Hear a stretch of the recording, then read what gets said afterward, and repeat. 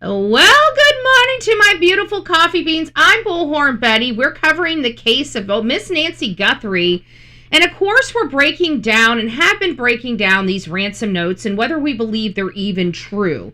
But one of the major things that I'm seeing across the internet is contradictions. It's predominantly related to the second ransom note. On one hand, people are saying there was an apology. There was no request for money or exchange for Miss Nancy for money. And then on the other hand, some people say that there are. Now, these are all people that state that they've seen the ransom note.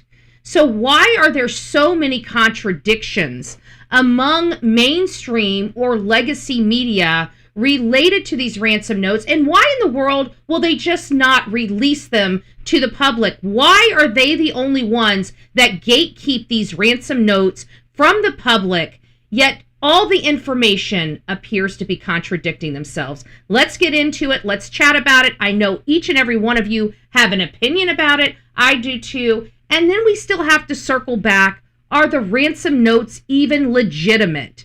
They don't defy ransoms. Bullhorn Betty rocks. So come on in, grab your cup of coffee, sit on down, and let's get into it. Coffee steaming, files on the table. We clocking early, hunt what's unstable. Bullhorn Betty on the curb, voice raised. Flip-flop queen with the homemade phrase. Notebook thick, got the screenshots flag. Names in red ink, every rumor, every tag. Late night live stream, screen glow on her face.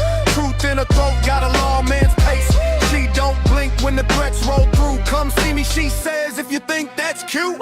Bullhorn Betty in the coffee club. We hunt bad guys till the sun comes up. From the front porch steps to the courthouse rug. We fighting for the ones that they gave up. Bullhorn Betty in the coffee club. Sip that truth from a styrofoam cup. From the quiet streets to the madhouse buzz. We ain't letting go till we get that justice.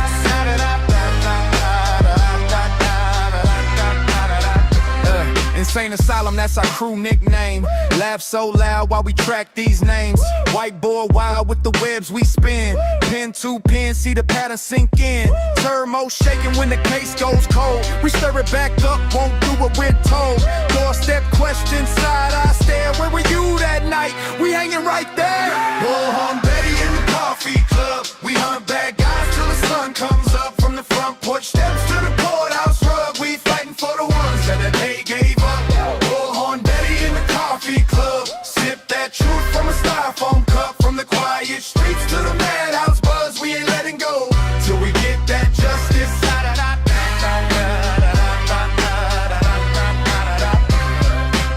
This for the faces on the milk cart labels. This for the families praying at tables. This for the names that the news won't say. We say them out loud every single day. Every day. If you're running in the dark, better feel that fear. Betty got a bullhorn right in your ear. Coffee club crazy, but we think so clear. One small town, whole world gonna hear. Hey! Bullhorn Betty in the coffee club. We hunt bad guys till the sun comes up. From the front porch steps to the courthouse rug. We fighting for the ones that the day gave up. Bullhorn Betty in the coffee club. Sip that truth from a styrofoam cup. From the quiet streets to the madhouse buzz. We ain't letting go till we take that trust.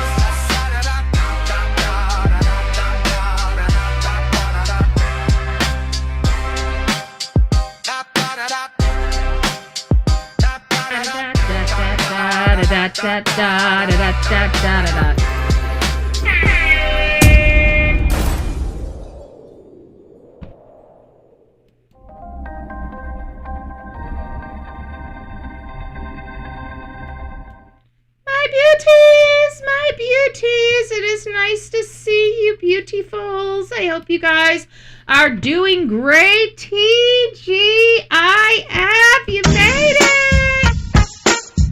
I'll have to do a different one. There we go. You guys made it. Yay! You guys made it to Friday. You made it to Friday. I gotta tell you, I've been pretty stinking busy this week. I worked. Good gracious, I worked. They even put me in heels and friggin' dresses. Oh my gosh, what are we doing over here? You guys will not believe it, but it is a true statement. That was literally my first sip of coffee this morning. My first sip, and it tasted really good. It really did. I am just waking up with you guys because I've been working and I had no coffee. Usually I have a little itty smidget of leftover coffee from the day before. And if you guys know me, I love my pitcher. My pitcher is a thermos, okay? It doesn't sit on a burner cooking, okay? It brews and it stays hot. And so it stays warm all the way until tomorrow, okay? So even in the morning when I wake up, guess what? I get a nice warm cup of coffee first thing. It's lovely, okay? I'm spoiled. I come in this morning, I grab the thing, and it's empty. I'm like, no, it's empty. So it's nice to see all you guys in the chat. Good morning, Melanie. Whispering Winds. Deb, it's nice to see you. Eeyore Blues, good morning. Bullhorn Betty is present. Rose, Deb, it's nice to see you. Good morning. Who else do we have? Denise, hello, love. I hope you're doing well. Brew, good morning. YouTuber is up in the chat. It's nice to see you, YouTuber. I hope you're doing well. Deb, it's nice to see you. I think I said hi to you. Tina, good morning. Good morning. We were all just up here chatting. Right? It's nice to see you. Thank you for the floating heart. The real me too. Good morning. Weather Junkie, it's nice to see you. I hope you're doing well. Phil, good morning. Summary, I hope you're doing well. Rocky, good morning. Welcome. I hope you're doing well as well. Happy Friday, guys. Phil from across the pond, it's nice to see you. Good morning. Did I say Weather Junkie? Did you all watch the interview? I can't stay up that late. I sleep. And I had gone to the event yesterday and I spent the rest of the afternoon, trying to get the video edited and getting it out because I had to cut some, there's a lot of waiting and stuff like that. You got to cut all that crap out of there. But I wanted to put anyways, long story short is by the time I got done with that, I crashed out. I was tired. But I will go back and watch it today and then we'll discuss later this afternoon. Now, this afternoon, if I'm not live by 3:30, we're not going live until after 9, if I go live at all, because I've got something I had to reinitiate my StreamYard because I got an event that I'm doing this evening with a bunch of people, and it's a political type of event, and I didn't want to tell anybody that. I didn't want anybody starting to call people or razz them or get them all, because that's what people on social media do. So you got to be careful. If you're new to social media, be careful who you say comes up on your show. Be careful because there's unstable people on this platform that will literally stalk the people that are going to come up on your show and literally harass them until it's so bad that they don't want to come. That's how sick some of these people on this platform are. And I'm talking about people like Queen Bee's channel. Okay? I will not keep that quiet. What her and her people did to me will never stay in a vault somewhere. I'm not required to. And I will always forever tell and warn people for the types and the likes of people similar to, because Queen Bee is only one of many channels that conduct themselves in that fashion. I don't know if she does it anymore. I hope not. But there's a little birdie that keeps telling me that there's still some shenanigans going on there, but they're not directed at me. So to be honest with you, I'm fine with it. As long as this shit's not coming up on my door, people can handle their own business the way they want to handle it. If they want to put up with it, they can put up with it. If not, then they can sue her just like I had to.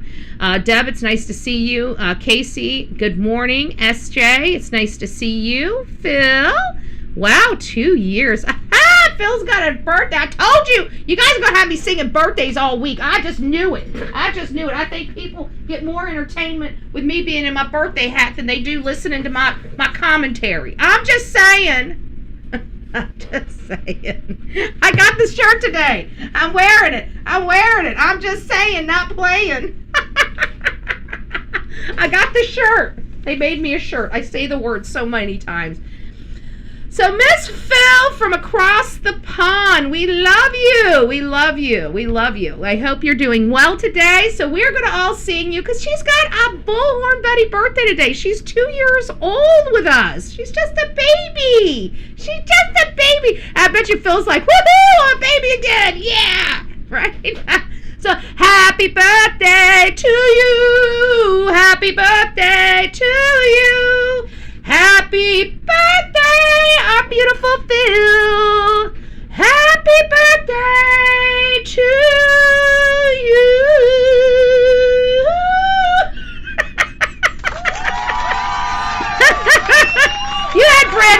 last year. I had to do something different for you this year. I don't know. I wasn't ready. My pipes were not working for me today. That's okay. You got the instant birthday package. You got the instant birthday package today. Happy birthday. Happy Bullhorn Betty birthday. We love it. We love it. We love it. Okay. Oh, good gracious. I was squealing in that microphone. Oh, dear goodness. You know I don't care. It's all for fun. Everybody's like, Betty, you killed my ears this morning. I killed my own damn ears. I don't want to hear it. I don't want to hear it. At least we can have fun and laugh, right? Just getting mine, Betty. I know. This morning, slug-a-lug-a-lug-a-lug. What the hell? Shannon, it's nice to see you. Cat Lady, Leanne, good morning. Fin-Fan, good morning. Welcome. Welcome, guys. Miss Paula, it's nice to see you. I'm going to drop down. It looks like I just went down a little bit more. We got a lot of, do we have people? We only have about 100 people in. I don't know what the problem is. Gerald, it's nice to see you. Good morning. Miss Paula, I think I said hi. Cat Lady, Adrian, good morning. Is my husband in the chat? He might be. Who knows? Hubby, are you in the chat? The sparkly Gma, it's nice to see you. The clapping walrus. I do need to be wound up every now and again. Melody, it's nice to see you. Eric, good morning. Good morning, guys. The Nanas pray. This Nana prays. Ooh, I like that. I like that. All right, guys. Trust the process. It's nice to see you, Sue. Good morning. Do I have anybody else? If I missed you this morning, I'm super, super sorry. I will say, because I know that I let them 66. I keep missing. I don't know. She's right here. She says hi every morning, and I always miss her. So I'm going to do a shout out for let them 66. So I make sure I don't miss her this morning. I'm so sorry. I love you. You know I love you. Claudia, good morning. Good morning, love. I hope you're doing well this morning. I hope you're doing well. Okay, guys. I was joking about my husband, by the way. I meant because there was someone called Rocky. Rocky's wife is called. Oh. Got it. Okay, you're cool. You're cool. We'll let it slide. Hey, Unicorn. It's nice to see you, Love Bug. I hope you're doing well. That's too much. All right, guys. So, one of the things that I have been noticing, and it happened again this morning, is the stupid ransom, right? The ransom has contradictions. It depends on who you speak to when it comes to the ransom note. If you guys are unfamiliar with this case, we are covering the case of Miss Nancy Guthrie here. She's an 84-year-old grandmother that was ripped out of her bed in the middle of the night by a masked gunman. We saw him on a camera outside of her front door. There was blood droplets on that same area where we saw that guy, but in the images, those blood droplets were not yet there. So that means the blood droplets were made after we saw the assailant on the camera. Now, there's been, several news organizations did receive the actual ransom note that they ended up calling into the FBI and having the FBI deal with. Okay. The problem is, one thing I did find out is although I think Harry Levin did receive ransom notes to his show, I don't think they were the original ransom notes. It seems like somebody made him aware of the ransom notes and put what they believed were in them. I've never heard anything that Harvey has said that bodes almost identical with what the other two organizations say. And the only reason why I'm putting this out there is I feel like, yeah, he may have gotten some ransom note that indicated these things in them, but I don't think they got the exact same copy from news organization to news organization. That's kind of what I'm starting to feel like is happening, because you get with one news organization, you're like, no, this is what was in the letter. And they're the ones that received the letter. Then when you get this organization, they received a letter, and this is what it says in that letter. And then you get Howard Blum out here, and he's saying, they were labored and they were trying to apologize, never making any mention to selling the deceased body back to the family. So it's I haven't been able to identify if any of these ransom notes from organization to organization legitimately had the same exact, like if it was a cut and paste. Now, I've been very hesitant on this very, very topic, the whole ransom in itself, not the nuances of the ransom note, but in the ransom note of itself. If you've been watching the Bullhorn Betty channel, you know that it's been very difficult for me to adopt. Hey, Annette, it's nice to see you. Who wrote John Benet Ramsey letter? I think good question. Good question. I've always believed it was somebody very close to that family, you know, and then of course I did a lot of research on it, and I finally realized why everybody thought Burke may have been responsible for it, but, you know, law enforcement never was able to make that leap. Now, will justice ultimately happen in John Benet Ramsey case? I don't know. I really don't, but I would have hoped that, but, you know, after all these years, that poor little girl's death, that we would have learned something in processing crime scenes. But still, all these years later, we still struggle with some of the most basic tasks in forensic collection. You know, it's very frustrating with the hiccups. Sorry, with the hiccups. It's very frustrating for me. It's very frustrating for me. So, getting into where we go, let's just step back a little bit, because we have kind of breaking news on this show, and many people were unaware of it until maybe just recently, and I still haven't even heard people talking about it. And apparently, it was this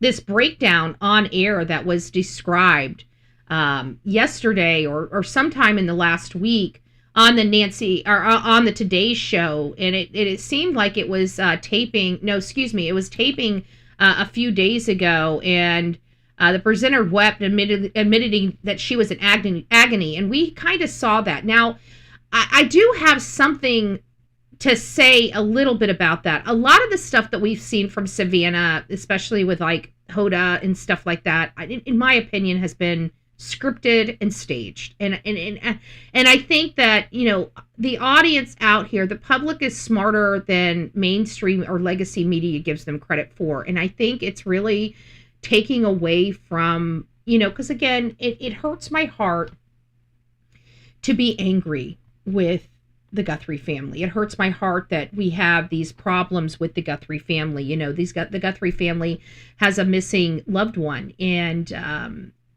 you know, you need the whole world. You need an army behind you to help you. And it's like every time we turn around, there's just things that I just don't agree with that this family is doing. You know, trying to get people thrown in jail, not providing any missing person flyers, not hiring anybody, not searching, not like literally sitting on their hands and weeping. Okay, just I can't figure out what to do. I can get up every day, go to work. I can think about how I can work, but I can't think about how to bring my mom home. You know, it's starting to get old in people. You know, people don't like feeling like they're played, right?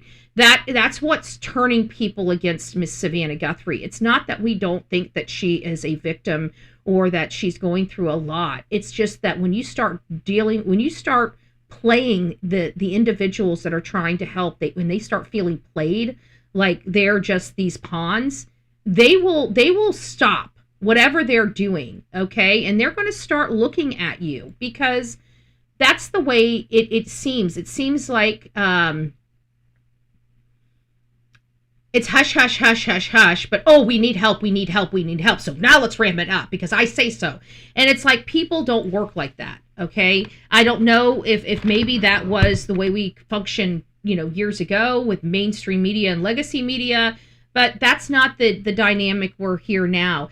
And I think that this whole thing playing out in legacy media, you know, they're having the control over these ransom notes and what they decide that they're going to put out to the world, I think really does show exactly why we loathe mainstream media, right? These are the things that we loathe about them, because they're being gatekeepers of this information, and now they're all contradicting what's in these letters. Nobody's having a clear cut. Is there an apology? Is there not an apology? Are they saying that they're willing to give her back for a profit, or are they not?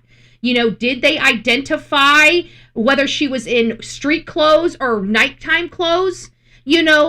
This is why, this right here, because if we had the ransom note, you guys would be in my chat asking these questions of me, and I would be answering you. But because legacy media is designed the way legacy media is, we have all these questions, and we have no way of even asking the people that can answer them. None. This is the exact reason why people come to social media, because you guys got questions. You put your questions in here. And even when I'm not paying attention to the chat, you guys pay for me to see the freaking message that you want me to see. That's how important it is to you. And in mainstream media, we don't have it like that, right? We have all these people, even that one girl that we're about to put up here, she's working for a podcaster now, yet she's not answering the basic questions. If she saw these notes, what clothes are they referring to? Why is everybody keeping that a secret? Were they referring to, they say that she was wearing the clothes that night. Which clothes? Her nighttime clothes or her clothes over at Annie? Why should we have to be speculating about a detail that these people know and are withholding when they don't need to withhold, right? They're not required to withhold this information from the public. They're choosing to. They're choosing, the mainstream media is choosing to keep us ignorant and guessing and confused because we have to come back to them, right? We constantly have to come back to them. Do you guys see how corrupted that is? They're literally dangling and trickling this information out for profit. That's why people are freaking sick of mainstream media. It just is. I don't know what else to say. And it's sad. So we've got Miss Guthrie, Savannah Guthrie, on air, doing the, I'm in agony, oh my gosh, my mom's missing. I have no control over the work we're doing. So she's literally on her channel saying, I have no control over what we're covering on my own mom's case. I don't know about you, but I don't know if you know the style of Bullhorn Betty, but if I worked for an organization and my mother was missing, there's no way in hell my organization is going to be running any show about my mom without me being involved in it. Let me tell you that right now. Let me tell you that right now. You aren't running crap. I don't care if you pay me. I don't care if you're my employer. This is my mom. And when it comes to my mom, we're going to do it my way. And that's going to be it. Fire me. I don't care. But what you're not going to do is run stories about my mother that I'm not personally involved in. Now, I don't know if that's just my alpha female personality and stuff like that. Maybe you guys are like, yeah, that's kind of how I would be too. But to hear her on stage and crying over this ransom note stuff and her saying, I didn't know we were covering this. It just, we feel played by that whole orchestration. And nobody is, it desensitizes people to the true pain that Savannah is in when you start orchestrating and cueing these things to happen online, and I think that that's kind of what has happened, but it's not answering the questions about whether these ransom notes are even legitimate, right? They're even legitimate. Chris Como, you guys know, I'm not a fan of Chris Como. We haven't even seen Chris in a while, right? I haven't pulled anything. Well, he did a News Nation segment on, I think, yesterday or the day before, and he brought on people. So this is a clip. This is just, I don't even know how long of a clip this is. This is like a 5-minute clip of this hour episode, show he did. And this is really, really interesting stuff. And it's got Jennifer Coffindaffer on it, which I love Jennifer Coffindaffer. And she's been kind of, behind these. She's been one of the first people that kind of bought into the whole ransom note and the wrench attacks and stuff like that. I'm not there yet. Okay. I'm not on, I'm not even middle of the road on this project or on this item in this case, right? I don't even know what the word I'm trying to say here is, but I'm not even like I'm closer to the fence than I once was, especially with the clothing. If we find out that it's pajamas that they're referring to, then the ransom notes are done for me. Okay, it literally comes down to the clothing. If they're talking about the clothing that she wore to Annie and Tommaso's house, okay. If they're talking about her pajamas, I'm done. The note is dead to me. Okay, and somebody's going to have to come up with like some major information for me to believe the ransom note. So this is what's pissing me off, because we should be able to reach out to mainstream media and just get clarification. What clothes were they talking about? Were they describing her clothes? We're not asking them to describe the clothes. We're just asking them for a generalization. Are we talking about her night clothes, her sleeping clothes, or her day clothes? That's all I want to know. Day clothes or night clothes? That's all I want to know. And you know what? Still, after these days that we've been on here, and don't tell me that people aren't in these chats asking the same questions. I know that they are. So why is nobody answering these blessed questions? Because this really does change the mindset. Now, there are people that if these ransoms, which I'm on board with this analogy, if these ransom notes are truly, in fact, written or authored by the people or the group that took Miss Nancy Guthrie, if it's a group, and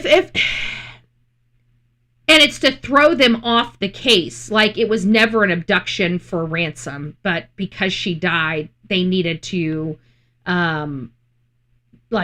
fake something here so it didn't lead back to them. You know, they needed to put some type of plan B out there, right? And this seems to me that it could be a plan B versus a legitimate ransom. And that means that, yeah, the people did author these ransoms, but it was to throw everybody off of the true reason why she was taken out of the home and who really took her out of the home.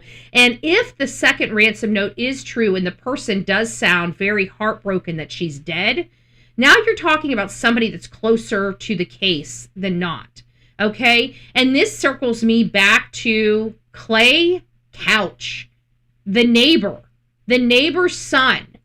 Not that he has been brought up in any way, shape, or form, but I kept thinking in my brain, who would know her, know that she would be a soft target, know that, because they imply they basically knew her condition, but didn't realize her condition was as severe. So that tells me that that's somebody, if true, if those statements are true in that ransom note, that's telling me this is somebody that knows her, that knew she had these conditions. I didn't know she had these conditions. Most of our audience before she disappeared didn't know Miss Nancy Guthrie had these conditions, even though many of you guys watched the Today Show. Maybe many of you guys even watched the segments with Miss Nancy Guthrie on them. I don't think any of us knew that she was as sick as she was, that she was as frail and fragile as she was. But we find out that that's the truth. And this person indicates, again, if these ransom notes are true and not hoaxes, because they can be authored by the people that did this and still be a hoax. I just want to put that out there. So I'm not bought in on these. I will be more bought into the ransom if somebody can clarify the clothing. I don't want to know what clothing it was. I don't want to know what she was wearing. I don't want to know what the clothing was described. I simply just want to know whether they're talking about pajamas or the clothes she wore to Annie and Tommaso's house. That's it. That's it. And if I get that answer, just that one answer, it will define whether I truly get on board with these ransom notes being legitimate or not. But right now, I'm getting closer to that fence of legitimacy, but I'm not over that fence because I have a lot of questions. And nobody is willing to answer. They're willing to dangle out some carrots for clicks and views all over the place, but they're not willing to give us the information that we need for us to make our own mind. Again, this is why a lot of people are frustrated with mainstream. They don't have to do this. They're not required to keep this letter to themselves. That's the beauty of freedom of press. That's the beauty of this job. And yet here we go. Mainstream media bitching about their clicks and views, trying to get YouTubers arrested, right? And yet the reason why we're even here to begin with is exactly what they're displaying right here and right now. I can keep going on of explanations of why people are so sick and tired of mainstream media. Listen, we can all swim in this sea of gunk together, but if you want people like me to quit talking about people like you, do your blessed job. That's all I'm asking. Do your job. We have protections, in news. It's called freedom of press. We don't even have, our government can't even force us to disclose our sources. That's how much we're protected. That's how much we're protected. And yet, time and time again, we get media deciding what we should be able to consume and what we should not be able to consume. And this is a prime example. So thank you, Chris Cuomo. I'm happy with his coverage of this. And I'm happy with the debate. The debate is good. I agree with you. Trust me. I do agree with you. Okay, I agree with you. I agree with you a lot. Okay, okay. Sorry, Chris. I'm not afraid. I'm not a fan. When you go to a restaurant and somebody calls you Fredo and you're ready to knock their lights out, when we're in the, like, I've been arrested and I didn't even want to knock the officer's lights out. I mean, have some couth, right? But he's not. He's got too much steam in the noggin, right? He can read scripts and he can read. I would love to see this man do a live audience. I would. You know, that's the one thing that us YouTubers excel in. Collection of our own thoughts and properly speaking those own thoughts. I don't need a card. There's no prompt behind me with a cue card saying, here, say this. Say this right here. This is the way we need. Now, sometimes I do script some things. I'm not going to lie, okay? I'm not going to lie. The ransom notes have feminine touch and why? Yeah. Maybe a girlfriend. Was a girlfriend in on it? You know what? It would be really, if you are a girl and your man did this and you're protecting your man, or you're trying to get $30,000 to leave your man, you are something else. You are something else. Get some balls, walk out the door, and go to the law enforcement, okay? Any woman that's okay with this, you deserve to be in a cell right next to your man. And none of us are going to be here fighting in your corner. I'm just letting you know that. And I know that if this is a female, hey, heaven sent, been a while. I want you to believe everything they say. YouTubers question their views, research, and yes, we do. We do. We absolutely do. And you know what? When we push back, guess what? We start getting contradictions from our own media, right? We start getting contradictions from our own media. Here we got 3 different media that have this note, allegedly, and yet every single one of them describe it a little bit differently. I don't like that. That stinks to high heaven for me. That stinks to high heaven for me. But heaven said, it's nice to see you, love. I hope you're doing well. Yacht Clubbin', it's nice to see you. Gia, sounds like something Annie would write. And that's what a lot of people have been indicating. And you know, Annie and Tommaso have come up under fire.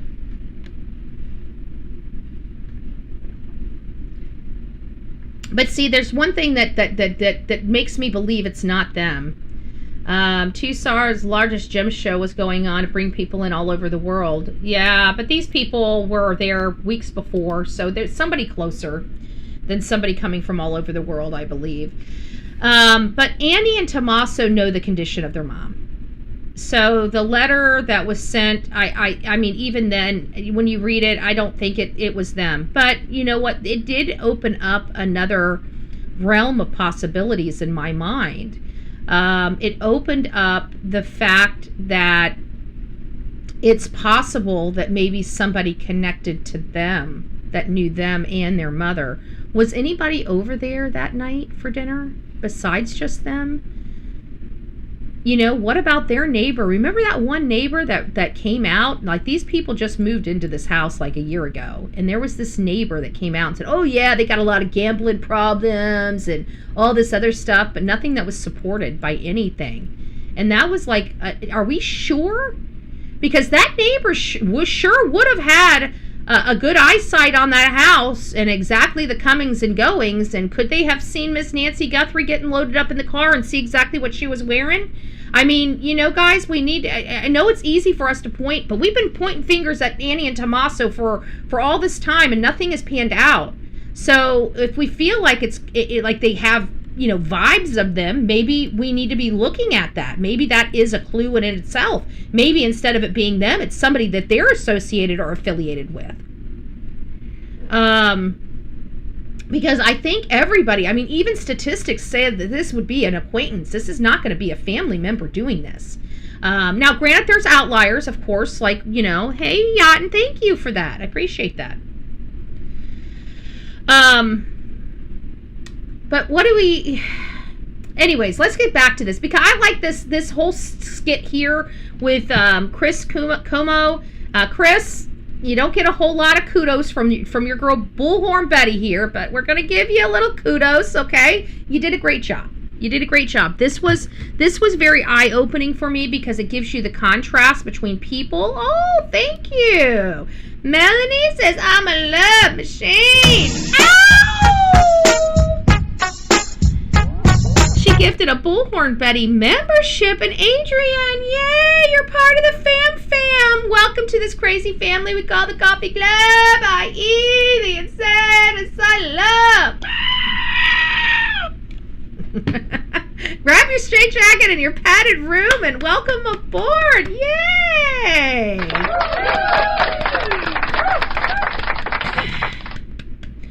What if Nancy died at A&T's home and they took her home and staged the whole thing? But if she died naturally, why would anybody do that? It doesn't, people just don't act that way. Normal people, listen, guys, I know, like, Savannah's a little nutty. I don't understand how she went back to work so quickly. She's obvious. I just don't understand rich people in New York or Los Angeles. I just don't. I never will. But whatever. She's just got a mindset I don't understand. But, I don't even think Annie and Tommaso have gone back to work. I don't think they can handle it.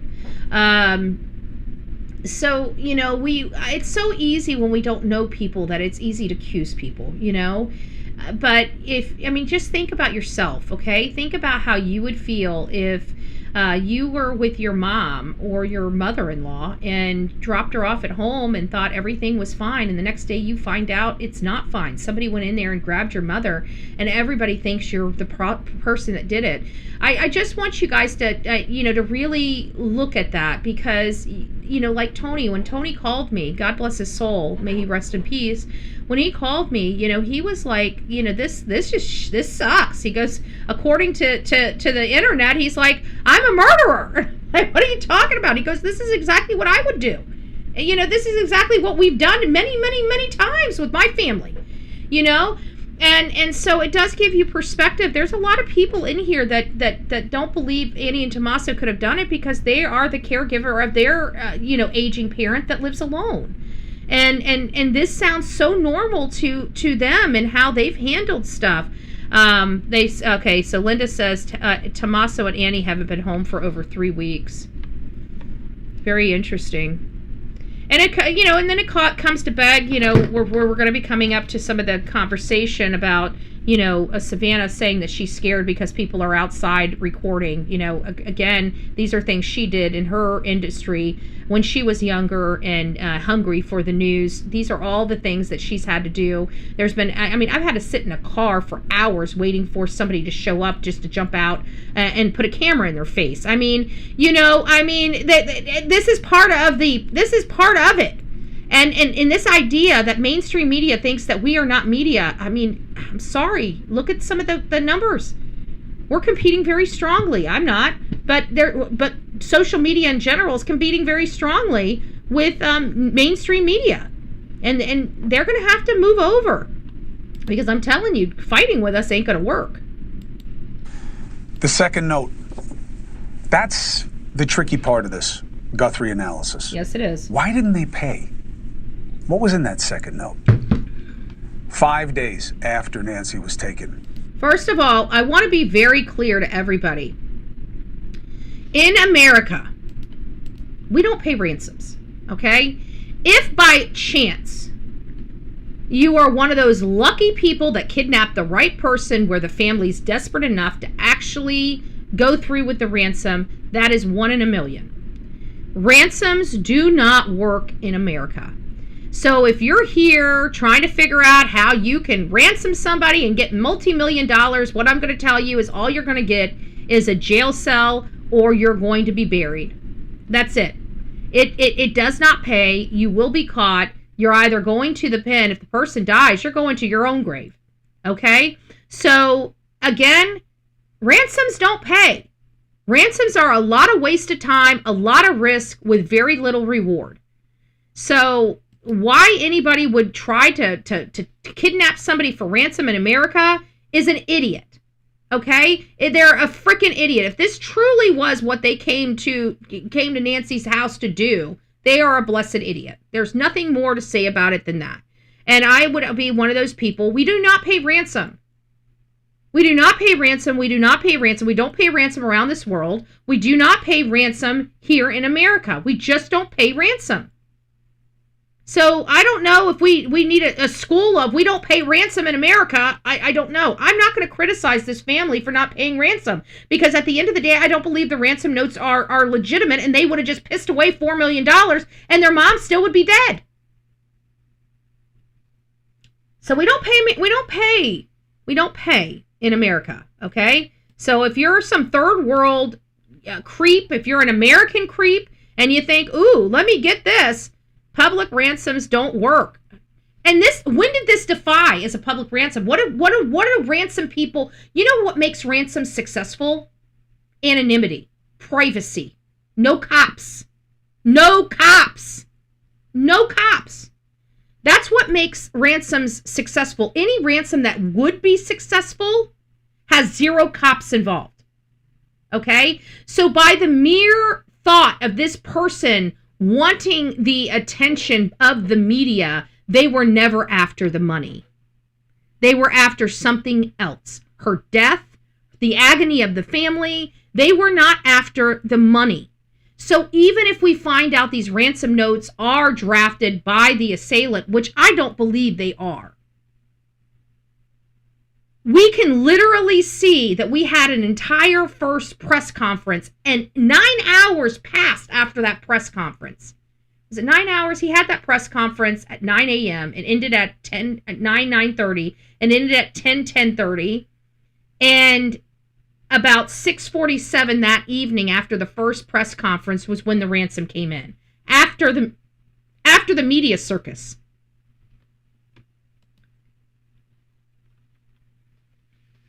I think it's a diversion. I think you're right. Because even if it's authored by them, I still think it's a distraction or a diversion. It was never really the motivation behind why they were in that house. And I keep adopting were in that house as there's multiple people. I'm thinking that there was not multiple people because we haven't been able to produce or see any other person. Even eyewitnesses around that community only identify one man walking up and down the road. Now, if this was more than one person, then maybe it's a girlfriend. Okay? And where did we hear a girlfriend involved? I think it was from criminal networks, right? Talking about who? Luke Daly, and who? That Day chick. Whatever her name, something Day. And they try to say that Day was related somehow to the Guthrie family. I couldn't make the connection. I couldn't make the family tree connection.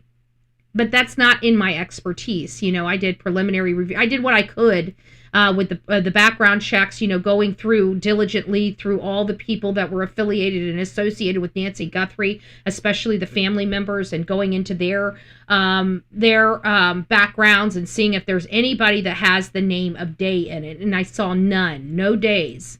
And if Day is affiliated with a Guthrie, it's a different bloodline. It's a different Guthrie.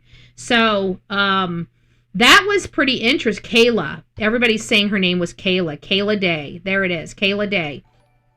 So, again, if there really was a third party or a second party or somebody else, and we believe that the ransom notes or what we're seeing may have been feminine or more female, you know, our impression, you know, obviously we don't know. Could it be a gay male? Yeah, it could be, right? So, but it does sound feminine in part. It sounds more emotional. The first one seemed very transactional. This is what we did. This is what we want. This is how you pay, right? But again, it comes down to no proof of life. How can the abductors that did this not have a photo of Nancy to provide, either dead or alive?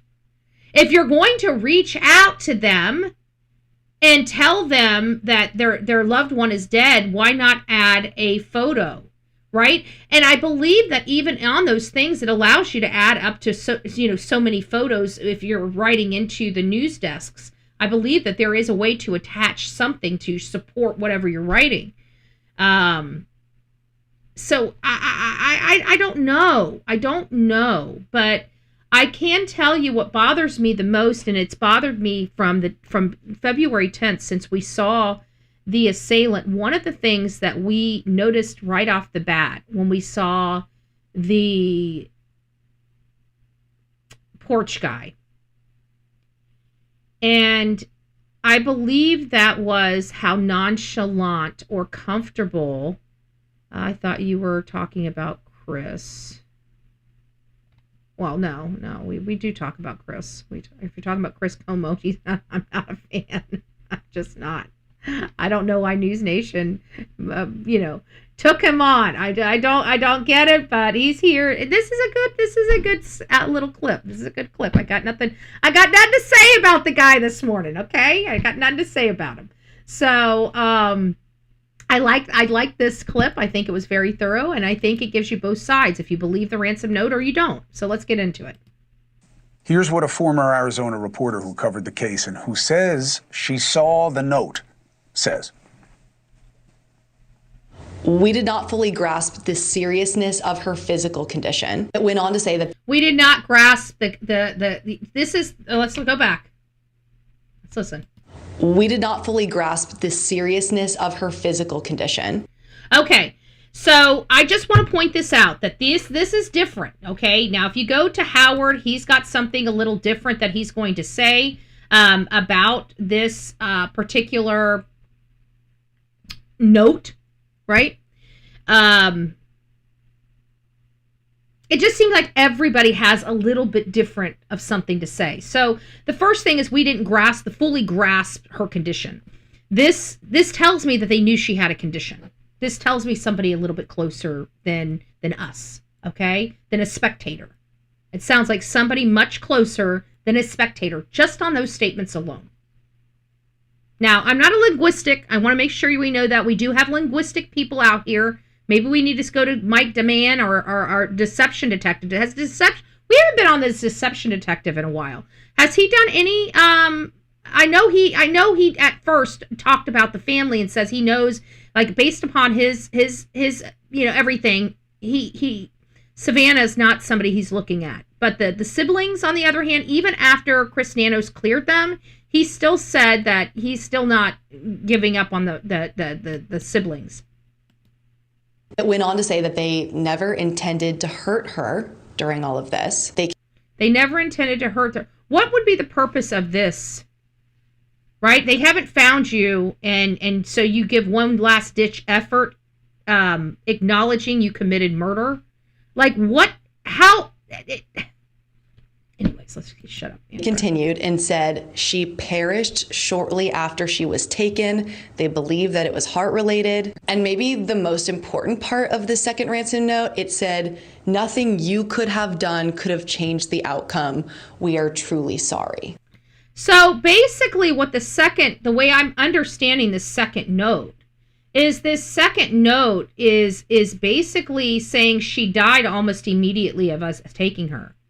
Well, if she died almost immediately of them taking her, then how were they able to produce the first ransom note? And then why did it take them so long to produce the second ransom note? If she was already deceased when they sent the first ransom note, why would they now send a second ransom note saying, "Oh my gosh, she died"? Because according to this second ransom note, she would have been dead within that 40 hours. Let's listen to this again. Let's listen to what she says again.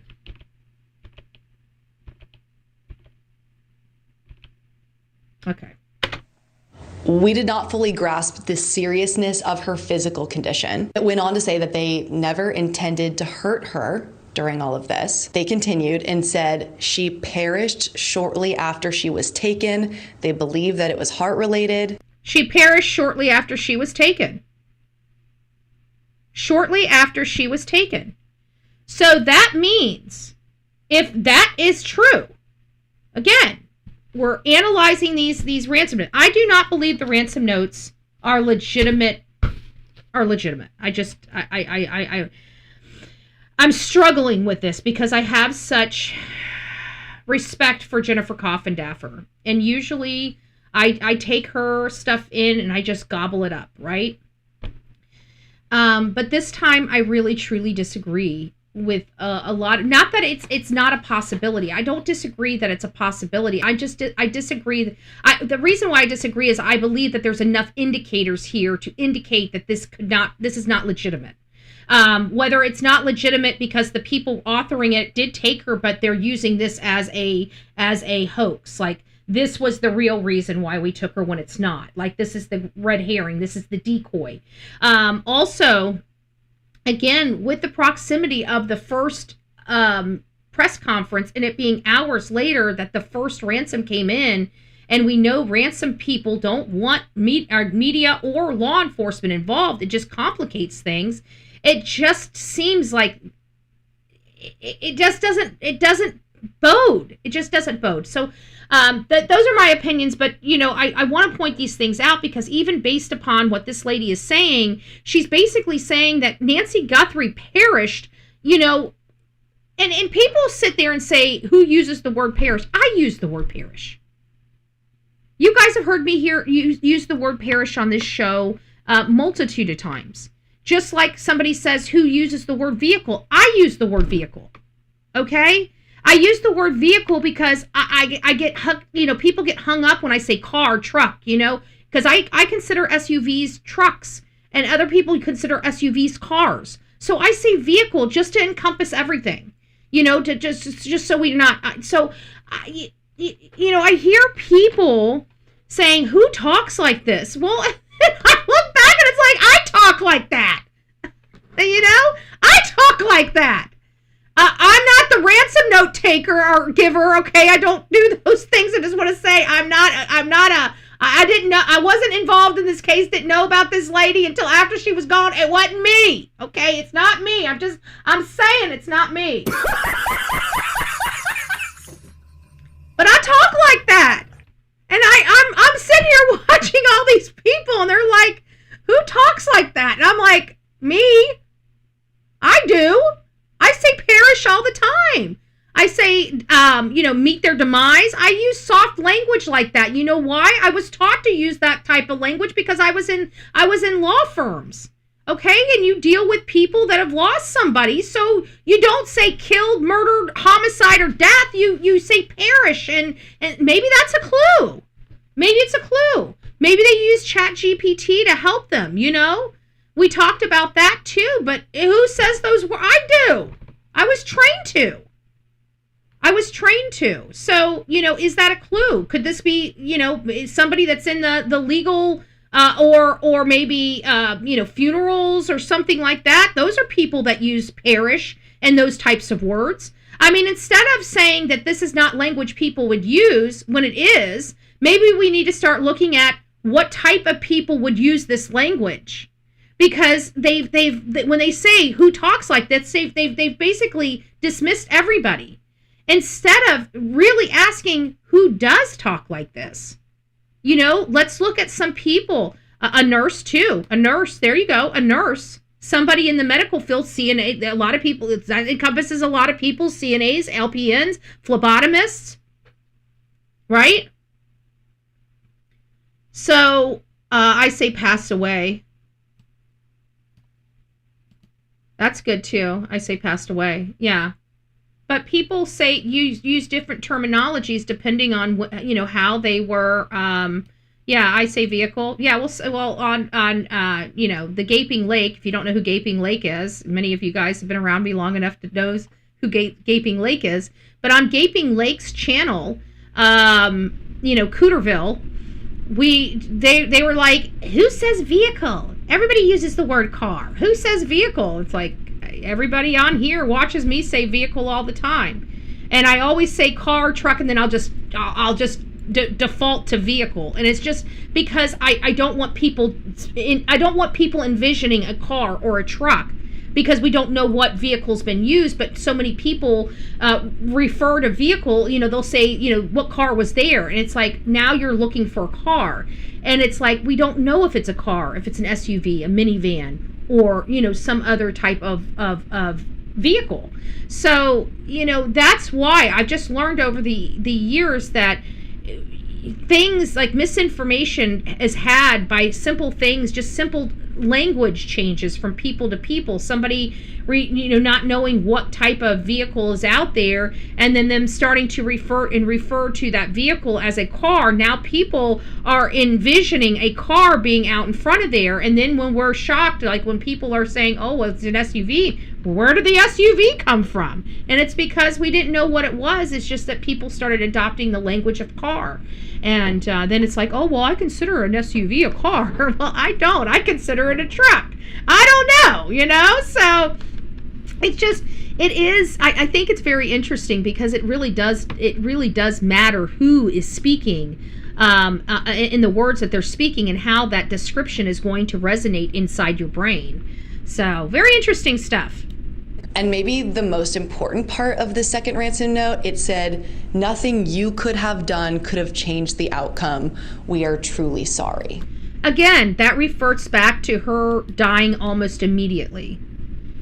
Who agrees that it based upon what this lady is saying here? I'm not saying that is what it says, or that is, we're not saying definitively. We're just saying it surely does sound like Miss Nancy Guthrie. If these letters are true and correct, it does sound like Miss Nancy Guthrie died very much immediately after going into their clutches. And this is so vague. This is still generalization, and this is still knowledge that everybody would have had at this time. At this point in this case, by February 6th, when this second ransom note came back, think about it, guys. The whole world was very much aware of her condition and the fact that she had very limited opportunities of survival. So in reality, this second, we're breaking this down. I don't know whether it's legitimate from the people or not. I'm not adopting it until more information comes forward, and you guys know what information specifically I'm looking for. But this came after so many people on the internet and on mainstream media had already been talking about the condition and the lack of possibility of Miss Guthrie surviving this. So for them to wait for up until the 6th day and then tell the family that she perished, shortly after being taken. Shortly after being taken would have been before the first ransom, but they weren't heartfelt during the first ransom. They weren't like, oh my gosh, we killed your mom, right? They're like, give me this. This is what we want. This is your deadline, and or else, right? Or else. That's what the first one said. And then the second one comes in and 6 days later and says, oh, by the way, we're so sorry, but your mom died almost immediately after we got her. So what was the purpose of the first ransom? Or else. And now they've got a heart, and it's like, oh my gosh, what do we do now? They didn't have that heart when they authored the first one, just when they authored the second one, when they're like, oh my gosh, what do we do now? It doesn't make sense. None of this has made sense, and I'm just a firm believer when things when things make sense, they fall into place, right? For example, Brian Kohberger. Everything in that case was weird. We didn't understand a lot of the case until we saw Brian Kohberger, until Brian Kohberger was named, and then all this other stuff fell into place. The vehicle, the movements. Then we started hearing about, who he was as a person, his nighttime activities, which were really creepy. Just a lot of stuff. So, it's hard because I'm not believing this. So let's listen to some of the professionals. The professionals are about to come on.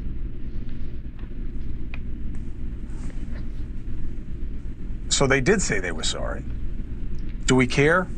Again, he says they did say they're sorry. Why is this important? Because we've had multiple people write us about this ransom note, and some people are saying that there was an apology, and many other people are saying, I saw the note, there's no apology there. Now we have this lady here that says, oh, we have the ransom note, we've seen the ransom note, and it has an apology. And this has been, you guys have seen it, because I know I've watched it here in the last 24-hour news cycle. People are talking about whether she apologized or didn't apologize. Even Harry Levin came out and said, I didn't hear an apology, right? So this is where I started realizing, I don't think any of these news organizations got the same identical ransom letter. Which is weird, because you would think that somebody, especially if they wrote it out or used ChatGPT, would cut and paste the same note from place to place. Well, if the same note was cut from news organization to news organization, why are we having so many blessed contradictions with the second note? Which we know, according to Harvey Levin, he did not receive the second ransom note, only the first one. Yet he didn't accurately speak about the first one like the others. So I'm starting to believe, despite what the news organizations think, I think the news organizations need to get together and see if they actually received the same identical ransom note from person to person, because there shouldn't be this much, I didn't see this, I saw this, if it's just one note, okay? We shouldn't have all this, we don't know, this person is saying there's an apology, this person is saying, I didn't see an apology. So which is it? Was it an apology or was it not an apology? It does matter. It does matter. But no matter how you look at it, that second note, if true, sounds very much closer to the Guthrie family than any other note that I've seen, because they're talking about they didn't realize her health was as bad as it was. That means they had knowledge of her health. Okay, who would have knowledge of her health? We certainly didn't have knowledge of her health. Think about it. Who in the public had knowledge of her health? None of us did. We know she's elderly. That doesn't mean anything. I know an 84-year-old person right now that can dance better than me, that can move smoother than me on a dance floor, that could probably twerk. Okay? Yes, I'm serious. I know you got, and I know everybody knows one. I know everybody's got one in their community too. That 84-year-old that just refuses to age.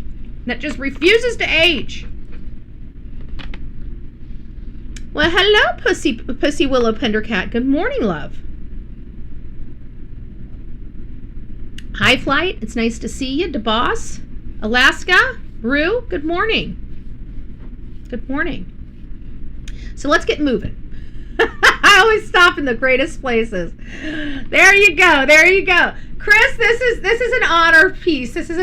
I do this to Nancy Grace all the time, okay? You got it, okay? At least you look, I think we could, the eyes and the smile, we could put like a clown hat on. Should I stop? I'm sorry, Chris. I'm sorry. Don't be beating up the old bets. We kind of like you today. Okay? I don't know how I'm going to feel about you tomorrow, but today we kind of like you. I don't know. But it was reported that they didn't. That's weird. And it's been reported that there was nothing in there about her dying. But there was. There it is. Why would this lady be lying, and how could she get it wrong if she actually saw it? Let's ask News Nation Law and Justice contributor. But that's exactly it, is that there's been several news organizations that actually saw this ransom note, and they seemed, to me, it sounds like they're all slightly different. I would like clarification on that. Did they get identical ransom notes or not? And again, it comes down to the clothing. I'd like to know about the clothing. So let's get into it. This is the experts. This is what we've been waiting for. This gives you the contrast. One of these people believes the ransom note is real. Of course, that's Jennifer. And then the other person, he's saying not so fast. And I think what he has to say is pretty interesting as well. So that's why I'm bringing this up, because if you believe the ransom notes, you'll get some information that you can. And we like good perspective, so we don't like people parroting each other. So this really does give you a good contrast of the arguments. I believe. what this means and in terms of what kind of person is this, okay? Justice contributor, of course, former FBI agent Jennifer Coffindaffer, as I call her, the Coffindaffer, and former special agent in charge of the FBI's Tucson office, Andrew Black, or as I call him, Andrew Black. So former, you guys heard that, former, was he former, hold on, let's listen to, I think he's with Tucson, hold on, let's listen to him. Or as I call him, Andrew Black. Hold on. FBI agent Jennifer Coffindaffer, as I call her, the Coffindaffer, and former special agent in charge of the FBI's Tucson. Okay, former FBI agent in charge of their Tucson office. Now, this is important because we know that we have a branch of people from Pima County Sheriff as well as the FBI in a field office in Phoenix working around the clock on this case. That's what we're hearing. I had a little birdie tell me that some of those agents from Pima County were pulled back into Pima County. So far, the media, I think Ashley Banfield did actually address this and basically said that she heard from her sources that nobody's changed, that it hasn't reduced again, but I don't think that's accurate. I do believe they have reduced, but again, I've got no evidence to support that just yet. I'm working on it and will continue to work on it until I get something in my clutches. On office, Andrew Black, or as I call him, Andrew Black. So when we look at this situation of this note, one, it's nice to get the facts straight, yes. Coffindaffer, you know, in terms of like what was in it, what is it? So what does this tell you about the person? Well, this tells me some level of sophistication. Again, first of all, they cannot trace those IP addresses. Second of all, I think this whole note. How can they not trace the IP addresses? She's saying definitively, our feds cannot trace the IP addresses. I don't believe that. I don't believe that. I don't believe that. There is no way in hell you're going to tell me, and this is the way my brain works, whether your brain works this way or not, that's up for interpretation, anticipate, whatever. But let me, hold on, there it is. I want to get this box just a little bit smaller. It's kind of taking up my face. I want to just put it right down here. There we go. I think that looks good. There we go. Sorry, I had to just make some minor adjustments. It's driving me nuts. But let me go back. I lost my thought here. I go back 10 seconds, 20 seconds. Well, this tells me some level of sophistication. Again, first. No, we're good. In terms of like what was in it, what is it? So what does this tell you about the person? Okay, that's what I was getting back at. Okay, I know what I was trying to say. So we have this person that is authoring this. Did I lose my thought? I lost my thought. Let me just move on. We'll move on. Well, this tells me some level of sophistication. Again, first of all, they cannot trace those IP addresses. That's what I was talking about. Jeez Louise. I think this whole note is the IP addresses. You're not going to convince me that sorry, my brain just fizzles out sometimes. It's still early and I'm just finished my first cup. The IP addresses. Thank you. IP addresses. So you're not going to convince me that we can find somebody in the middle of nowhere in a freaking sandfield desert in a cave, Bin Laden, that our government can do that, but our government can't trace IP addresses, but that yet they can go and pull a person and give us a video behind the scenes of a man at her front door when she had no subscription and there's no real reason for them to have this video. You're not going to convince me that they cannot follow these IP addresses. I'm not convinced. You're not going to convince me. There's just no way in HE double hockey sticks that you're going to make me believe that. I don't believe it. You're telling me they can't trace the IP address? I call that... Where is it? Oh, come on now. That ain't even bullshit. That's horse shit. I'm just saying. I'm saying. It is... We don't want fake news. Just saying. Just saying. It just doesn't sound right to me. It just doesn't. VPNs don't work in America. I tried telling you that. They don't work in America. So for her to say this, in my opinion, she either believes that they don't have the ability to trace the IP address, or they are adopting that because they don't want the suspect realizing how close they are. But we have Maureen that has already told Megyn Kelly that according to her source, they're about 75% of a way to identifying the suspect. 75%. That's leaps and bounds, folks. We're going to hear that right out of the horse's mouth shortly after this. So let's keep going. Tell you about the person. Well, this tells me some level of sophistication. Again, first of all, they cannot trace those IP addresses. Second of all, I think this whole note is malarkey, meaning nobody writes a ransom note like this. I don't think this was a soft sell. I think this was completely self-serving for this person whenever they are caught, that it looks like, oh, they're contrite, they're sorry. This was just a flowery, I'm sorry letter. It wasn't even a ransom note. And so she's saying it's an apology, much like Howard Blum is saying it's an apology. But we had so many people coming out saying there was no apology. And then, of course, we had Chris Como, have the other lady, which she was with Arizona Family. She left and went to like a crime junkie. She was their investigative journalist for crime junkies. And so now she works for a YouTuber. So that's kind of how everything kind of flowed. And then we have, Jennifer saying that this was an apology. So, we're hearing from multiple people there was an apology. We're hearing from multiple people there was no apology. So, again, the contradictions, they're alarming. So that's my take. I also really believe this could be an English as a second language person that used AI to write this note. Andrew, different take. AI. So she believes AI was used to author these letters. Yeah, when I look at this, I think we're giving the notes a little too much credit here. First, we have to authenticate the notes. Are these really the kidnappers who are writing these notes? And that's what I have been talking about this whole time. Now, you can see we have this supervisor from a prior supervisor. These are both FBI agents. Okay, you got Jennifer Coffindaffer, which was a trainer with the FBI on one side. You've got the prior supervisor of the field office, the Tucson field office. While he's not the supervisor of the Tucson field office now and is probably most likely not connected to the case, he's still probably a field office somewhere still in Arizona unless he's retired. And even if he's retired, you've got Jennifer Coffindaffer and Andrew Black. He's a former special agent in charge of the FBI Tucson, Arizona office. Former special agent in charge, okay? So he was in charge of his guys. And so now you got two FBI agents, and he's saying, pump the brakes. Let's authenticate these letters first. That is number one.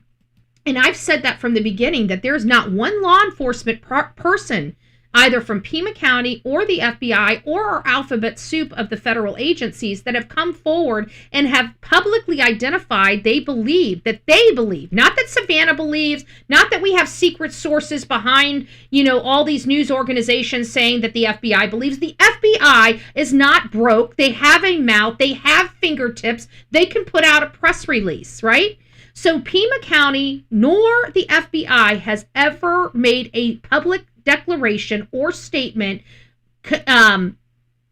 adopting that they believe these ransom notes are legitimate. They've never put that out to the public. They've never told us. They've only told us about them and that they are a lead, that they must go down. And again, it comes back to Howard Blum's statement about how it seems like law enforcement keep defaulting back to the ransom notes. It seems like this is all they have. And I feel like they're wasting a lot of time on something that's not going to produce any results because in my mind, and again, I'm not right. I'm not wrong. This is just my opinion. I don't know. None of us do, right? None of us do. If we had the answers, Nancy would be back home or, resting in peace. However you want to look at that.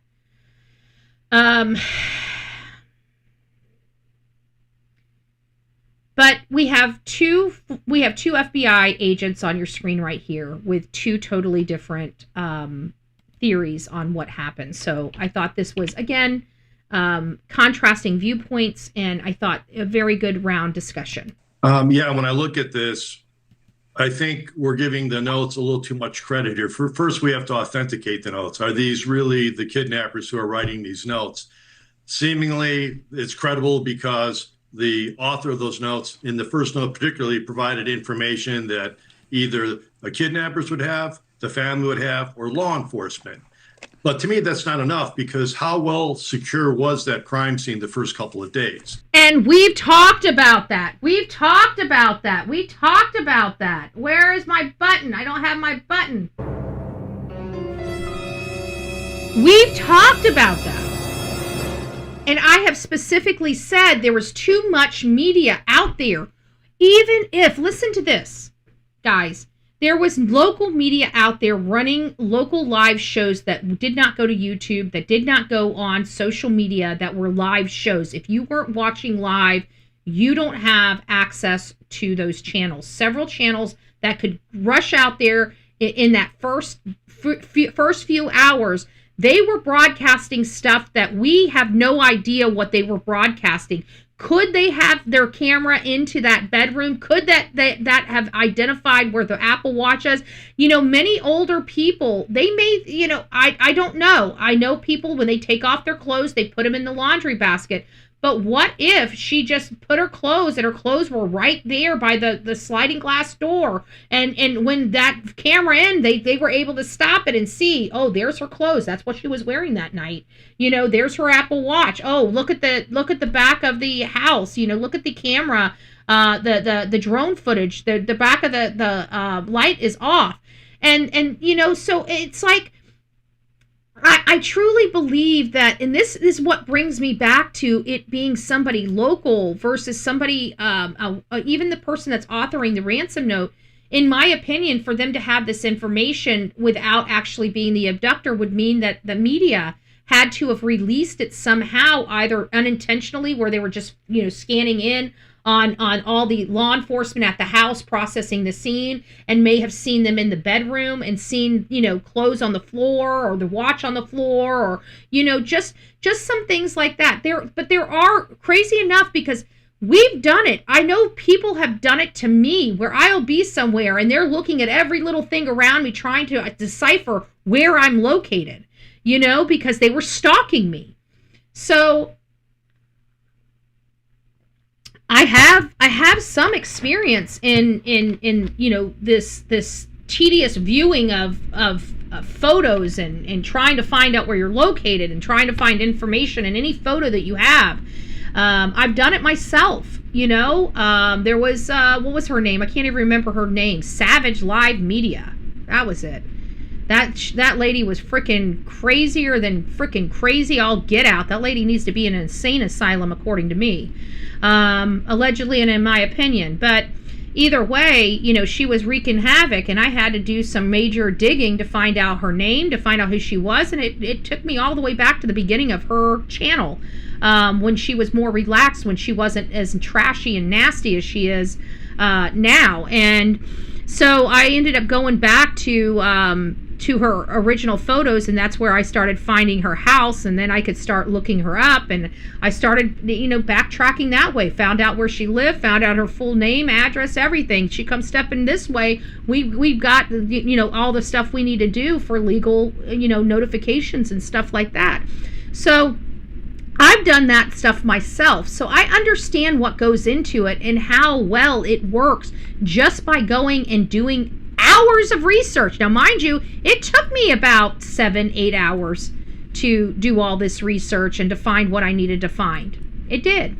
So again, that's why I'm so hesitant on this stuff, because I have done stuff like this. People have done stuff like this to me. And now, granted, it wasn't a ransom note that was done, but it was other things to attack me and harass me that was done. And, you know, I've done it again. I've never used those things to hurt her with, and except with the exception of, I did tell a few people that wanted to sue her, her name. And like I said, I own it. I've got no reason to lie. I'm a freaking grown-ass woman. Nobody's going to tell me what the hell to do. Everything I do is lawfully and legally. I make sure of that. Why? Because I've been trained in the law.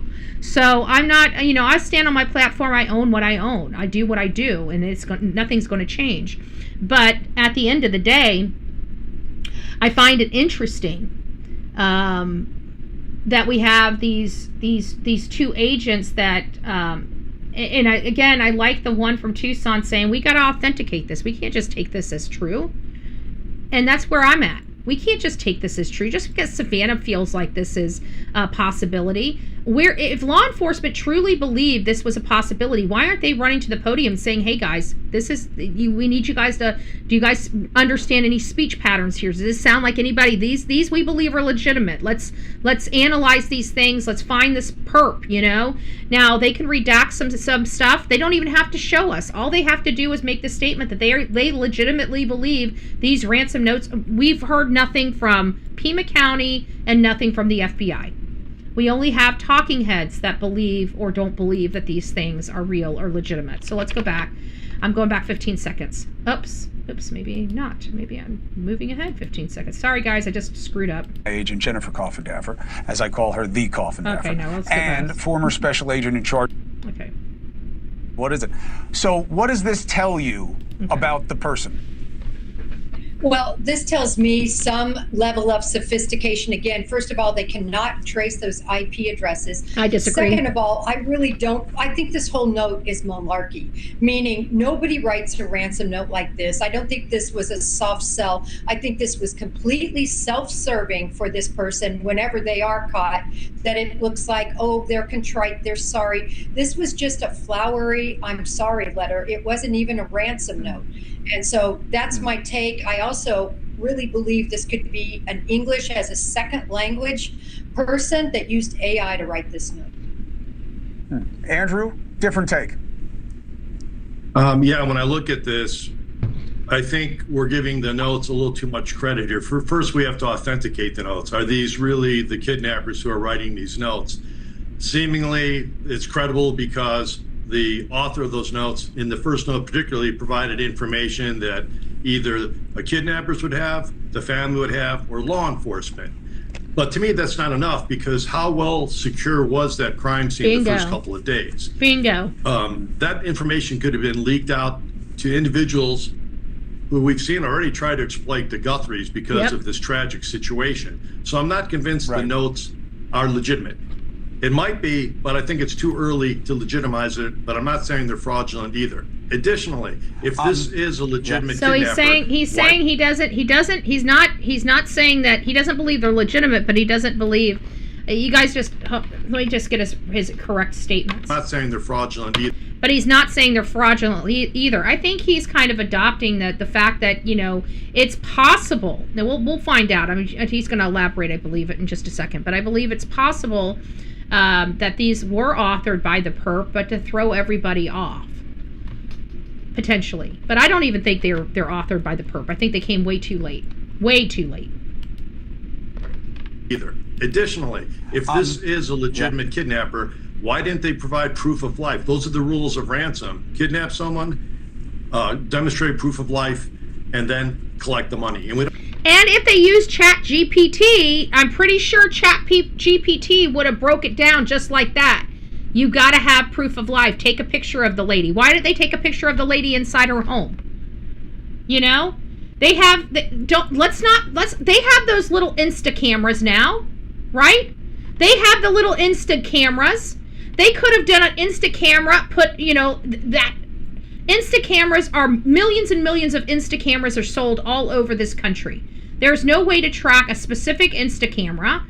So why didn't they do an Insta camera? Leave a picture of them abducting the lady. Leave a picture of them abducting the lady. Take the Insta camera. Because the reason why, you know, you can do some digital stuff, but I think the reason why people are concerned, but again, they could have left that at the scene. They didn't leave that at the scene. They didn't leave the ransom note at the scene. I think they should have, if it was truly a ransom.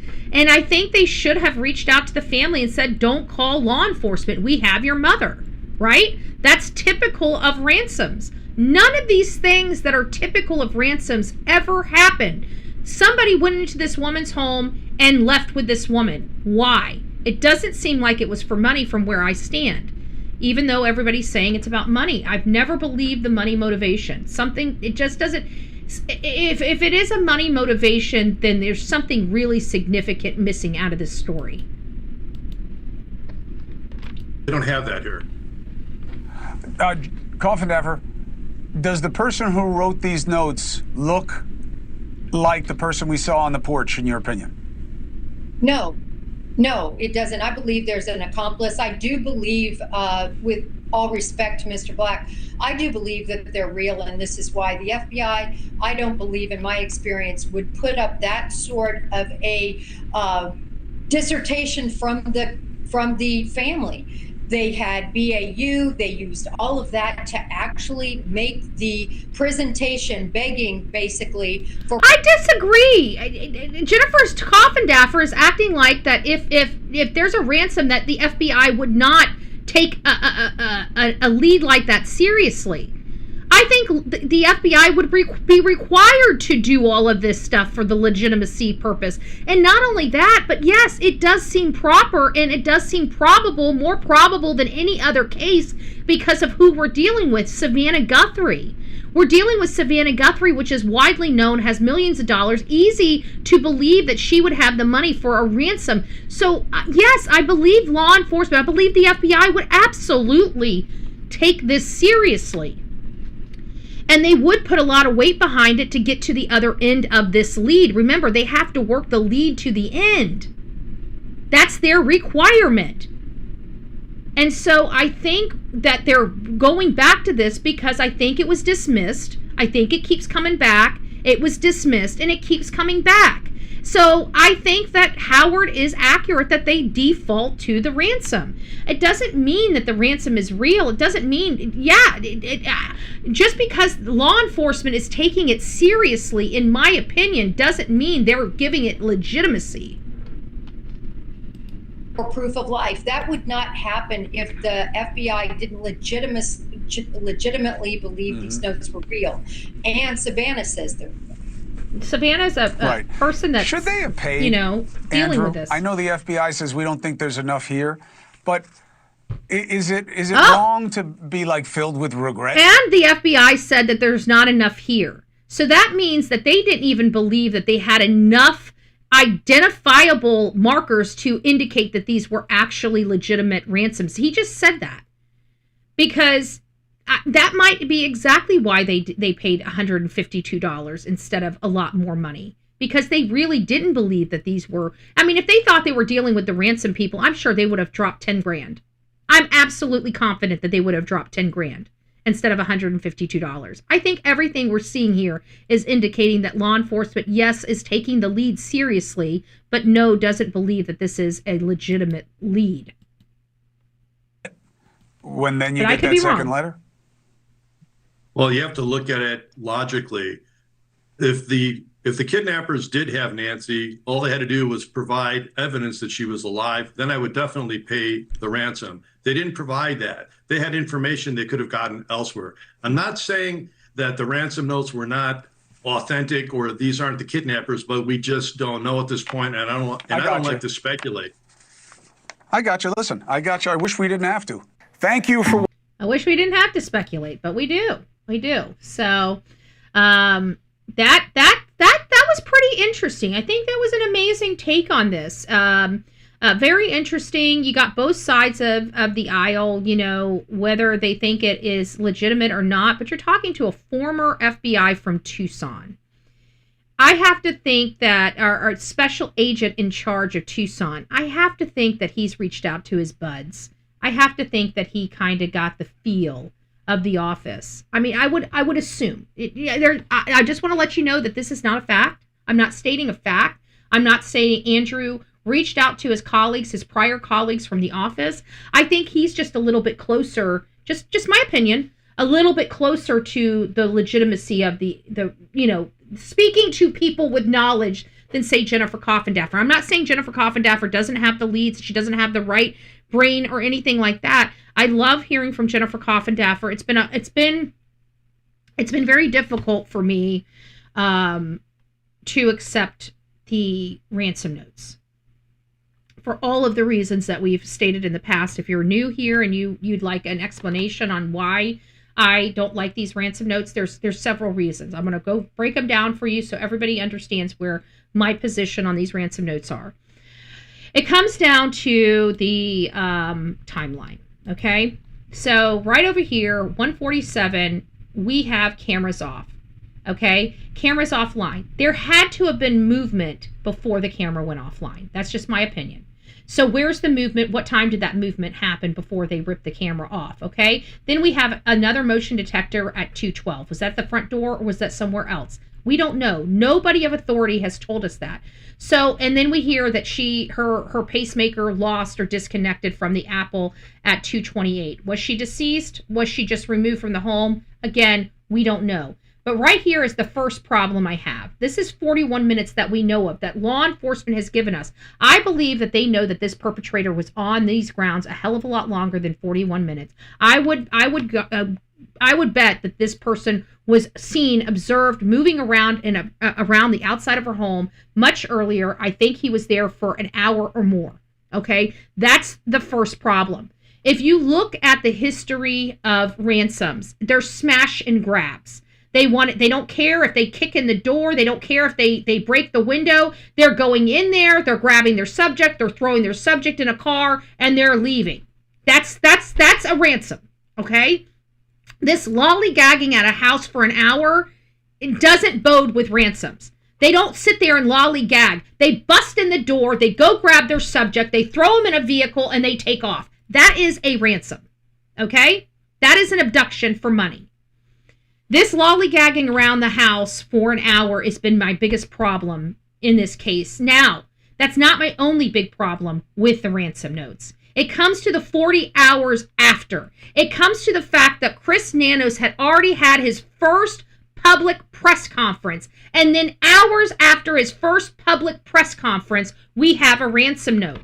That is why I don't believe in these ransom notes. It doesn't defy what we know ransom notes to be. And even based on Jennifer Coffindaffer's own thought process on this, she believes they had help from ChatGPT. I can tell you when I use ChatGPT, it gives me a list of everything that I need to do. It even says, oh, you want me to write this ransom note? Would you? Then it gives you different suggestions down after it's done. Would you like me to tell you this? Would you like me to do this? Would you like me to do that? And you can actually click on one of them and it'll perform another task. So I have to think if they're using ChatGPT would have informed them that you need a proof of life. You need a way for them to, all of it was planned perfectly to extract this lady out of the house, but not planned perfectly to collect the money. That, again, defies the logic that I need for this to be a ransom. So every time I try to look at this case and I try to apply this ransom, which I, again, don't believe happened, I don't believe it, I come back to these glaring issues with the ransom that nobody wants to address. Nobody of authority, nobody that believes in these ransom notes will even address me on these problems, these glaring issues with the ransom. So it makes it very difficult because, people believe their thought is right. And even when you present them with other information that you want explanation on how this works, they won't even respond to you because they may have to acknowledge that their position might be wrong. I acknowledge that my position might be wrong, right? I'm open-minded to the fact that these might be legitimate ransom notes. It's taking me a long time to get there, and you need to give me a little more meat on the bone than what's been produced out here by all this legacy media that has protections, a freedom of press that still want to dangle the carrot for profit. Okay, this is what they're going to do. They're going to dangle it out, then they're going to talk a little more about it. They're going to dangle it out. They're going to keep using this particular talking matter for clicks and views. And then they're going to come out in the next case and say, look at all of these YouTubers out here for clicks and views. And it's like, well, if we had the ransom note, guess what? It would be out there in the public. We would all still be talking about the stuff, but you know what? At least the audience, at least the public would have full knowledge of what was in that letter. It won't be through my words. They can make their own decision up. That's the difference between mainstream media and social media. And I have to identify these things because this is the shit we're talking about. This is the crap that we're frustrated about. We want to see that ransom note with our own eyes. If you have to redact stuff that goes to the integrity of the case, then do it. But submit that letter out to all of us. Send that to all of us. But you're going to find out mainstream media will not do it. Why? Because they need their clicks and views for the next few weeks. They need to drag this out as long as they can. People are sick of it. People are sick of it. I'll tell you that. Then I find it awfully interesting because we've been complaining here on the Bullhorn Betty channel about how I feel the sheriff is an idiot, right? I think we all believe that the sheriff is an idiot at this point.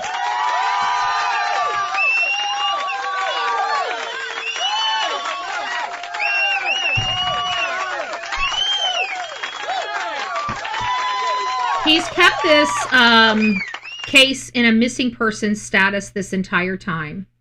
And we've all been saying that she's deceased. There's no way she could have handled this attack. Her poor little body couldn't handle this attack. Her family's already acknowledged that she's not here. Okay? Her family. Not me. Her family. Her family has acknowledged that she's not here. Her family has gone on with their life. Her daughter went back to work. Her daughter is acting like she's grieving the loss of her mother. Not anything else, right? So why is this important? It's important because there are certain things that trigger when you turn this over to a homicide investigation. And there are certain other resources that now become available to those detectives and people that are running this case. So whenever and we've said this before on this show about how important it is for this case to be a homicide, not a missing person. We're dealing with a homicide. And Chris Nanos has wagged his finger at us and shamed all of the people out here on social media, and shame on us because nothing has indicated that this lady is dead. Again, another major lie. The lie detector test determined you are a liar. So we know that the compulsive, pathetic, criminal, liar sheriff has lied to us again, right? There's been many indicators all this time, months ago, that Miss Nancy was deceased. Now, I find it awfully interesting that somebody is doing some research, and they say that Nancy Guthrie was confirmed deceased on February 14th. And so you see on this particular view, now I don't know what this is. It looks like some family tree. It looks like somebody that's building a family tree, maybe doing some work to find maybe some relatives and stuff like that. It shows that it was changed. Her life, turning deceased, was changed on February 14th, 2026.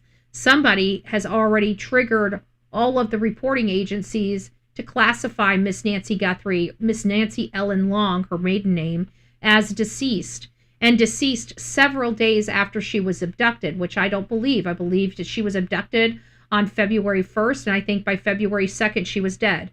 And I told you that I thought she was deceased or dying on her way out of the house. But again, I find it interesting that our family trees are indicating that Miss Nancy is deceased.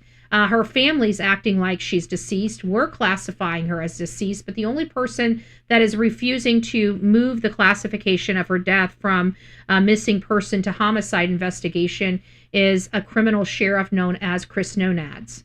So let's listen to this. This right here is Megyn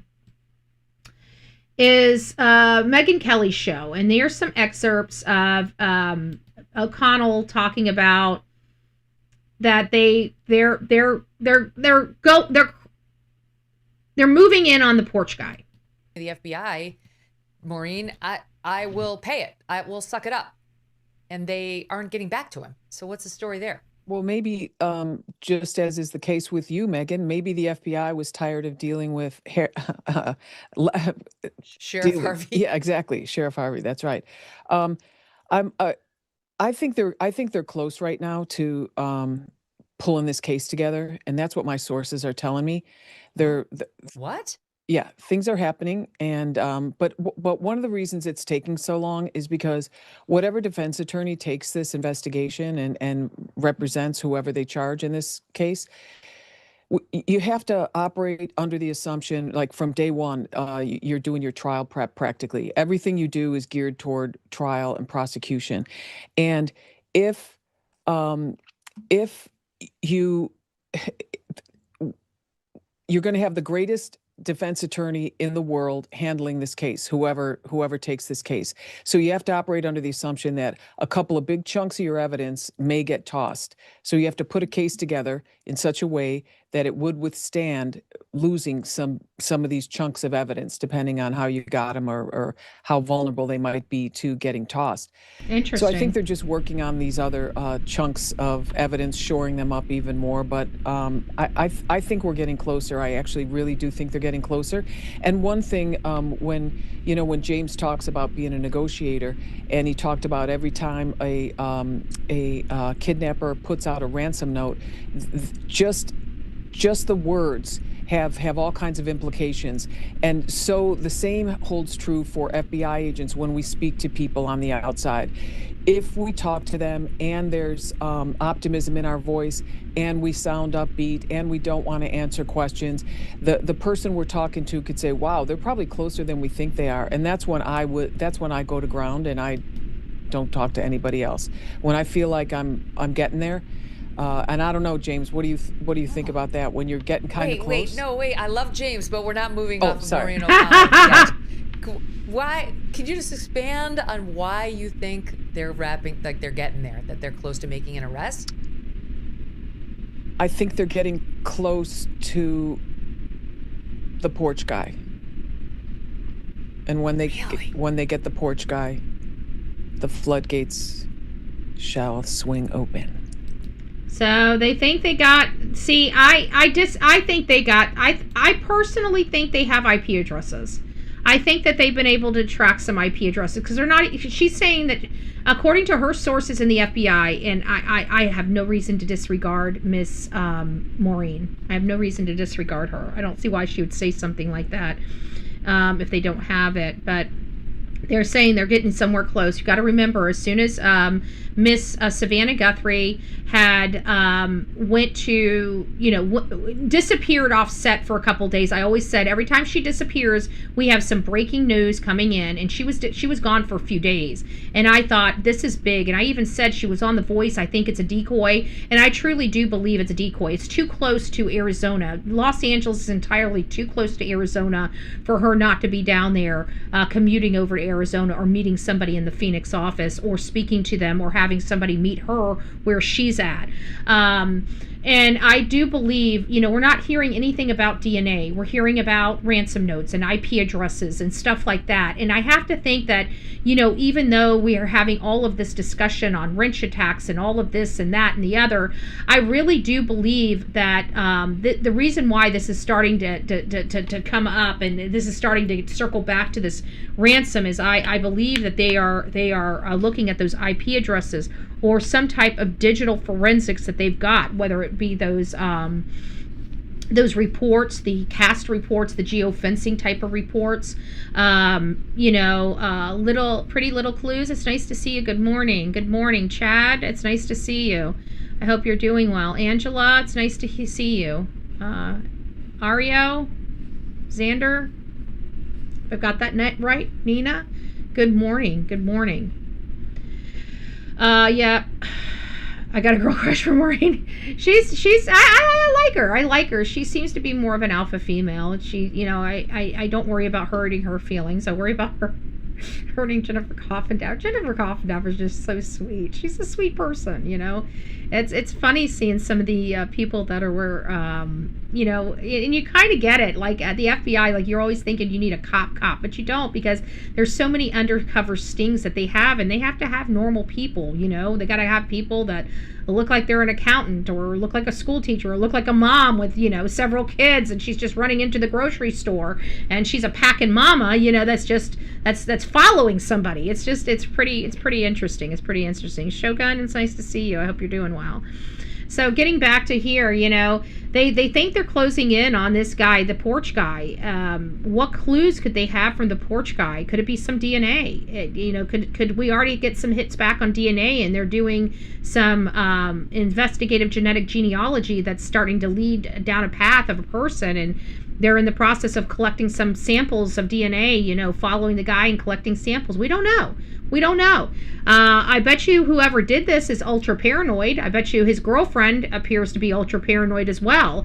So I'm very, very interested if this is. But I think it's hard to determine what type of mindset and who a person is if we all believe that the ransoms were authored by ChatGPT or another AI program. I mean, how can you get a profile based upon words that you believe an AI program produced? None of this makes sense. It's still all speculative. We really don't have any even the note itself, we don't even have concrete information on it, because everybody keeps coming out here and telling us that every time they tell us about this ransom note, their information is different from channel to channel. That's frustrating, because there shouldn't be this many nuances to the ransom note. It should be X, Y, Z. We had no problem understanding what the ransom note in John Benet Ramsey was. They released it. They showed us the print. They showed us what it looked like. They showed us, if anybody had any information, they showed us, right? We knew of the ransom note in the John Benet Ramsey case, and the ransom note was fairly early on, even though the child was still inside the home, which is very weird. Again, defies logic. And that means the ransom note was what? A hoax. It was a hoax it was the red herring. It was the piece that was, I don't think that ransom note was authored to cover up, to conceal a crime. That's what I believe that this ransom note is designed to do, if it even is designed to do. I'm not convinced that it's not some crazed lone person that doesn't have any affiliation with this case whatsoever. I'm not even off that fence yet, right? I believe that this might just be another Derek Colella. I trust and believe Maureen. There's others out there absolutely raking her for making that statement because they only trust Enton. Well, Brian Enton is good. He's very cautious, though. That's what I love about Brian. When he says something, we can take it to the bank, because it's, he's very cautious with his, he's very deliberate in what he puts out as being accurate. He doesn't want to get into a he said, she said. That's what makes, Brian Enton so special. He digs deep, and why I have trust and respect in his reporting. But Maureen has been on his show many times, and I definitely believe if she makes a statement that they're 75% there. And well, my problem is that, she's saying he's 75% there, but there's other people behind the scenes that are saying that they have no idea what they're doing with their sources. But my question is, are their sources directly in these areas that they need to be in? I understand that we have News Nation has a huge major FBI source in Washington, D.C. Okay, and who is that source? I don't know. Could it be Kash Patel? I don't know. Kash is,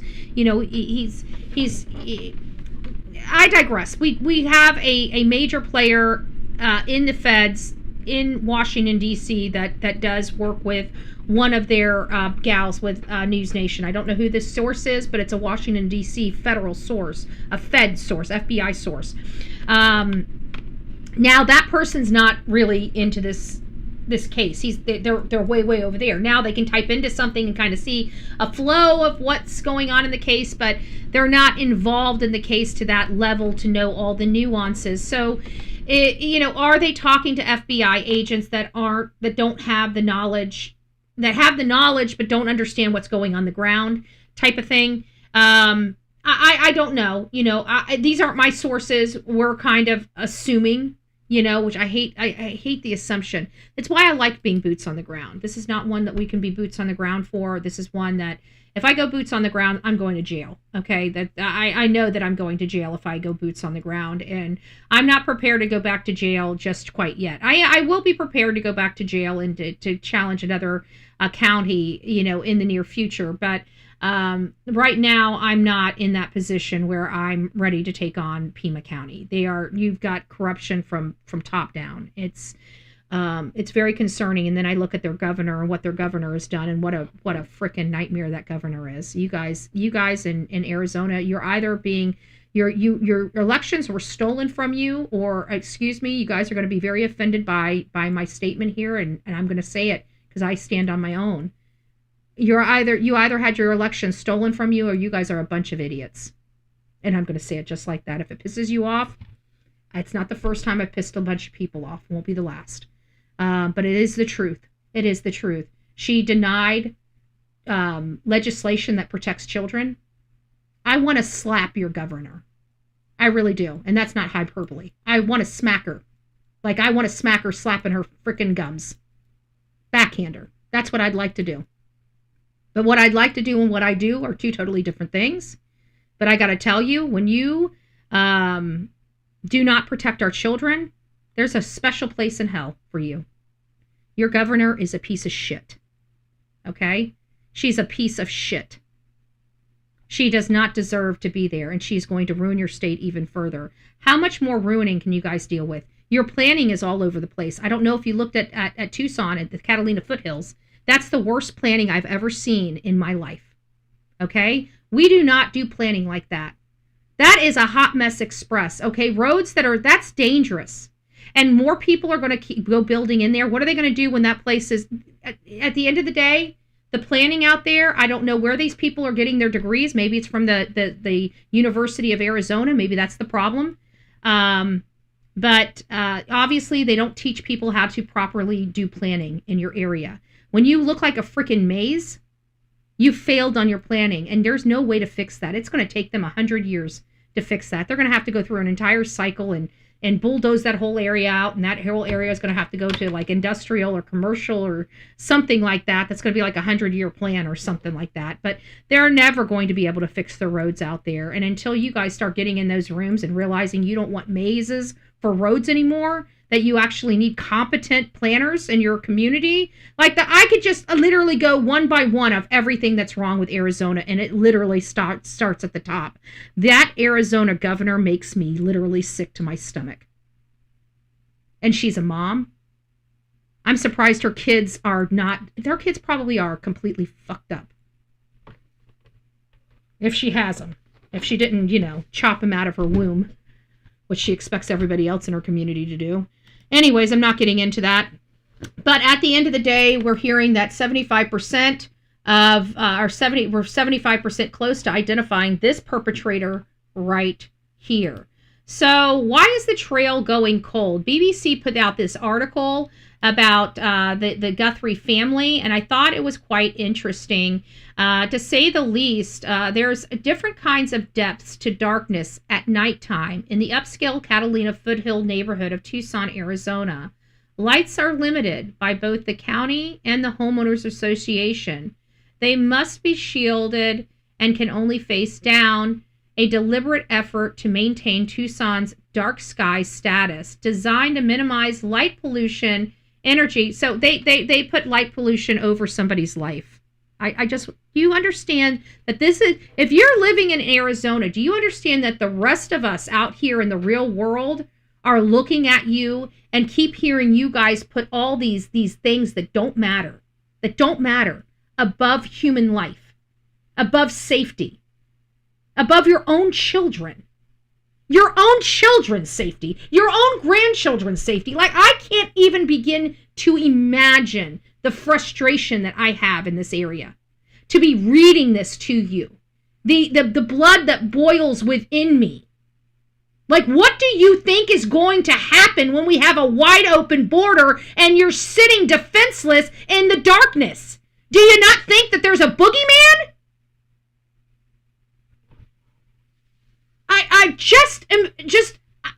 My mind is blown. And especially since they had that nighttime rapist in their community, terrorizing their community in 83, you would have thought that they would have smartened up since then. But no, that's not good enough. No, we can't just have people that have been sexually assaulted in our community from 30 and 40 years ago. No, we got to wait until somebody loses their life before we turn on the fucking lights.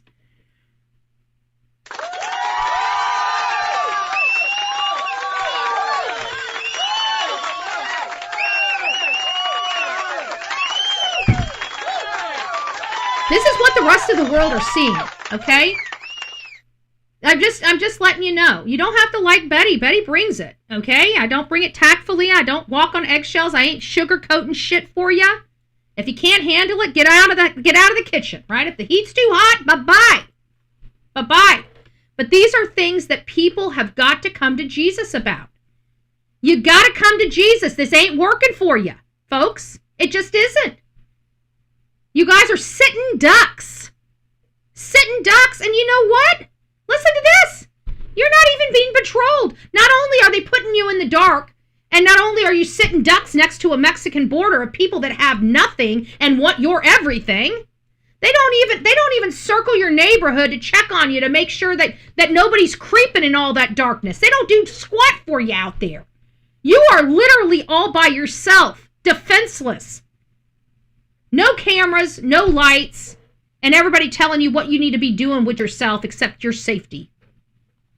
Except your safety. And everybody is so shocked, just shocked, that we're talking about Nancy Guthrie. Like, I'm looking at all of these issues here, and it's like not one person, like all these people out there have more money than Bullhorn Betty, are smarter than me, are smarter than you, smarter than everybody, right? And you guys couldn't put two and two together and realize that something was eventually going to happen? That something literally had to happen before you guys change your ways? Not one smart person said, I don't know if this is a good idea for all of us out here. Not one? Fire your government. Fire your government. Fire your government. Fire your government. So, anyways, you can't have lights out there. It was to reduce energy waste. What about human life? What about human life waste? Was this reduced energy worth Nancy Guthrie's life? I would like somebody out there in Pima County to answer that one question. Was all this darkness worth this lady's life? Because it sounds like all of a sudden you guys are ready to put in the cameras. It sounds like all of a sudden you're ready to turn on the lights. It sounds like all of a sudden now you realize how fearful it is out there. You let this little old lady sit in this, force her to sit in this with no lights. And then when she went missing, you didn't even turn on the lights to look for her. As a result is a quiet, peaceful blackness, making Catalina foothills the perfect spot for stargazing. Stargazing. Or for fruitive criminal activity, like kidnapping an elderly lady. Everybody thinks everybody here, just because you are a kind ginger person that just loves seeing the nightlight and loves stargazing, doesn't mean the people creeping around you think the same way. They're thinking how stupid these people are, right? Look what they did. They made a smorgasbord. Which house are we going to go in tonight? We could go into all of them.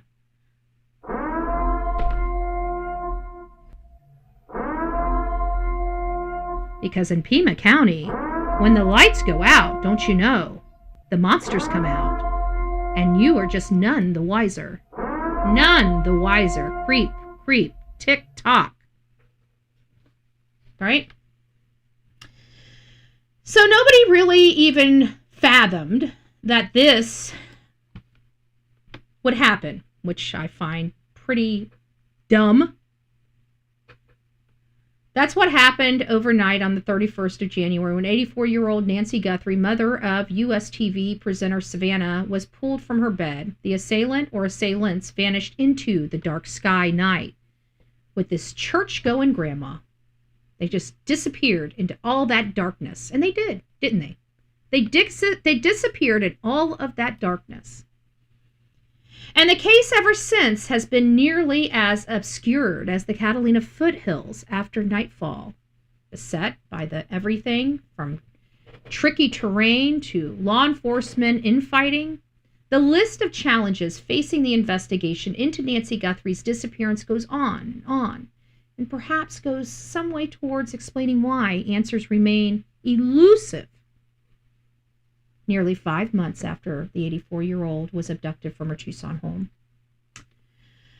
The lack of resolution with no suspects identified, no informants as to where Guthrie was taken, is all the more perplexing given the spotlight that's been on this case from the onset, thanks to celebrities of Guthrie's daughter, famous U.S. news presenter Savannah.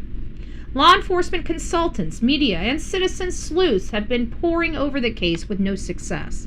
And details made public this week from ransom notes raise only more questions. Is that an understatement or what? The Guthrie family believes the notes received in the days after the crime to be real. One of them allegedly demanded millions in bitcoins. The second one allegedly said she died while expressing regrets on part of the writer.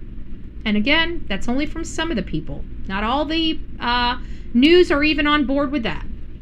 And a simple possibility of kidnapping gone awry could be one explanation for why the case seems to stall. According to experts through the Pima County Sheriff's Department, says it remains active and ongoing. If Guthrie died during the crime, says private investigator Dan Ribicoff, now it's a murder, not just a kidnapping. We've been expressing that for months on this show. There needs to be a classification change. It probably drove the criminal underground, said Ribicoff, who founded the International Investigative Group and has dealt extensively with kidnappings and missing person cases through his career. He doesn't want to release where the body is buried because he doesn't want to expose himself, Ribicoff said. He agreed with the Guthries that the notes could be genuine. If the kidnapping had gone according to plan, he says they'd likely have been a better chance of a happier ending and even arrests. Ransom note claims Nancy Guthrie died shortly after abducting her. I believe the ransom would have been paid. She probably would have been released, causing additional leads to be generated, maybe through IP addresses, telephone records, things along those lines. But it went cold very, very quickly, evidence-wise, right after that kidnapping. And the evidentiary issues have plagued the case from the start for a variety of reasons, according to law enforcement experts.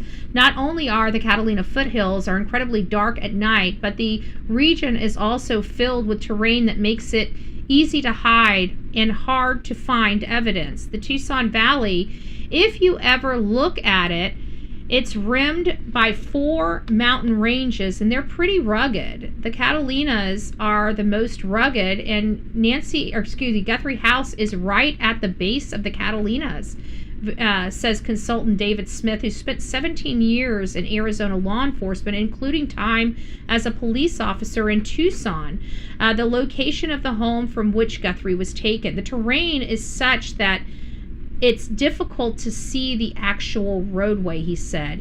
So that means people could have literally been hiding her in plain sight. They just had to get in a spot that wasn't seen visibly by anybody. And that sounds like it's easy to do out there with all these houses being wide range and spread out. You could actually pull in the driveway and not even be on her Ring doorbell camera. Interesting. The neighborhood is filled with dry watercourse called arroyos. I'm probably pronouncing that way. Go right up to the people's backyards, and very often the criminal element would use those to get around, and so would the innocent, said Smith, who walked the area around Guthrie's home and personally witnessed the foot traffic. On top of that, he says the evidence is transitory because of the weather. Frankly, there's no such traffic. It's hard to pick out footprints, those types of things, he said. That's the geographic challenges. So they may not even have footprints of these people, which is interesting because we see those wheel marks up by the garage coming down, and we see them right there by the front of the house. We don't see them coming around this way, but we do see them, and it does appear that it could be the garbage can, which is pretty interesting. So I thought that was interesting. And then of course it comes down to, Savannah calling the police on social media. This has been really a problem for us. This has been And it's just a compounding problem, folks. It's a compounding problem. And the reason why it's such a compounding problem is because Nancy Guthrie's disappearance sparked a lot of attention and a lot of people that really felt bad for the Guthrie family and still do. But as time went on and the Guthrie family failed to do anything, they failed to get PIs, they failed to sponsor, missing flyers, they failed to use the platforms that they have to advocate for their missing family member.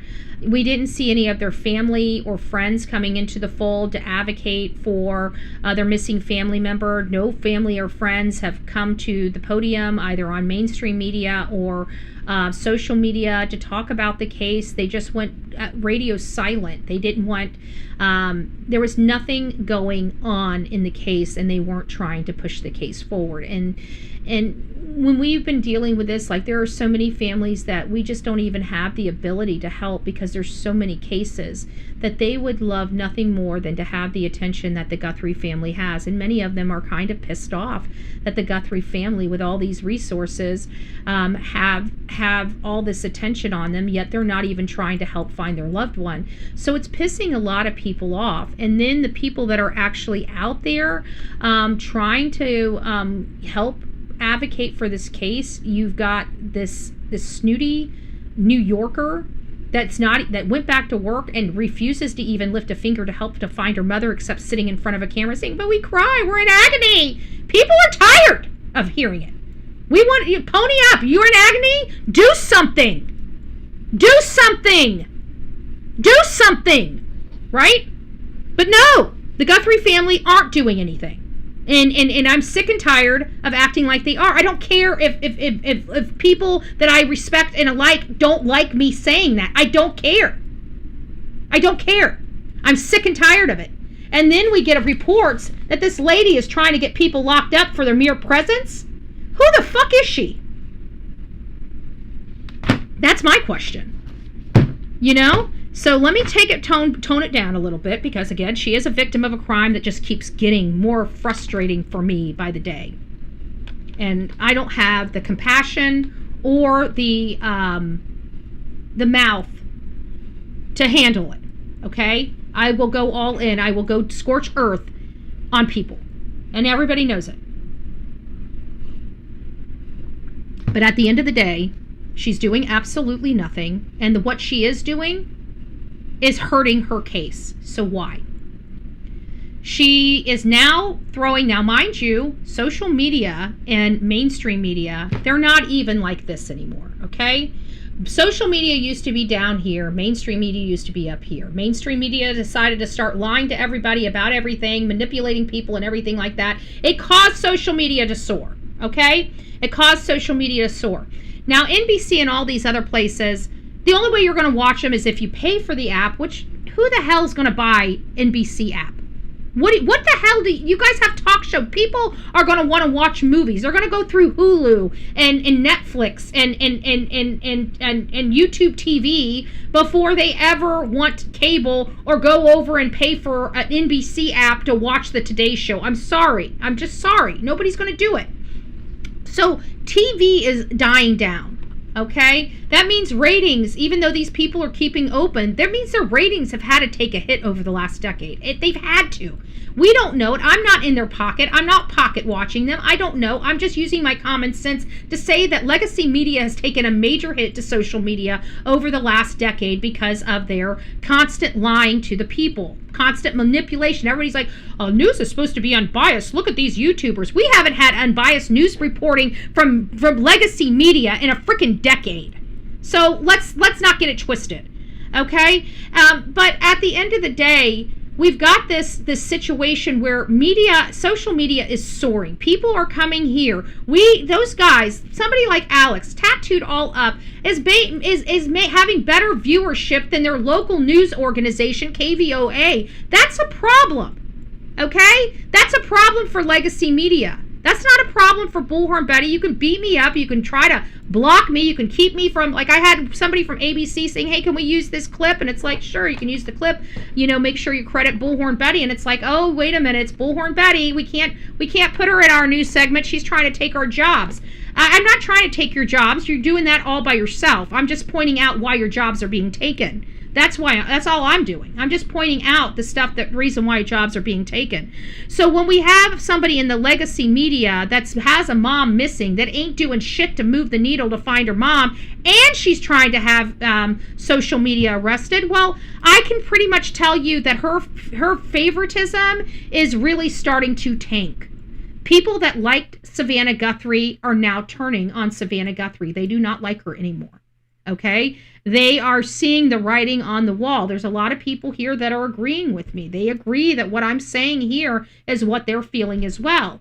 Now, again, we're just a show, okay? And our show goes out and looks at other people's commentary. We say the things that people are thinking that are too shy to say. That's what we do on this show every single day. We say the quiet parts out loud, right? And that's what we're doing. And while she's got some big names in this industry that are protecting her from all of this negative publicity, the Bullhorn Betty channel is not part of that. We don't want to give a victim of a crime or, a family of a deceased victim a bad name or cause them any more problems than they already have. However, with that caveat being said, we're also don't like being played for fools. We don't like stuff being jammed down our throat. We don't like this. You think you can come here and turn us on, and then when you don't need us anymore, you turn us off. That's not how social media or the real world works anymore. That's what the mainstream media used to be able to do. They can't do that anymore. And every time they try to play people or they try to use people or they try to be a puppet master, the more it turns off the general public, and they're starting to see it. Why? Because they're on here on social media. When they have a question, they type it into the freaking chat. We look it up. We answer it for them. When we go to legacy media, I've been asking for days. Are they talking about her pajamas? Are they talking about her clothes that she wore earlier that day? Very simple question. But you know what? If this ransom note had came to mainstream media, somebody would have been able, even if law enforcement says we don't want these details out, somebody could have came here and said, we wouldn't have released the details, but we would have said, hey, it was her pajamas, or hey, it was her clothes that she went over to Annie's house in. That's what's making this so believable, right? What is so wrong with that? The assailant will still know what specific clothes they referenced in that letter. We don't. So it doesn't go to the integrity of the investigation. They would still be able to identify the person if they truly authored that, because we're not asking for the specific details. We're asking for a general summation of what clothes that the person was wearing. But in any other media, we can't go on there and type it and say, we need to know this, right? And so they hear us. I know that we have people from News Nation that watch this show, ABC that watch, not because that it's me, just because they need to get a feel of what's out there on social media. They're good at their job. They have a lot of researchers. Researchers get the reason why they have their hand on the pulse is because they're watching all of these things going on in social media. So I know that for a fact that they come here and they get little ideas of the general, the general public, because they're way too high up here, hoity-toity up here. They don't get the general public, or they have so many messages that they can't quite filter them.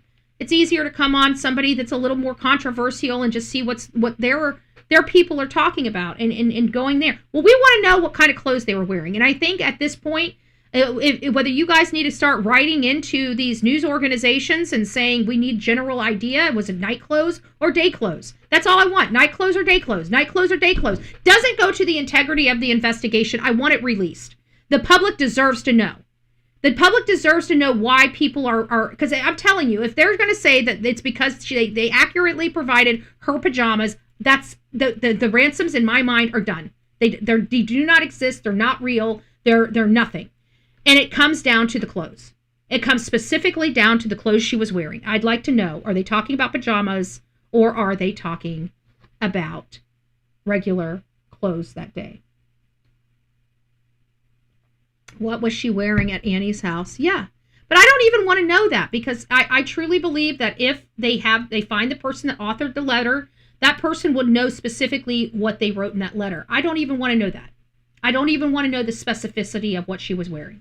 I don't want to know what it says in the letter that she was wearing. I just simply want one answer. And I've already got it. It's one of two things. Are they referring to her pajamas, or are they referring to her day clothes? That's all I want to know. I don't want to know what she was truly wearing. I don't want to know the description of what the author said. Hey, Popcorn, it's nice to see you. I don't want any of that. I don't want any of that. The only thing that I personally want is whether they're referring to night clothes or day clothes. That's all I want. And I guarantee you, we're not going to find that out. But why? Because we're going to watch mainstream media trickle this ransom out as long as they can for maximum profit. And then I'm going to have to listen to more hate channels on here saying that we're here for a click and view. You need to start changing your anger and frustration and start attacking mainstream media, because they're the ones that are hoarding stuff. They're the ones that are making it more profitable for them. Okay? We're not doing that, nor would we ever. I can guarantee you there's not one true crime content creator on this platform that would not release that ransom note. Even if they were working with law enforcement and law enforcement says, we do not want this information out, they would have redacted it, they would have blocked it out, and they would have put the rest of it out. They wouldn't be telling you in their words. They would be showing you, because we believe in receipts here on social media. Why? Because it keeps us all honest. And you know what? It keeps confusion down as well. Mainstream media thrives with our confusion. We've got three different, we got Airmail saying one thing. We got KOLD saying another thing. We got this lady from Arizona Family saying even another thing. Were these ransom notes all identical from place to place? Were they identical? That needs to be the first question, because I'm starting to feel like they were not. I'm starting to feel like they were not. And if they were not, and they all had the same IP address, well, now I believe there is a network of people that are trying to capitalize on this horrible thing, not that they were involved in the horrible thing. Well, I heard you were rich. I'll take your 100K. You want to make Betty rich? 100K surely would make me rich. Open mind. I'm just saying, I'm not opposed to bribery. You won't be able to bribe my speech, but I'll take the payment. I'll take the payment.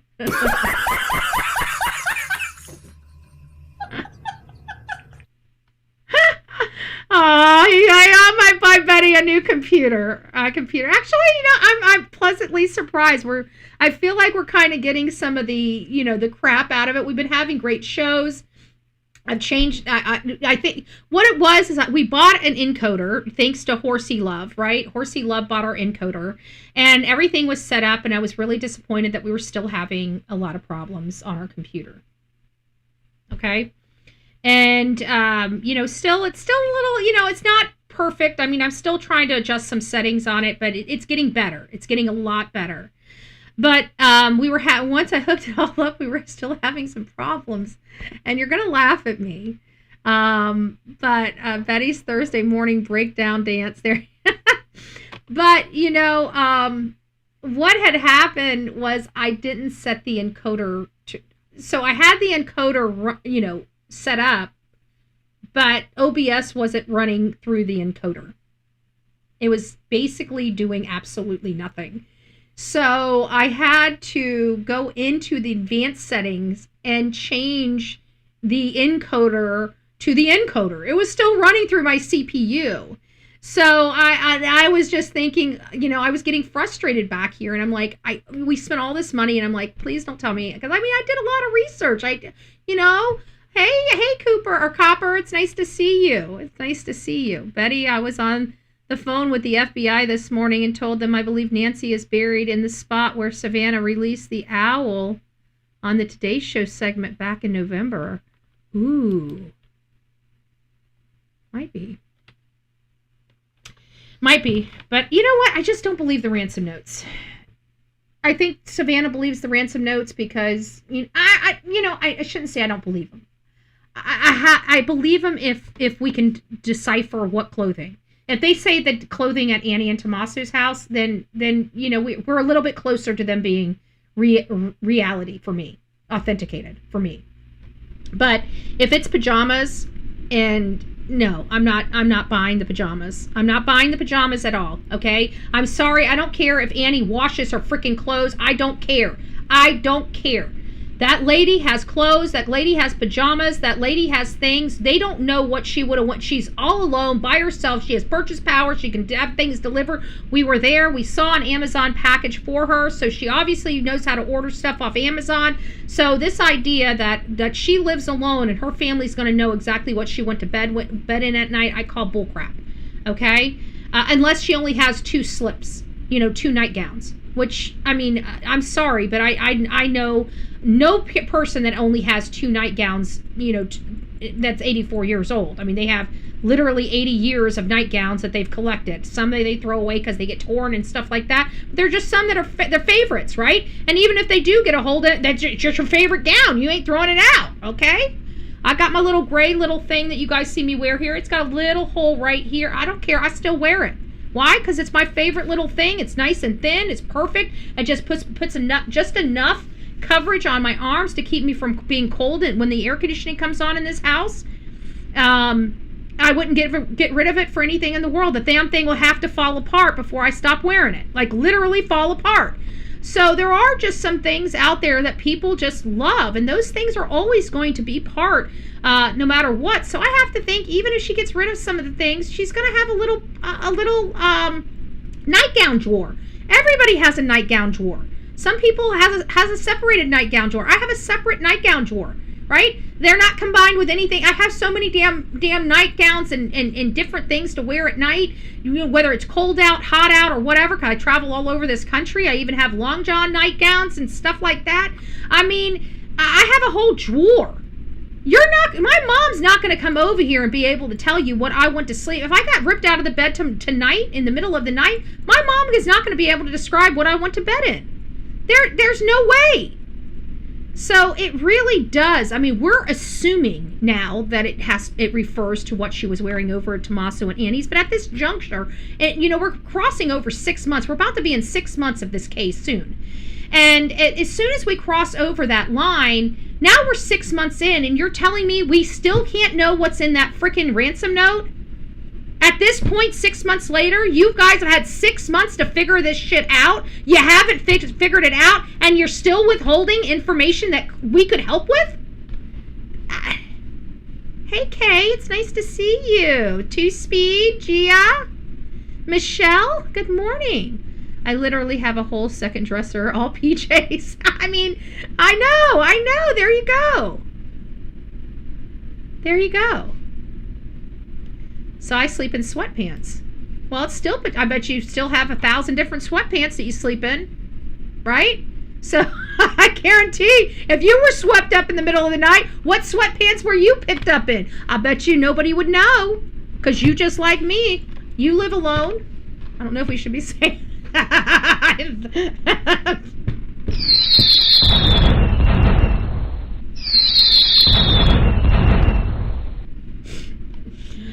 I'm going to shut up now. Do you have a true tip or just a guess? It's probably just a guess. It's probably just a guess. But it's I'm sure they probably may have thought about that. But, you never know. Maybe they do need to go through this stuff. I just don't think it had anything to do with Savannah, but it could, it could. There is a theory that Savannah's involved.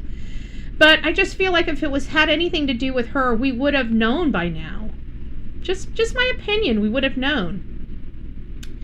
But as we're going through, as the search for Savannah Guthrie's missing mom, Nancy Guthrie, stretches toward the 5 month, actually toward the 6 month, today's show star is taking a firm stand against social media stars making content about her family's tragedy. I'm sorry, but this is the same shit that Miss Guthrie did when she was a young journalist. I just thought I'd throw that out there. According to police reports, and it doesn't matter whether she likes it or not. Okay? She is not a ruler. She is not a queen. Okay? No kings, no queens. She's not a queen, okay? She doesn't own the road. She doesn't own the road. We, the people, own the road. Even me all the way here in Florida. Because some of our taxpayer money went into that road. I looked it up.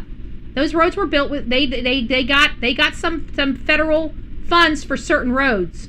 So they don't even own the roads. Not even Arizona owns the roads. Guess what? We, the people, own those roads.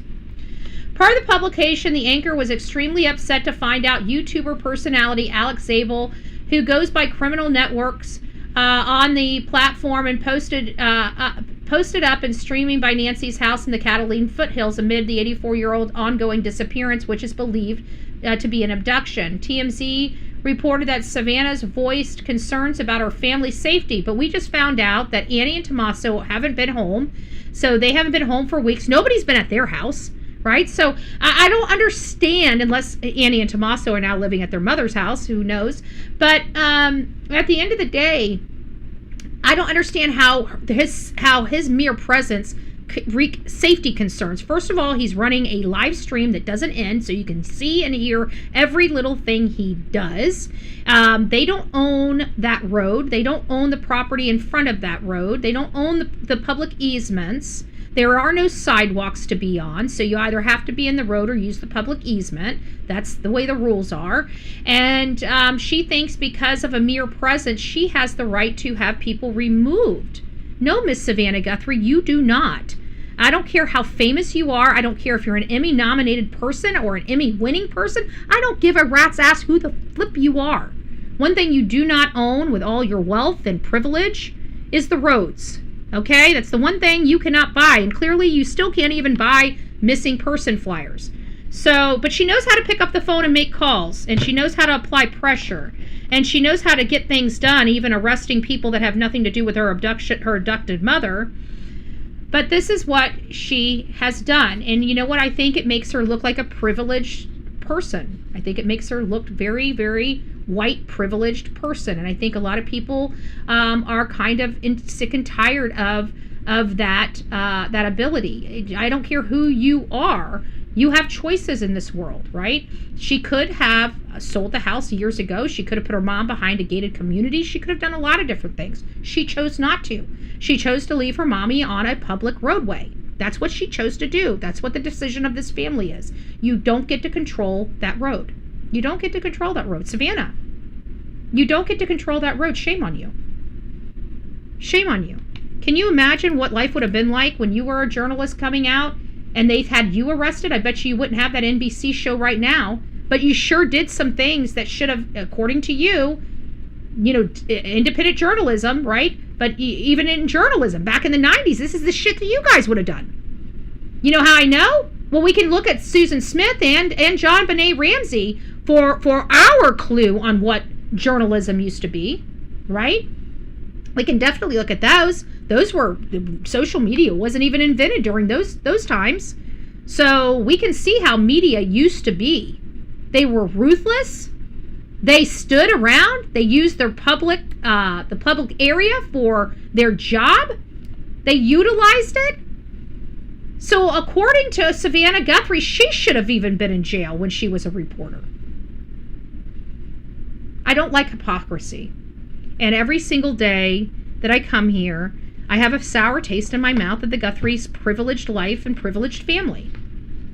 And I don't really talk about privilege because I'm a capitalist, right? So I believe people should work hard and earn what they want. You get out of this world what you put in. If you ain't putting in a whole lot, you ain't getting out a whole lot. And that's a fact. But you put in a whole lot, you should be getting out a whole lot. Okay? So this has been a problematic problem. I've never had a problem with Savannah Guthrie. I never even let my political stuff ever affect my opinion of Savannah Guthrie. I always thought she was sweet. I felt very, very bad when her mom disappeared. I even came to bat whenever people were attacking her because she's so privileged. And why is her mom getting this attention when all these other people are missing and they should be getting attention instead of just her mom? Like we heard all of those at the time. Sometimes Betty talks like I talk like there's no leftist in me.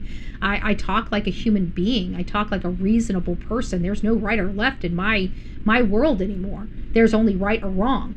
So at the end of the day, that's where I come from. I come from right or wrong. There was a right or left issue in my world.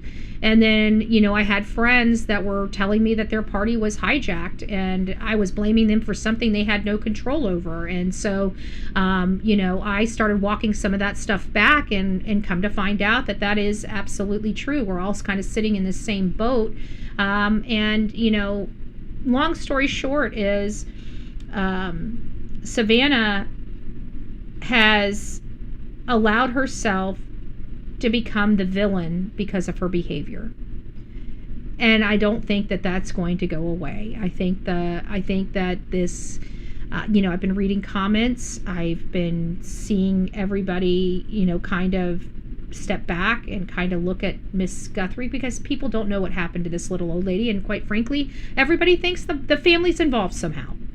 And that's the reality of it. No matter what I say on this show that might be different or anything like that, at the end of the day, people believe the family is involved. Okay? That's not because we're out here saying that the family is involved. It's because that's what they think is happening. And then you apply all of this crazy crap that Savannah's doing, like going back to work, trying to have people arrested, thinking, this is not playing into she's being selfish. She is being selfish. But again, how would we be if our family member was missing? And most of the people, not most of the people, but we have a lot of people in my chat that have actually gone through this. We have Seth Rogers that comes here regularly that doesn't even know that's sitting in the same boat as the Guthrie family. And you know what he wants? All he wants is people talking about his son. So I don't understand the Guthrie family. Okay, I'm not going to sit here and give them this kudos. I'm not Nancy Grace. Okay, I'm not going to speak kindly about somebody that's acting foolish. And I'm not going to keep giving them or covering their six when they're acting trashy. Okay, I'm not going to do it. So, obviously Nancy Grace is a much bigger talking piece than I will ever be. I strive to be as big as she is one day. Maybe I'll have an opportunity. I don't know. But one thing I do know is no matter how far I grow, how big I get, we have standards here. And I don't care if you're my friend. I don't care if I know you from the biz. When somebody goes through something, I have a standard. We apply this standard to every case. And when we start seeing things, we start speaking about it, but apparently it's too taboo because it's Savannah Guthrie. And I'm not buying into that.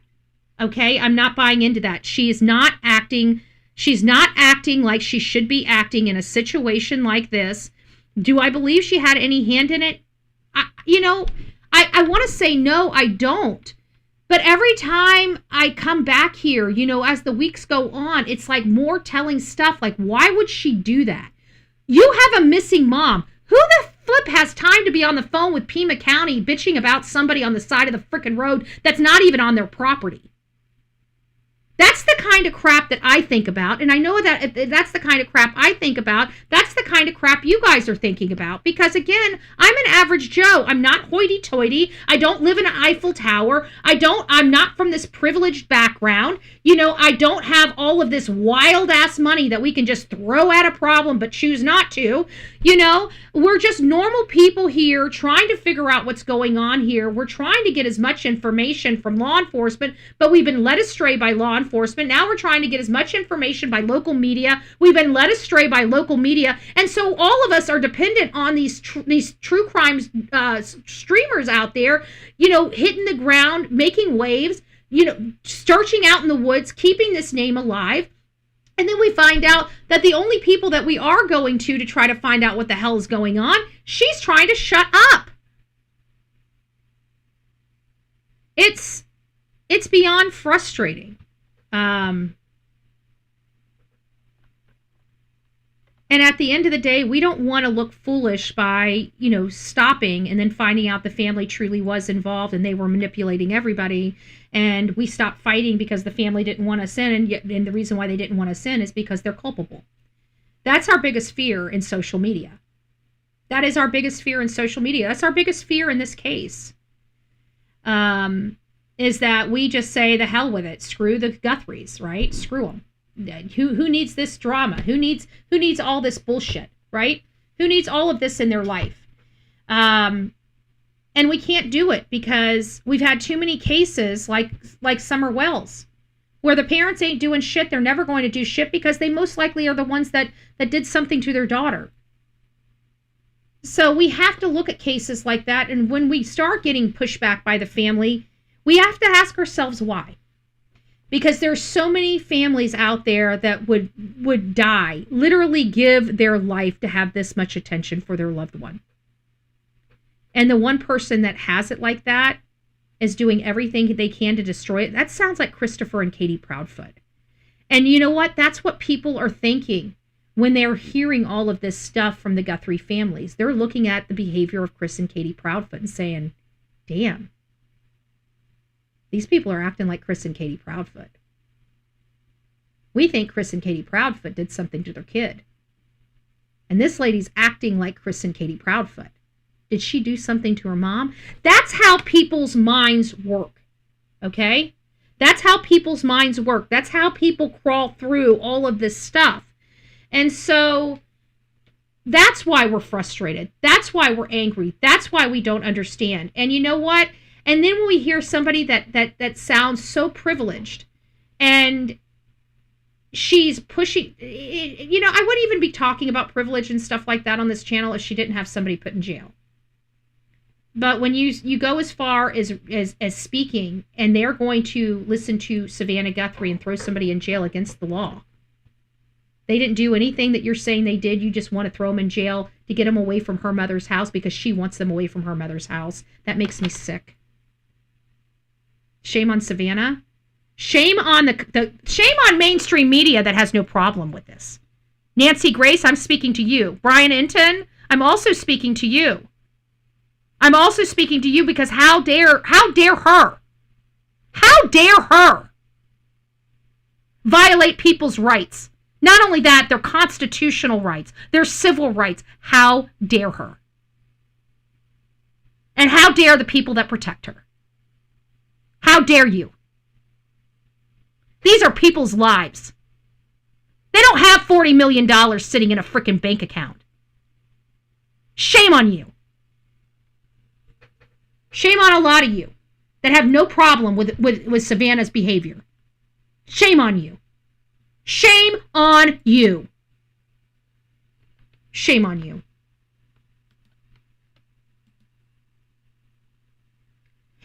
So, I thought this was interesting because another big name, you guys may not know him, Greg Gutfeld. I will tell you, if Greg's watching, which I doubt he is, he's an asshole in real life. Okay? Greg Gutfeld is an asshole in real life. If you don't know that, I'm telling you that. He's an asshole. He's a short asshole. But he's funny.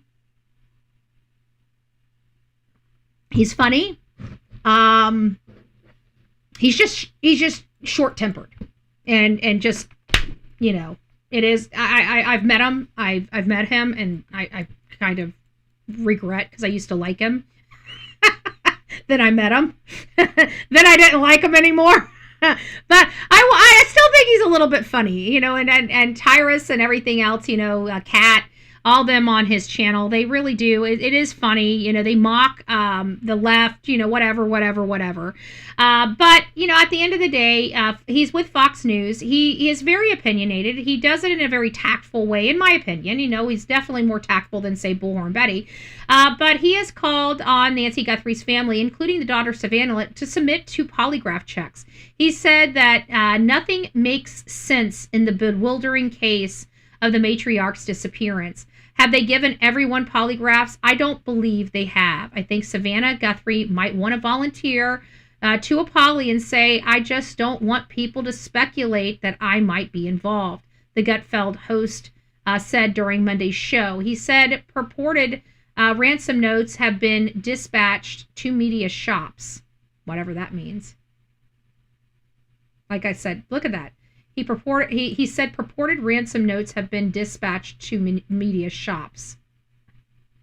So you see what I'm saying? This is all for clicks and views for mainstream media. It's just, you know, even the ransom note, I just think it needs to be released. I'm sick of mainstream media, but what a statement from Greg saying, hey, you know, none of this stuff makes sense. What the hell, right?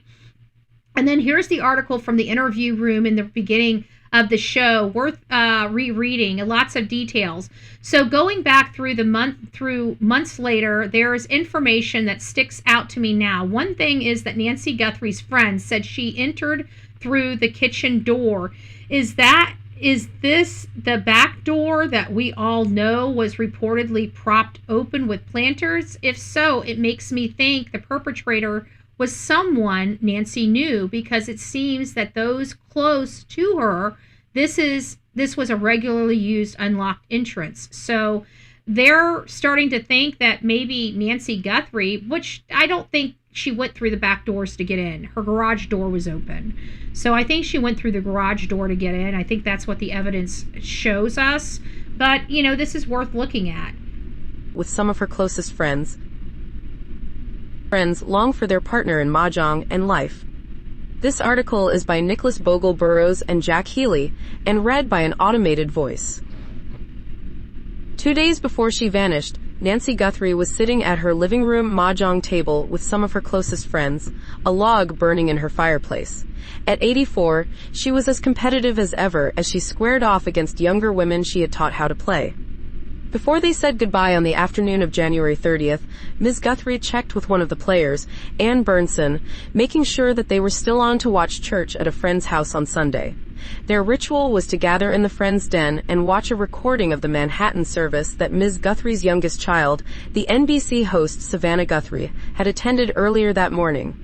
They even had wafers and grape juice on hand for communion. But Nancy Guthrie, always punctual, did not arrive at 11 a.m. on February 1st. Her friends texted, then called. They contacted Ms. Guthrie's older daughter, Annie, who rushed to Ms. Guthrie's home. It was empty.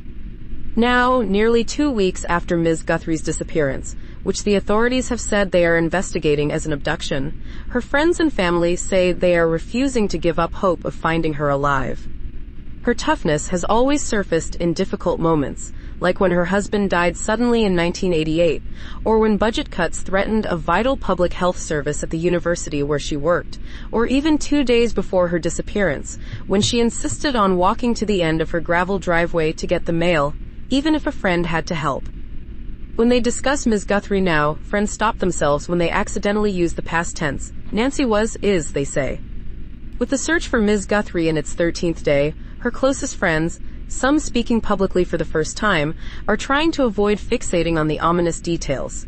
They know about the blood found on her doorstep, the masked figure with a pistol caught on her doorbell camera, the discarded black gloves found by investigators scouring the desert. Still, they think of the woman who, just days before she disappeared, was speeding through a stack of books, celebrating her birthday with beignets, and laughing at the card table. I keep thinking about every time I'd go in the kitchen door, and she'd be sitting there at the counter, just how her eyes would always light up as soon as she saw me, said Ms. Burnson, who has been friends with Ms. Guthrie for 42 years. That's when you know you have a real friend. Born and raised in northern Kentucky, Ms. Guthrie attended the University of Kentucky, blazing a path as a college journalist decades before Savannah Guthrie would become a morning show fixture on NBC. Nancy Guthrie, then Nancy Long, covered fraternity and sorority life as the society editor of the student newspaper, penning a column called Social Whirl. She and her husband, Charles Guthrie, met on a blind date at a basketball game, Savannah Guthrie has said on her show. They married in 1963, and the family moved to Australia, where Mr. Guthrie worked as a mining engineer. They moved to Arizona and bought a low-slung home in 1975 in the cactus-studded Catalina foothills just north of Tucson, a home Ms. Guthrie has lived in for more than 50 years. She taught Bible study classes, with friends saying she had a special ability to make the lessons applicable to everyday life. She's been a mentor and a teacher and someone that's really quietly shaped the lives of countless people here, said Vicki Edwards, 68, who became close friends with Ms. Guthrie after meeting her at one such class in 1987. It was her den where the friends watched their Sunday services. In 1988, Mr. Guthrie died of a heart attack, what Savannah Guthrie called a stark dividing line in the family's story. She was 16 at the time. Nancy Guthrie had never worked full-time outside the home, but she landed a job at a small business newspaper, the Daily Territorial, eventually parlaying it into a career at the University of Arizona, which Savannah Guthrie attended, spending college close to home. In the 1980s, Nancy Guthrie also brought her own mother and her older brother Pierce, who had Down syndrome, into a guest house on her property. Ms. Burnson, 66, a retired teacher who has known Ms. Guthrie for more than half of her life, recalls how Ms. Guthrie came to her home one night in 1996 after Ms. Burnson's husband died. Ms. Guthrie told Ms. Burnson to sit on her lap and console her. Colleagues who knew Ms. Guthrie from her time at the University of Arizona said she was a skilled communicator who never chased publicity. When funding cuts threatened to shut down a poison information center in the mid-1990s, she plunged into a campaign to gather 20,000 signatures and urge Arizona politicians to save it, according to Jacqueline Sharkey, a former colleague who organized the effort. It succeeded. Ms. Guthrie left her job at the University of Arizona in 2007 and spent several years afterward serving on an advisory committee for the journalism school. Dave Chulier, a former director of that school, said that Ms. Guthrie kept him in check. She was quick to correct me, Mr. Chulier said. She was just one of those people who you really appreciated getting to work with. For much of her time in Arizona, she embraced the outdoors, playing tennis, hiking, and joining spin classes. She enjoyed cooking for friends and eating out, and would sometimes see movies at an art house cinema. But as she aged, things became more difficult. She told one friend, Chris Federhar, We have about another 2 minutes of this, and then we'll further discuss. I just wanted you guys to hear this because this really broke down everything. I like this post, this ex-post. that she no longer felt comfortable going to a movie theater up a flight of stairs, only half-jokingly referring to it as a fire trap. She had a pacemaker and relied on daily medication, and she began using a cane and powerful hearing aids. In recent years, she often stayed at home, where she kept the windows open in the summer, wrote in her journal on her patio, played Wordle, and read books that publishers had sent to Savannah. But she was still sharp, friends said, and rarely complained about her back pain or other problems. And she still had a buzzing social life, never missing a monthly book club meeting. On January 26th, the day before her birthday, Ms. Federhar dropped off a balloon and treats on her doorstep. The next day, Ms. Burnson, who has family roots in New Orleans, set out some nice crystal, cooked shrimp and grits, and made beignets. At the Mahjong game 2 days before her disappearance, Ms. Guthrie was dressed casually on a chilly day, laughing with her friends and, as usual, playing strategically. The next evening, Ms. Guthrie had dinner and played games with her daughter Annie and her son-in-law Tommaso Cioni at their home before Mr. Cioni drove her back to her house. Hours later, her doorbell camera captured the masked man at her door. Messages Ms. Guthrie appears to have posted on the neighborhood app Nextdoor in recent years showed that she was keenly interested in the desert and wondered whether javelinas would eat her periwinkle. She wrote 4 years ago that she was interested in buying a doorbell camera and asked about the best brand. She did not indicate she was concerned for her safety. She said she just wanted to see what animals might wander by at night.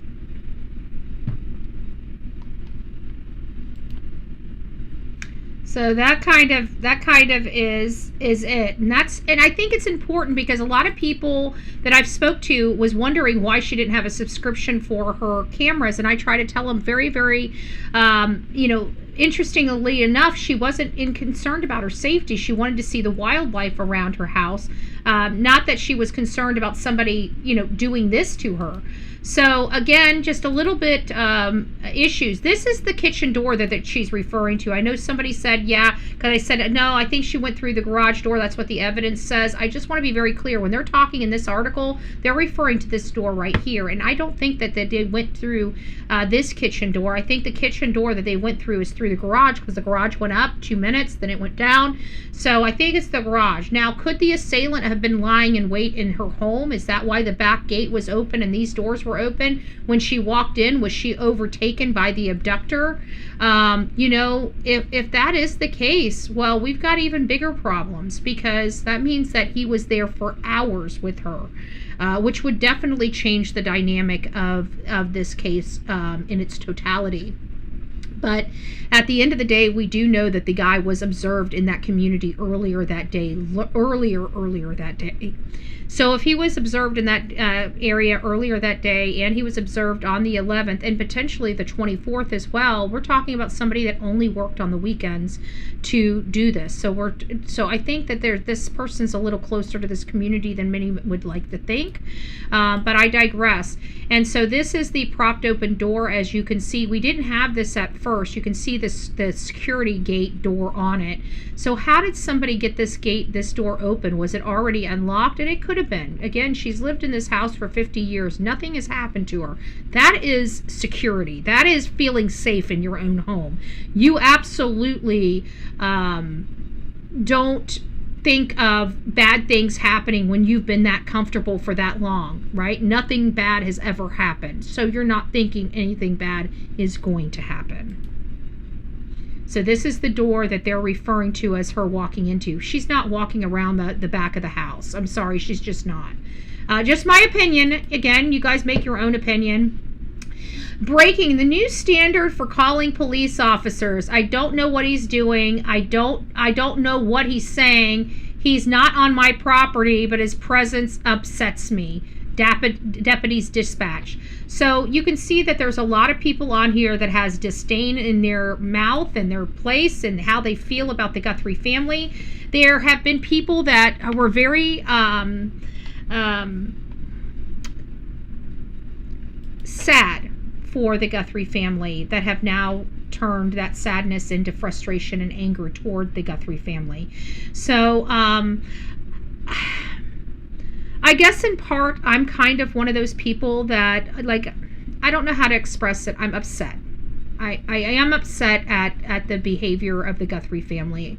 I would think that people with their affluence and stuff like that would behave a little bit differently than they have. But again, it doesn't surprise me. I don't like rich people that come from Los Angeles or New York. I just don't. We don't get along. There's nothing in their brains that will ever resonate in my brains. Okay. I've literally have not found one person from Los Angeles or New York that is rich that seems down to earth to me. They seem pretty messed up in their head.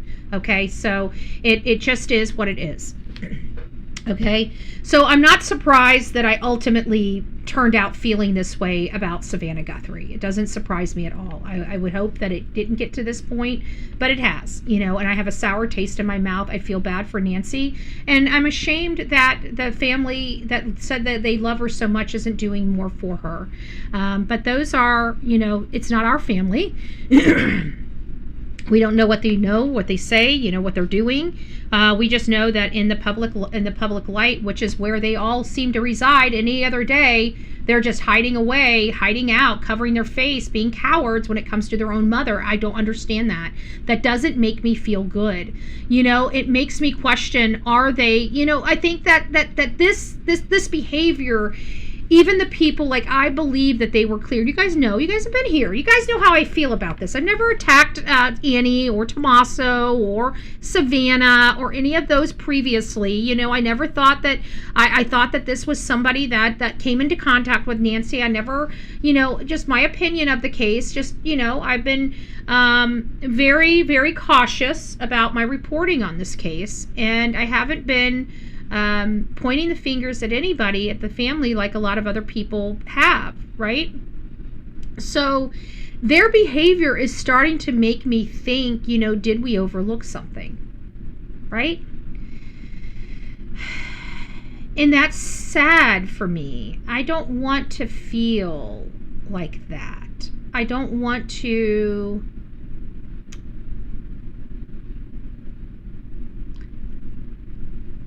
feel like they had something to do with it when I worked so hard to focus the case on the person that did do something to it. But we're not coming up with pay dirt on this case. And, we don't know why or how these family members were cleared. And many people were very skeptical when they did get cleared.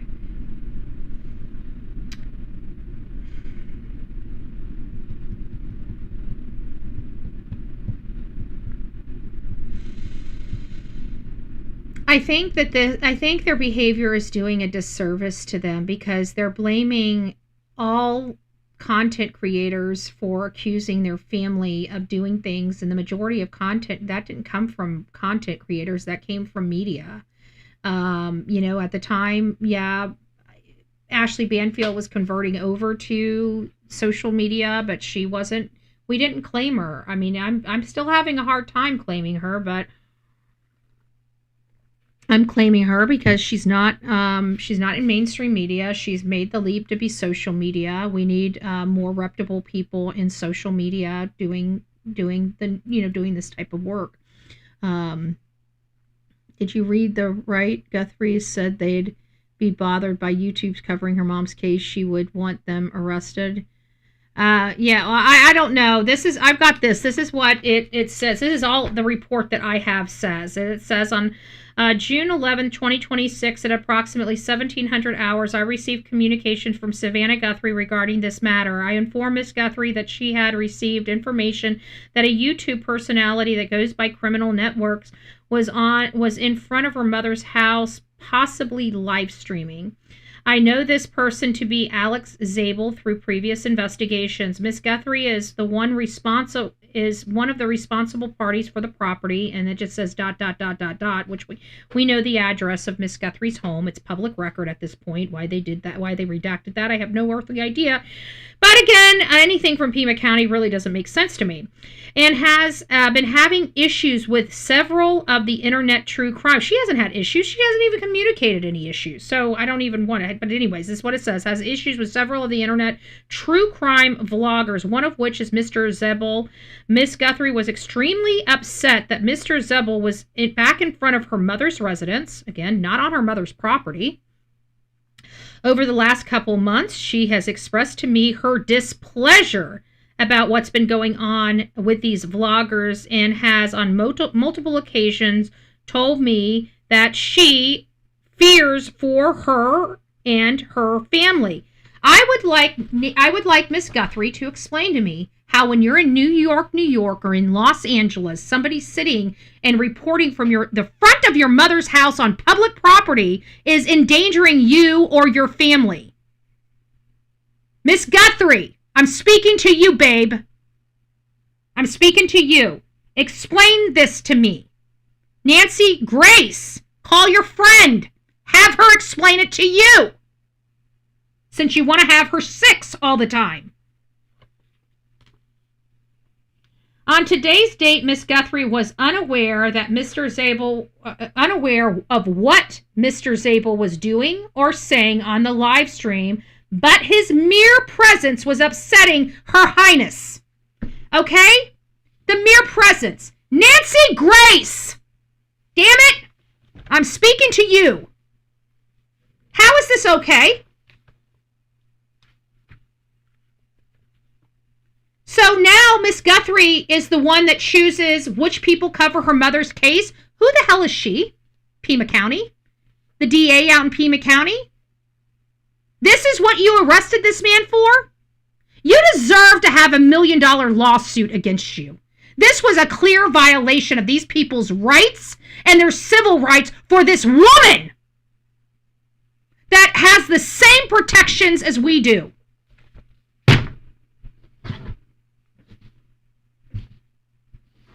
And you wonder why social media is thinking that something is wrong with this woman, or that something is going on with this family.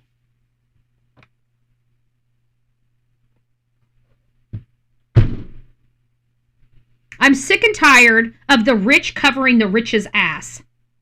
I'm sick and tired of us getting half-truths because media is protecting their own legacy media, because one of their talking heads is involved in this. We want the damn truth.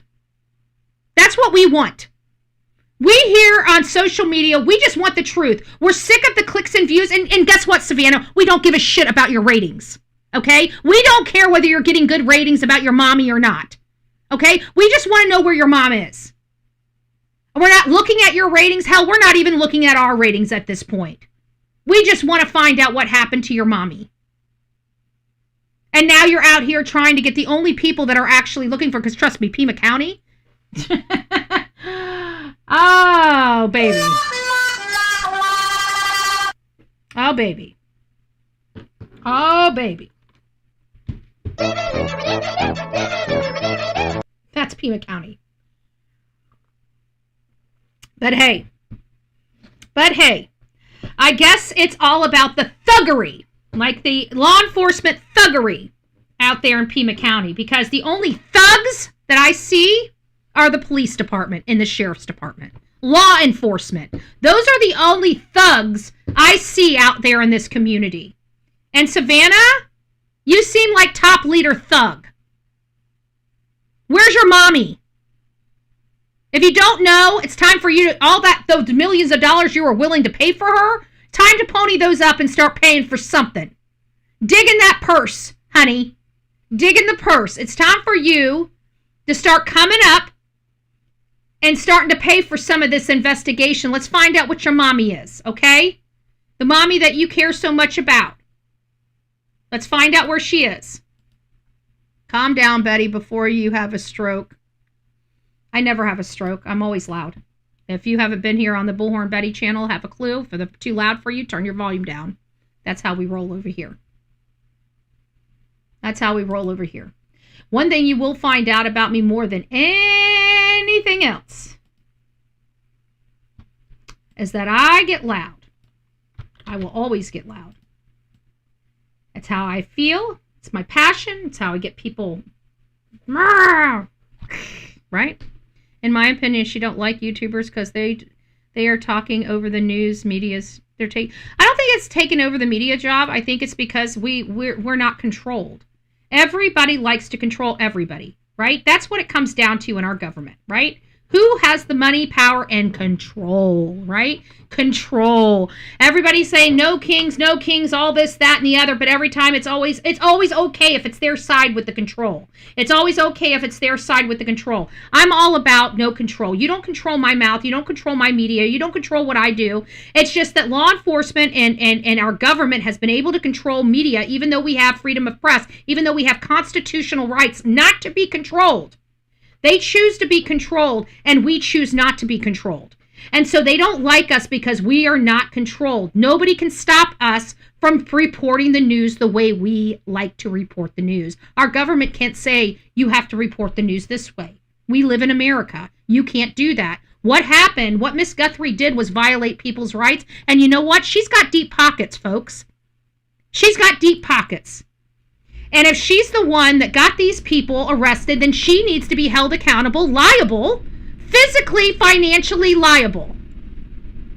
Okay? So, guys, Tucson, especially Alec, you better be attaching Miss Savannah Guthrie to your claim. I would be suing the shit out of her. I would be suing the shit out of her. Because her mere presence is what pressured law enforcement to arrest you. And she knew what weight she had when she said the statement she had. She should be held civilly liable for your damages. And she's got deep pockets, and she knew what she was doing. Don't forget that. She got deep pockets. She got deep pockets. You know me. One thing you do not want to do is you do not want to mess with me. Why? Because I don't fight with you. I sue you. Or you sue me and I counter-sue you. I don't, our fights are in the courtrooms, not out in the streets. So she's done, I mean, we've got it in black and white here. Did he get arrested on the 11th? That's got to be the question. Because if he got arrested on the 11th and she's the one here telling them to arrest him on the 11th, well, by God, she just got herself involved in a lawsuit. By God, she just got herself involved in a civil lawsuit. Do not forget her, because you know what? Pima County has deep pockets, but so does the Guthrie family. So does NBC. And remember, if she was in NBC, let's think about this legally. If she's on the job making these statements to law enforcement, NBC might be on the hook as well. Because she was acting as an employee at the time she made these statements. I mean, we can start really expanding this. We can really start expanding this.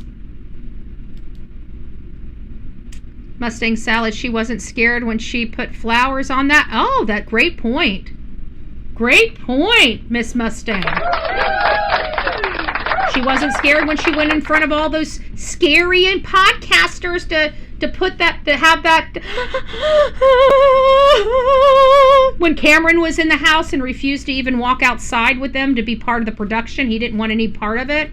And Tommaso and Annie and Savannah went out there to lay the flowers, to lay the sunflowers out there. Alex was arrested on the 11th. There you go.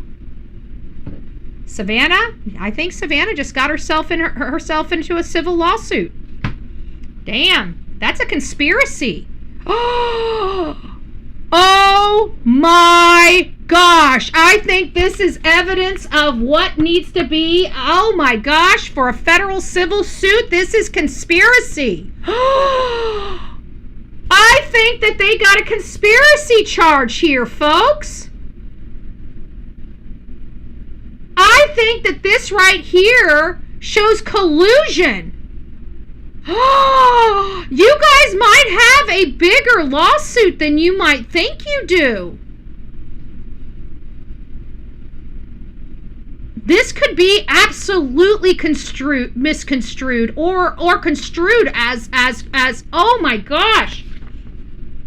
Oh my, you guys you need to talk to your attorney. You need to talk to your attorney. You need to talk to your attorney, guys. This Betty comes to her mom. Her mom was just murdered. They're still searching for her body. I can't believe I'm hearing people talk about. Hey, I don't care whose body it's people are searching. If you have somebody thrown in jail that shouldn't have been thrown in jail because of their mere presence, you deserve to be sued whether you're looking for somebody or not. Goya based. I'm sorry, you don't get to violate people's rights and say, but I'm sorry, my mom's missing, when they're the only ones searching for their mom. No, I'm sorry. Goya, you can have your opinion of me all day long. She stepped into this. She could have let it be. She could have focused on searching for her mother. She chose not to search for her mother, not to help out in this investigation, but try to get people arrested. To attempt to literally go out of her way to get YouTubers arrested. This right here shows conspiracy. That means that she had a concerted action with the law enforcement body to have those people arrested against their rights, and you're telling me, oh, but her mom's missing. I can't believe you're talking about suing her. That's not fair, Goya. You're taking away the fact that she just violated 3 people's rights that she thinks she has the ability to violate. Nobody has the right to do that. Had this been in any other case, nobody would have been able to call law enforcement and had people arrested on public property. These people have to pay tens of thousands of dollars for attorneys because of what this lady did. And you want me to say, oh, but her mom's missing. Goya, you know I would never do that. And you know that you've been watching me long enough, Goya. You know I would never do that. You've been with me for years. Okay, you've been with me for years. And at the end of the day, she chose to do this to these people. And now we had to raise what, $30,000, $45,000 because of what Savannah did? These people went to jail, one with a felony?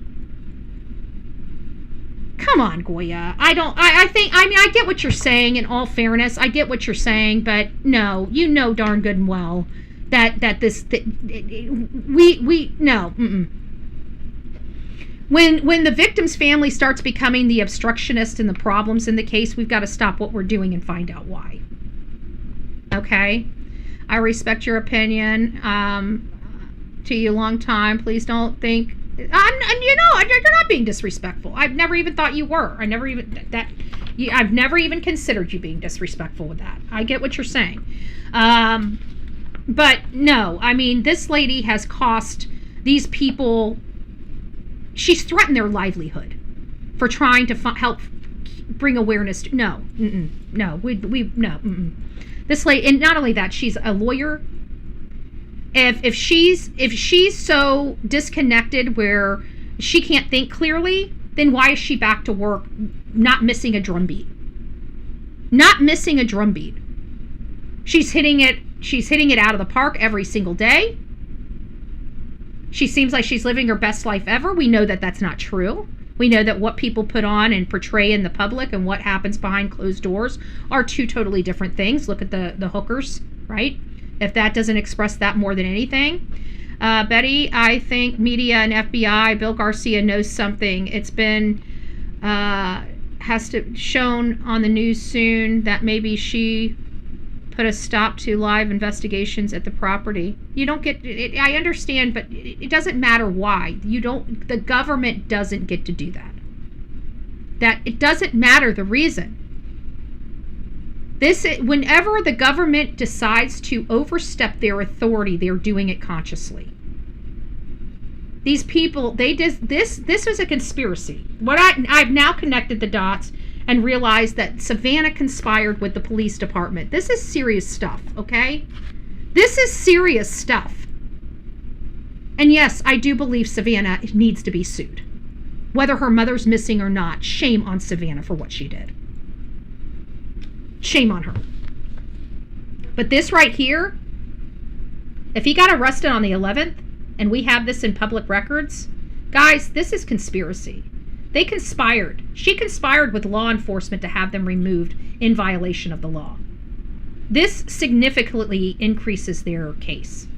Significantly. Significantly from where I'm sitting. Significantly. And then getting back to the ransom note, right? There's just some things in the second ransom note. And again, if we believe they're true, which I'm having to put on shows where we have to take into consideration that the ransom notes are true, okay? And the reason why we have, and the reason why I sound the way I do is because I don't believe the ransom notes are true. So for me to try to put on a show about ransom notes that I truly in my heart, body, and mind and soul don't believe in true is really taking me out of my comfort zone, right? But it is part of journalism. We have to show both sides of it. You know, sometimes we don't want to, but we have to. And so even though I don't believe the ransom notes are legitimate, doesn't mean that they're not, right? Who am I? I don't know.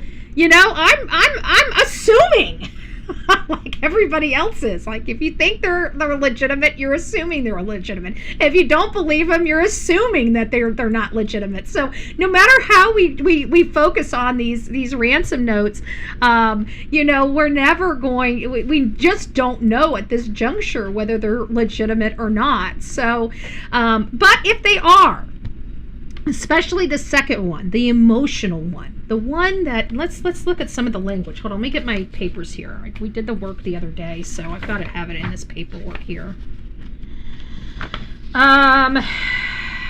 So second note. Let's read what we've learned about the second note. So the second note said she had died shortly after she was taken. So in my opinion, always said Savannah is a see you next Tuesday. There you go. Always said see you next Tuesday. Yeah. I get it. You know, she seems sweet, but obviously she has a side that many people don't want to acknowledge. Okay, she's ruthless, and you know what, you got to think about it, because media was ruthless back when she was getting into media, so she had to have ruthlessness. And then for her to be picked up for somebody like the Today Show, you need to have that ginger personality with that ruthlessness. So I think that we're not seeing the full package of Savannah Guthrie, truly. I don't think I think we know her from what we see on TV, which, I mean, look at Megyn Kelly. She looks like a sweet person, right? Megyn Kelly is the biggest see you next Tuesday that I've ever met, okay? Along with Candace Owens. But, actually, I should say, well, I won't say that about Jeanine Pirro, but Jeanine Pirro is probably just as shitty as Greg Gutfeld. I know these people. I've met these people. Their attitude sucks. Their attitude to us little people suck. Okay, you can, when they're in their big wigs, they're the liveliest, happiest, got time for you people. But when they're dealing with the little people, the people that make them who they are, they don't got time for it. And Janine Pirro, it had to do with a child. The child wanted to take a picture with her, and I saw her face, like she looked like she couldn't stand children, and I'm like, what a scumbag. Like that's the lady, the prosecutor for Washington, D.C., Janine Pirro. So anyways, the second note said she had died shortly after she was taken and was buried in nature. And I even popped in there. I was like, this is just a kid. She loves you. She's like, I don't care. I mean, she's something. So the second note indicated that Nancy had died, did not apologize for taking Guthrie, and did not request any money. That's what we heard, okay? That's what some media outlets are reporting that have the note. The second note indicated that Guthrie had died, did not apologize for taking Guthrie, and did not request money. So, according to Howard Bloom, however, with airmail, he cited sources close to the case and said the second note opened. Now, we just heard the lady from Chris Como, she ended with the apology.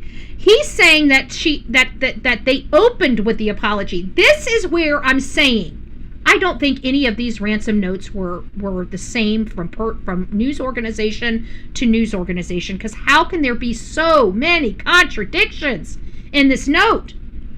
But we're going to get to Clay Couch here in just a second, because I think this is interesting.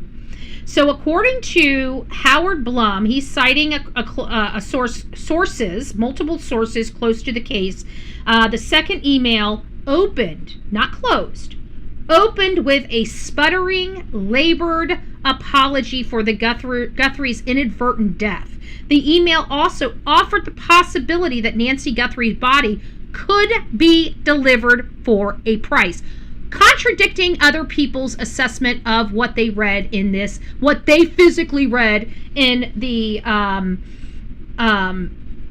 note. So I even noted the conflict. Note the conflict. I put in here in big bold letters, note the conflict. And my note the conflict says, NBC/ABC sources say no direct apology, no body returned offer.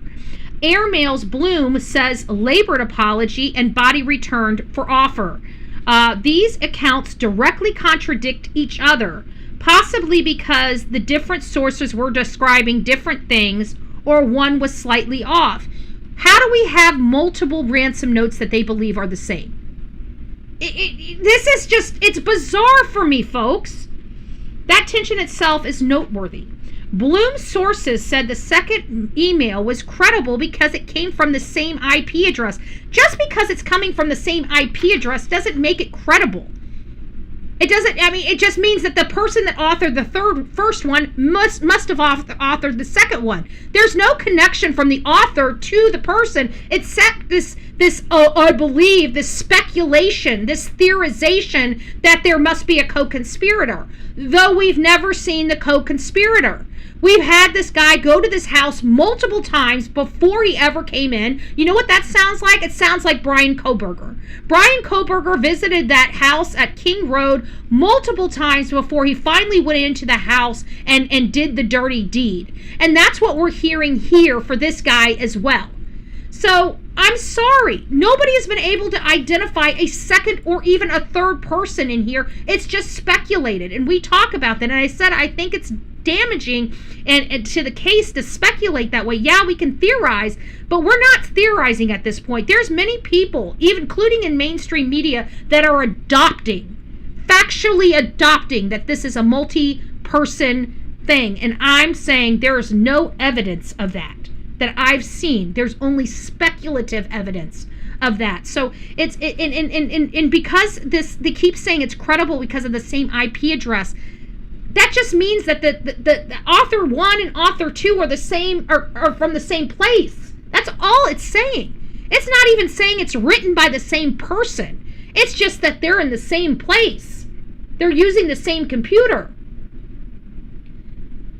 It doesn't mean that even the people that are writing this letter are the ones that actually went inside that home.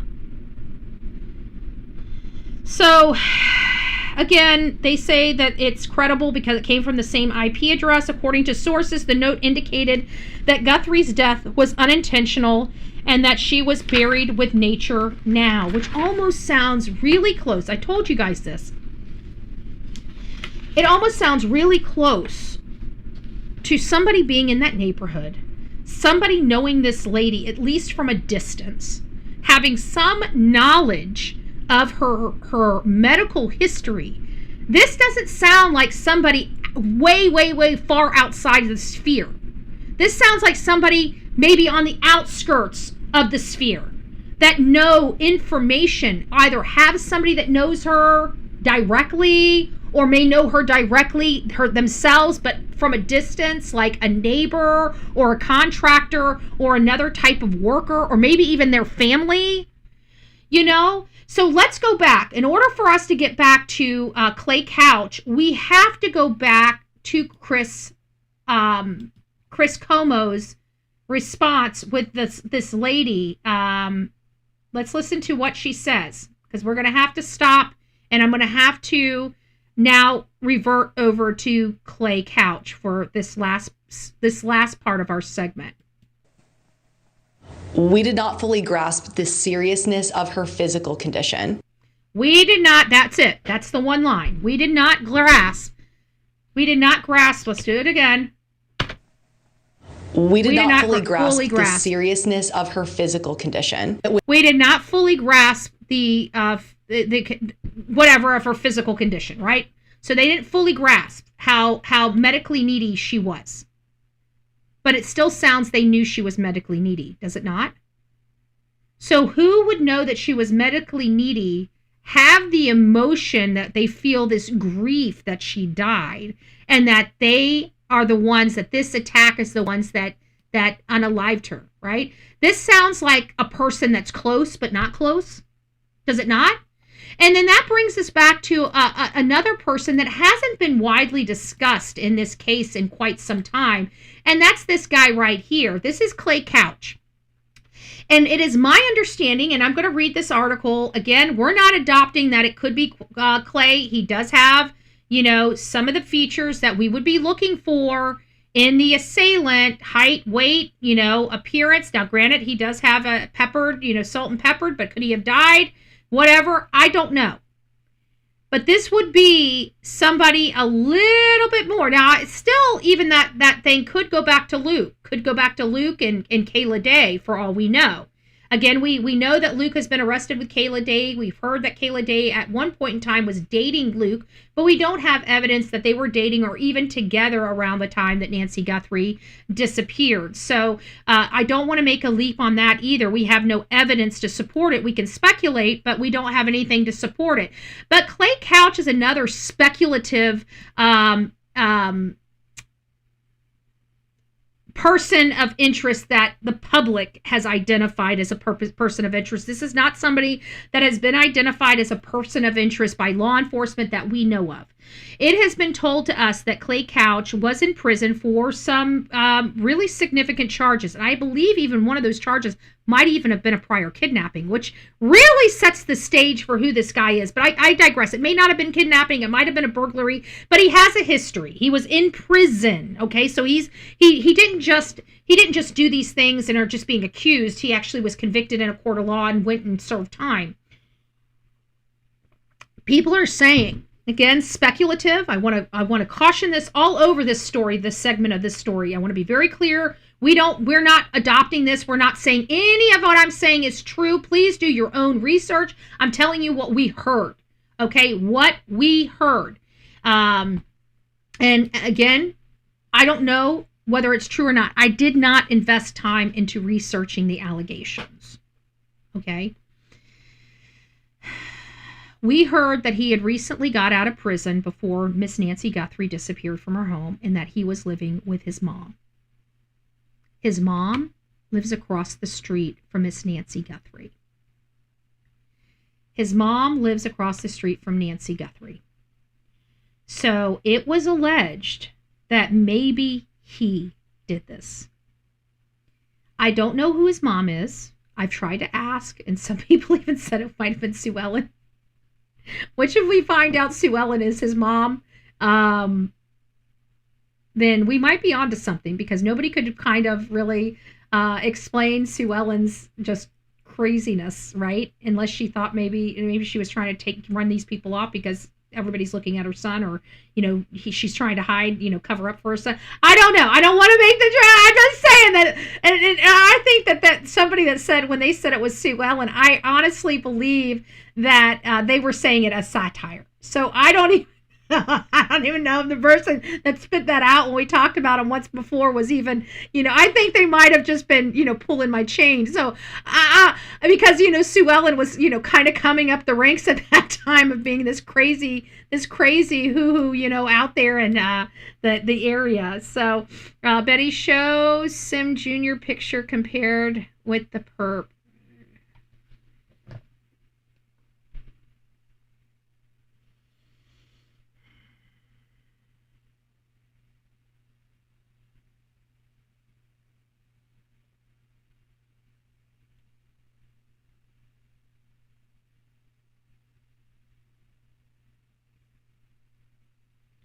But he hasn't came up in anything. I hate throwing somebody under the bus that I don't even know who he is. But I think this guy's probably a little too thin for. I think he might be too thin for the guy. So there is, and what did you call him? Sims Jr. Hold on, Nina. I'm trying to get back up where I was. I don't know where you were. Hold on. Let me see. There you are. Show them Sims Jr. picture compared with the perp. So here's Sims. Can you guys see that? There he is. So that's another person that's come up in the mix of things. But, and I think his face, well, at least from this angle, looks really narrow. It looks almost too narrow. It doesn't look as full as what because, I mean, the person had like a melon. And the perp had a melon, okay? This guy here has a melon. He looks like he's got a melon, okay? I have a melon, right? I like some people have those nice, beautiful oval faces, and some people have freaking, a melon.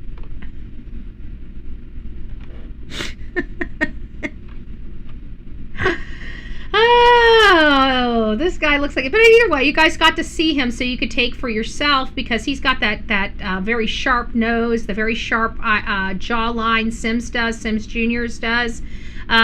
So, we are looking for somebody with some sharp, rigid, something, right? But what about Clay's right arm tattoo? I don't know anything about the guy. This is about as much as I've looked into this guy. I mean, we did a show, and I didn't even, we even touched on Clay Couch in one of the shows, but it wasn't titled "Who is Clay Couch?" because I tried to do a search in my my show for Clay Couch, and I couldn't find it. So unless I did him on the other channel, I don't know. I'll have to go over there and check it out. Maybe I did a Clay Couch on the other channel and just forgot it. But I know for a fact we did a show on Clay Couch. And I almost remember saying, "Who is Clay Couch?" But for whatever reason, maybe I put it on the little channel. I might have put it on the little channel. I'm not sure. But, this is something that was brought about by Jonathan. Jonathan was looking there. He said Nancy Guthrie's neighbor, Clay Couch, is a habitual criminal with burglary. And so he does have kidnapping charges. His lawyer named Mark, who just happens to be Facebook friends with Sheriff Nanos and Walter Nash. So that's quite interesting. But, when was this guy released from jail? Is he living at home with his mother? Because if he's living in another area of Arizona and he works a 9-to-5 job, this might be kind of right up the alley of what we're looking for. But I don't know. Again, the emotional part of the letter, it sounds like that when you listen to the second ransom note, it implies that they had some personal knowledge of Nancy. That's what it implies. They had some personal knowledge of Nancy. That's the way I look at it. To me, it sounds like they knew of her medical issues and didn't realize they were as significant. That's somebody that has knowledge of Miss Nancy Guthrie. that's telling me that's closer to home than what we need to know. And that's if we believe true. Again, these ransom notes, are like by the 6th, most of us had already adopted that Miss Guthrie was deceased. But if that 6th ransom note, the one that was received on the 6th, which is ransom note number 2, so they believe ransom note number 1 that was received on February 2nd, 40 hours after she disappeared, could be authentic, and the second one after that was received on the 6th could be authentic. Of course, according to secret sources, law enforcement has it said that they think they were authentic. Everybody else has spoken on behalf of law enforcement, has said that they believe that they are legit.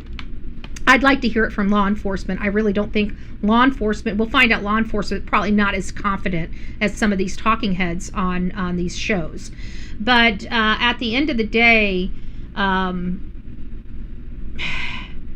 it seems like in the second one that the person seemed to be heartbroken over Nancy's demise. It seems to me that the person had knowledge of her ailments but didn't realize they were so significant. So that tells me, if true, that this person knows who Nancy is, but not so close that they have these personal private knowledge. So that tells me we have a net, her sphere of influence, her friends, her children, and everybody that she deals with personally regularly. And then you have these other people out the outer sphere. Those are people that could be connected to her friends. Those are people that could be service providers. Those are people that she's not overly familiar with, friendly with, or anything. She may know what they look like. She may say hi to them, but she's not playing mahjong with them. You see what I'm saying? Those are the people on that outer sphere. They know her, she knows them, they know her family and friends, things like that, but they're on this outer sphere. They're not, connected to her directly. So they have some knowledge about her, just not specific knowledge about her. And that's what it sounds like to me. So when you start looking at that aspect, where did that aspect come in? Could Luke fall into that? Yeah, he could. He could fall into that. Could a neighbor's son fall into that category? He just wanted a payday. He didn't want to kill a lady. He never anticipated this being this. He just needed some money. Could somebody like that? Yes. This is an associate, affiliate, somebody that's like arm's length, right? This could be somebody that I would be more engaged with as being a person. I'm not looking at the family statistics. The statistics do bode with the family being a culprit 23% of the time, but affiliates and associates have a whopping almost 60% in cases like this. 60%, it's an associate or an affiliate of yours, somebody that's a contractor, worker, helps you out, helps you with your groceries, helps you clean your home. It would be more of those types of people than it would be family, by almost 60%. So I'm looking for somebody that's outside of this home but still has common knowledge of Miss Guthrie. Luke and his mother could fall into this category. Clay Couch and his family could fall into this category. They're all in that community. They would be emotional if somebody had perished. It's nice to see it. It's 857 Tucson in here. Oh, there you are. Good morning. It's nice to see you. Good morning. But it just seems to me that there is some, if true, I have to keep putting that caveat on them, because it seems to me like anybody has reasonably concluded that she was deceased by the 6th. So, for them to sound real, I don't know. Maybe they just wanted to support that they were the real person, or, shame on you for not sending me the $4 million. Now your mom's dead type of thing. I don't know. I because there's so many people that are putting so much weight into these ransom notes, it makes me feel like there's got to be some legitimacy here, and I just want to know what the legitimacy is. And I think it comes down to what she was wearing. We need to find out, were they talking about her pajamas or what she wore over to Annie and Tommaso's house? 6 months later, which we're about to cross over the 6-month marker, we shouldn't be questioning something like this. We're not asking what she was wearing. We're not asking for specificity here. We're asking for generalization. Was it evening clothes or was it day clothes? That's all we want to know. Hardly goes through to the integrity of the investigation, but what a world it would mean for the rest of us. They're also saying that because the reason why they lied and deceived the public is because they believe that if we believed Nancy was deceased, that we would stop talking about her. First of all, I don't know what idiot says that. Because the true crime community doesn't stop looking for people because they're deceased. They just change where they start looking for the people because they're deceased. Okay?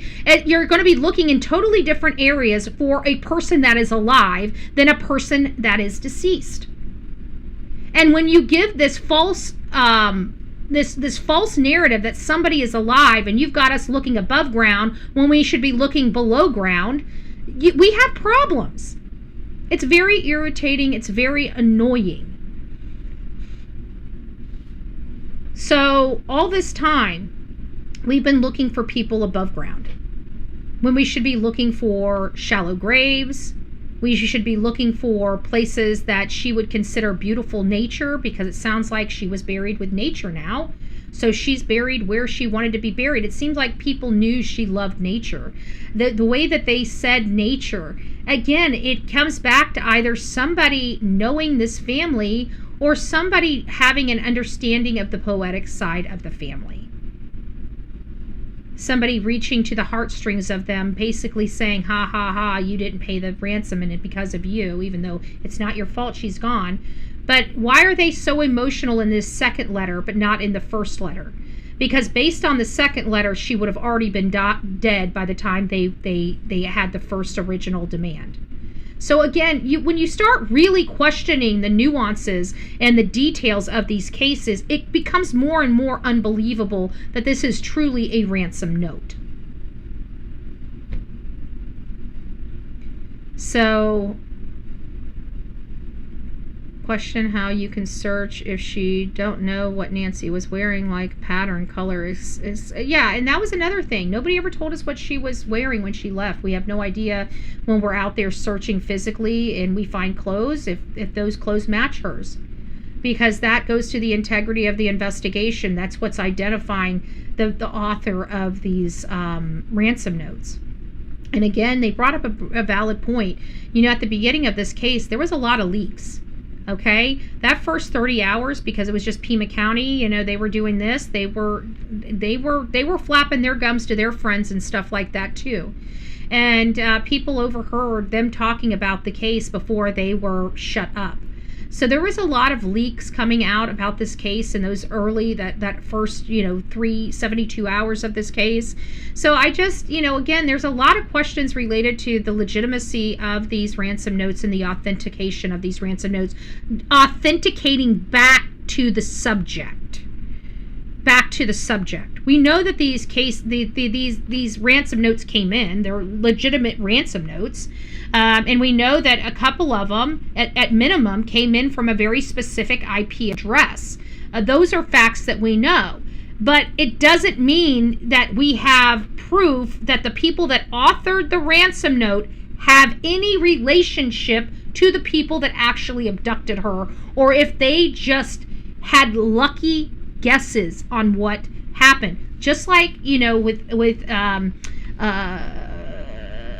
Ashley Banfield. Whenever she was talking about Tommaso being the prime suspect, when she made that leap and pissed everybody off just days before the masked gunman was released by the FBI to the public, she went on there and said, my sources tell me that they're looking at Tommaso, right? They're looking at Tommaso. So, again, there was a lot of people that were leaking a lot of details. Did somebody get a hold of some details that they weren't supposed to get a hold of and decide to try to scam and con and connive? Who would be better suited for hiding IP address and knowing exactly how this works other than somebody affiliated or associated with law enforcement? I mean, you could make the leap. So I'm not I'm not really all in on, I just want to know, what would really get me on the fence that these are legitimate is the clothing. And we're not going to know because, again, I'm just going to tell you, I hope that I'm wrong. I hope that I'm wrong. But we're not going to know until mainstream media needs a click and a view. Then they'll release it. I have literally no respect for a lot of media anymore. The people I do have respect for, Brian Enton, Nancy Grace, even though I'm yelling at Nancy Grace. I'm yelling at Nancy Grace because I think she's wrong. I think she's wrong for constantly giving her friend a pass that she would never give any normal case. She would never be talking about any normal case. Anybody that acted like Savannah Guthrie, she would be criticizing. But because this lady's her friend, she allows her to do whatever she wants without regard to however she's spoken about other cases. So I literally have Nancy Grace saying, what Miss Guthrie is doing, she has condemned families for doing. Condemned them. I've got her on record condemning families, but it's okay because it's Nancy Guthrie and Savannah Guthrie. So those are the things, I hold people accountable regardless. And whether it's Nancy Grace or not, doesn't change the fact that I love Nancy Grace and I think she's an awesome journalist, right? I think sometimes that she allows her friends and her friendships, which she's in the biz, right? That's why mainstream media is frowned upon because it's controlled. Even by when we have to deal with their own people as part of a major breaking news like Savannah Guthrie. They changed the script to fit their friend. And I don't like that. It makes me feel, 857, Blackhawk. It's been a while. Family cleared, learn it. They say the family's cleared, but I'm just saying, I've never went after the family. Maybe you haven't been here, Blackhawk. I've never went after the family, never accused them. Actually, I lost a lot of viewership at the beginning because I refused to accuse the family. I lost a lot of viewership. They wanted me to go all in on Tommaso, and I wouldn't do it. So they went on channels that would.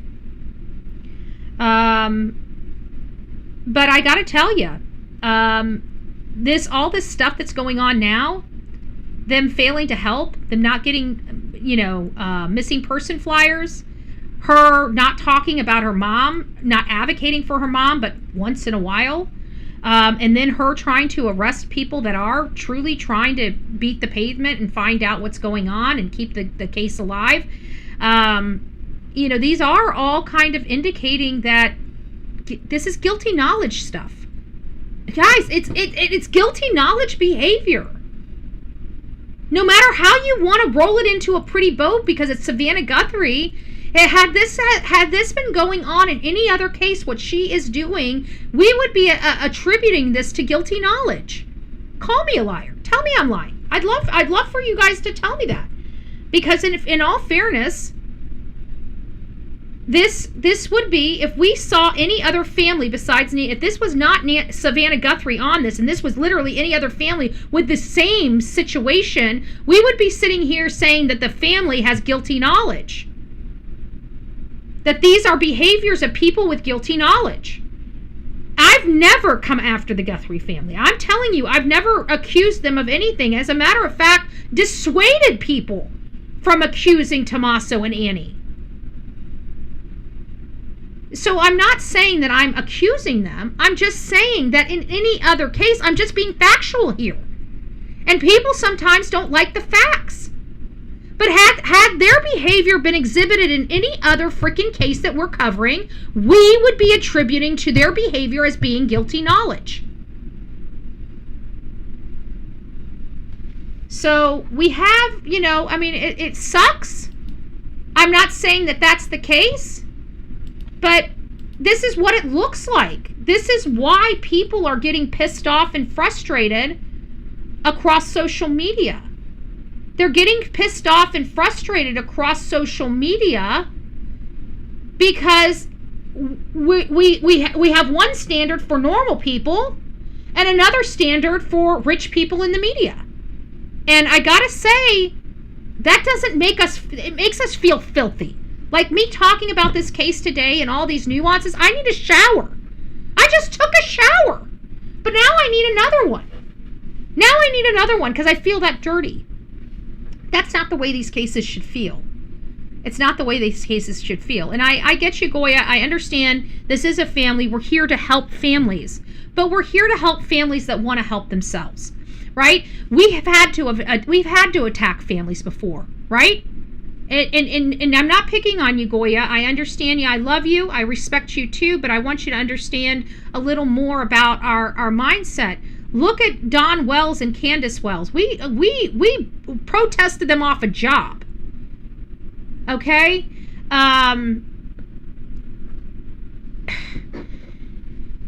There are consequences to behaviors of families that don't act in accordance with what people think they should act like, whether it's right, wrong, or indifferent. This is the public opinion, the court of public opinion. And it's a very strong court, okay? It's not the court, but it is a very strong court.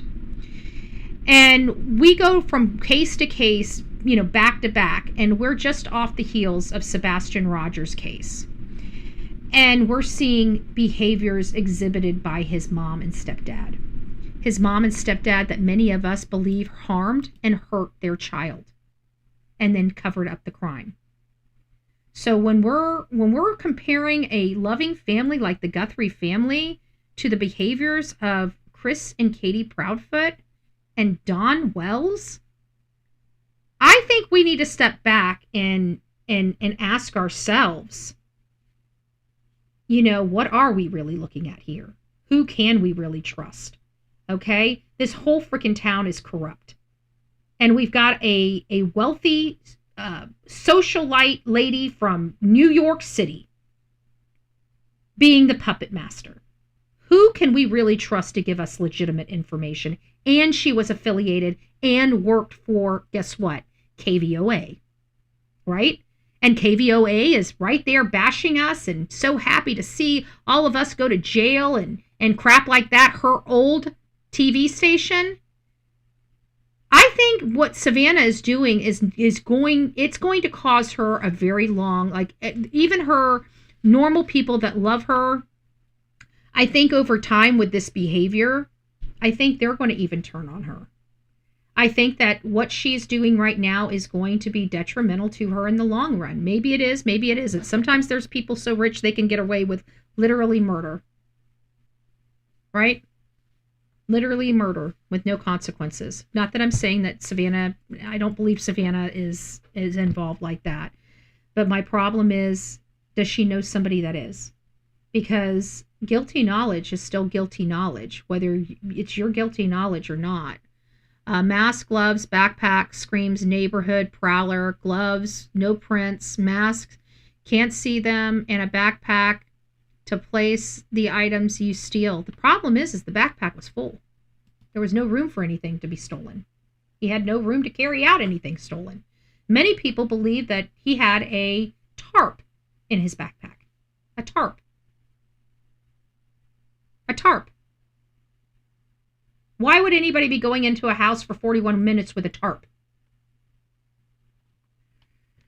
So, there's that. I don't know.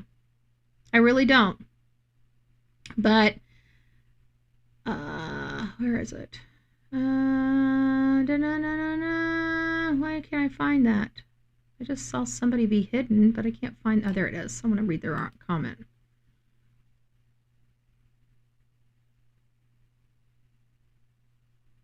Who are you referring to? Everyone's auntie. You were timed out on 857's TUCSON channel last night for calling names. Who? It wasn't me.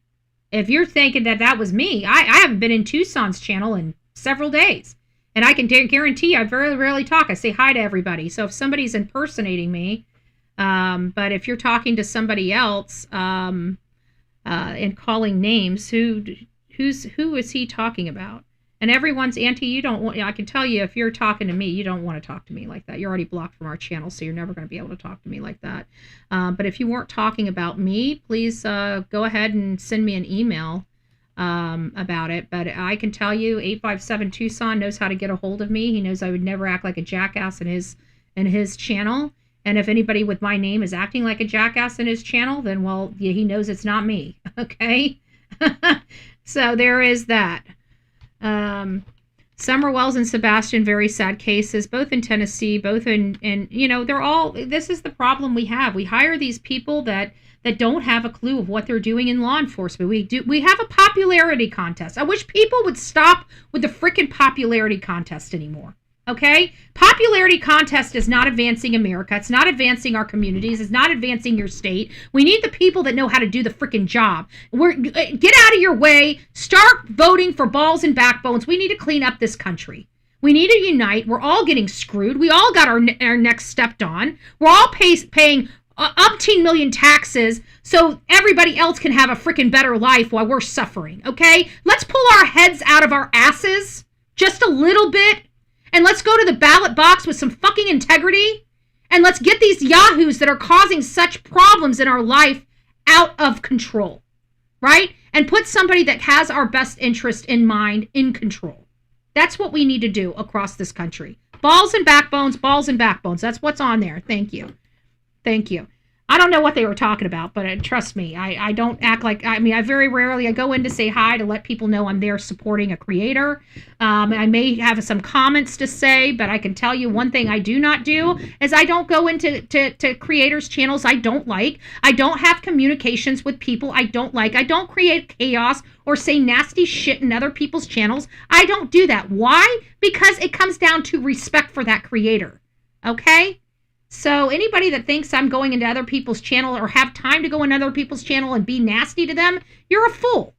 Okay? I don't even have time to be nasty to myself. Okay? Some days I just don't like me. Okay? And guess what? I still have to say, oh, get up, beautiful. It's time to get to work, beautiful. Put one foot in front of the other, beautiful. How am I going to have time to be mad at somebody else when I don't even have time to be mad or even pay attention to my own damn life? I'm just saying.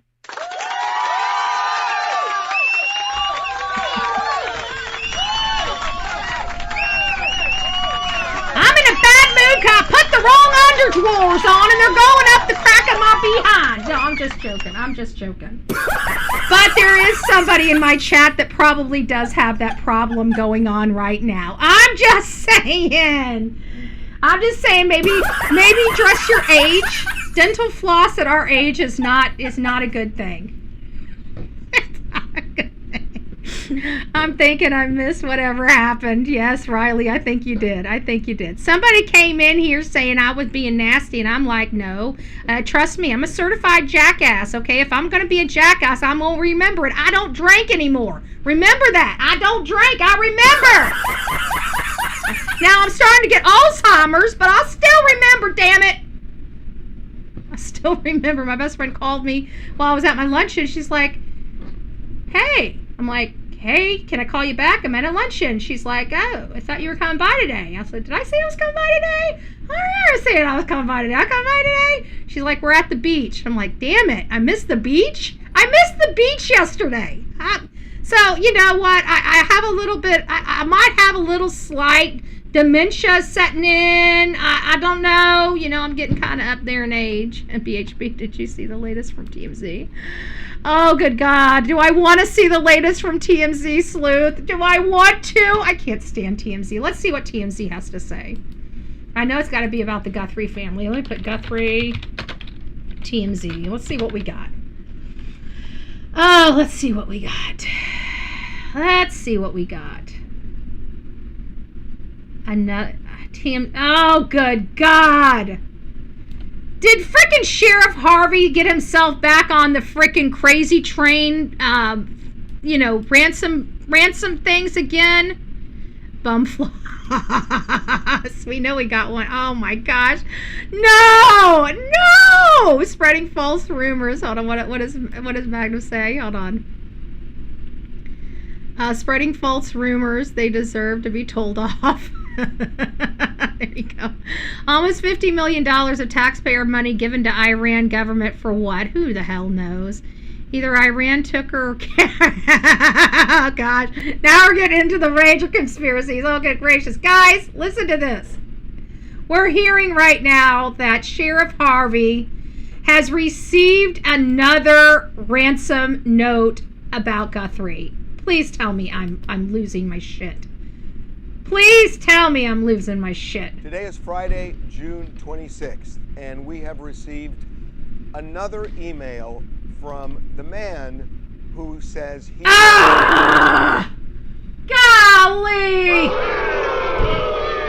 This is what happens every time we get this drunk, drug addict, piece of shit named Harvey Levin on our chair. This is why we don't involve him into anything.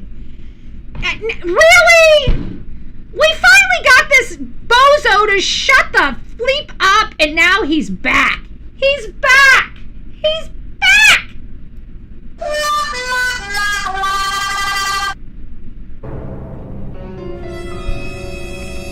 Harvey Levin received another ransom note. Harvey Levin received another ransom note today.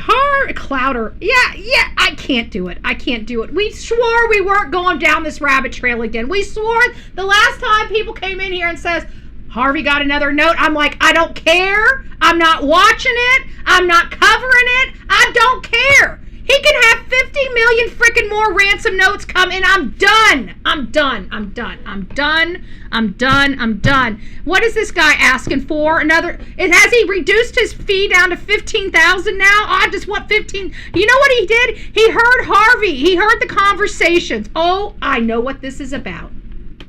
I know what this is about. The scammer heard that Harvey talked to the FBI about paying him. I bet you anything that's what it's about. He heard them saying, I was going to pay. I tried to let the FBI. I was trying to let the FBI, I was going to try to pay them just to see what they happened. They're like, ooh, we were going to get money. Oh my gosh. Let's reach out to him again. Maybe this time he'll go ahead and pay us. What do you think? What do you think? I bet you anything that's kind of what they're thinking. I'm just saying.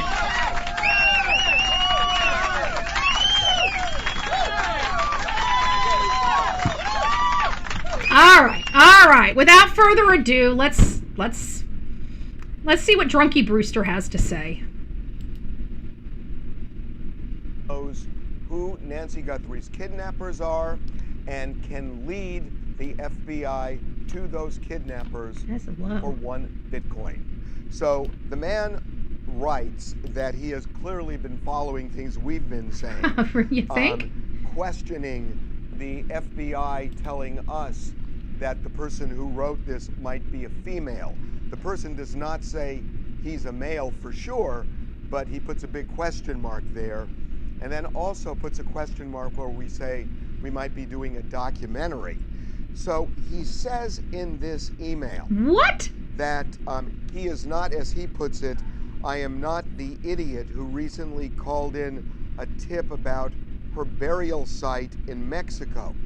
He goes on to say only 2 are directly involved, and I doubt they would be the ones calling to snitch on themselves.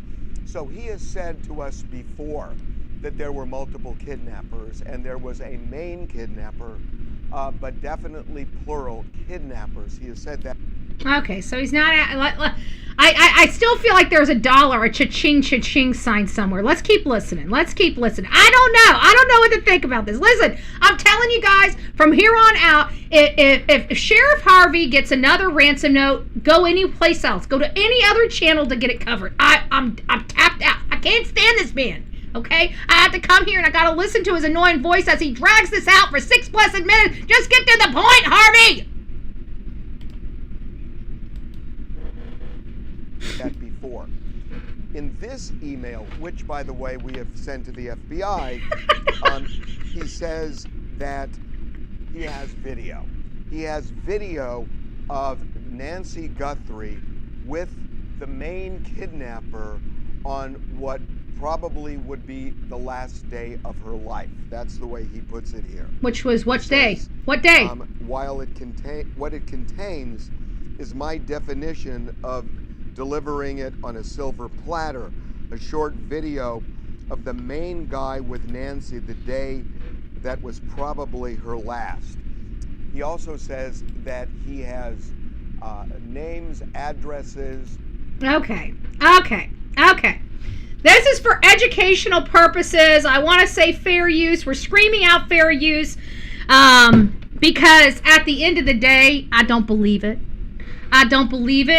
He's got all this information and our handy dandy people out there can't find it. Okay. So our law enforcement just not equipped to handle kidnappings in America. We can handle go finding a terrorist in the middle of nowhere in a desert inside a cave with multiple wives, but somehow we can't find a person locally with an old lady.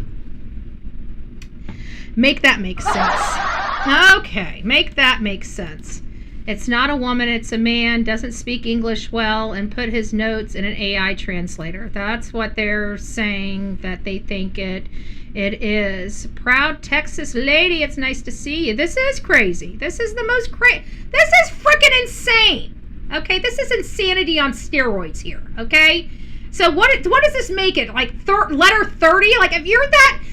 Listen, dude, if you need a pen pal, Harvey, it brings me back to that guy in the car. Are you TMZ? Are you going to make me famous? This brings me back to that dumbass in the car that rolled up on 857 Tucson. Does this not? I mean, this is why that guy looks so attractive to us.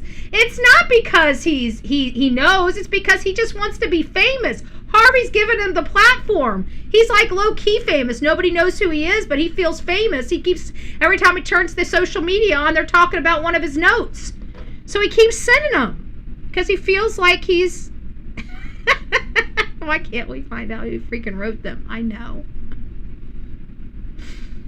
Harvey, he's given you $1 million worth of contracts and advertisement. Pay the damn man, okay? Just give him the money. He's earned it, okay? He gave you a lot of content. He made you a lot of money over the last few months. I think you need to pay him his cut. His cut's 1 Bitcoin. Get it on it, Harvey. Sheriff Harvey. He gave you at least $1 million in clicks and views. I know you've gotten at least $1 million over this case. I know you have. There is no possibility of having a facility like that with all those employees unless you ain't making bank. You got to be making some serious money. Pay this man. Pay this man. Let's find out who he is. Pay him, damn it. Phone numbers of the kidnappers. Now, he says he has that video in a phone, and the phone is turned off. It is in a secure, secret location. Oh, okay.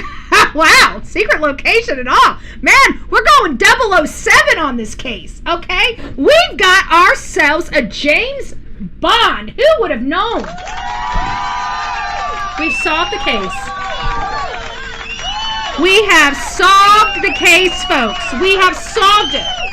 Law enforcement just needs to go find and arrest James Bond. We did it. Thank you, guys. I know. The Bullhorn Betty channel is just awesome. Yes, thank you. Thank you. We just need James Bond. Where's James Bond? James Bond, we have a warrant for your arrest, okay? We have a warrant for your arrest. But a location easy to find if you know where to look. If you have the secret code. If you have the secret code, folks. If you have the secret code and the the phone in the secret spot, you got to find the phone in the secret spot, and then it gives you the code to find her. Okay, guys? It's a freaking scavenger hunt. We've got ourselves an official abduction ransom scavenger hunt on our hands right now. Thank you, Sheriff Harvey. Deposit box. But he says easy to find if you know where to look. And he says that if he gets a Bitcoin, he will deliver, as he puts it, on a silver platter, exactly how to get access to this phone, including the password. So, there it is. There it is. So let's remind everybody in our chat. They originally started out with a full Bitcoin, okay? He wasn't biting. He wasn't nibbling.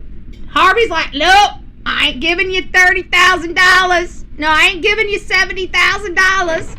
And they're like, okay, Harvey, okay. Here's the new negotiation. We'll take a half a Bitcoin. Will you accept a half a Bitcoin, Sheriff Harvey? And he says he has to phone a friend. And then he says, nope, not good enough.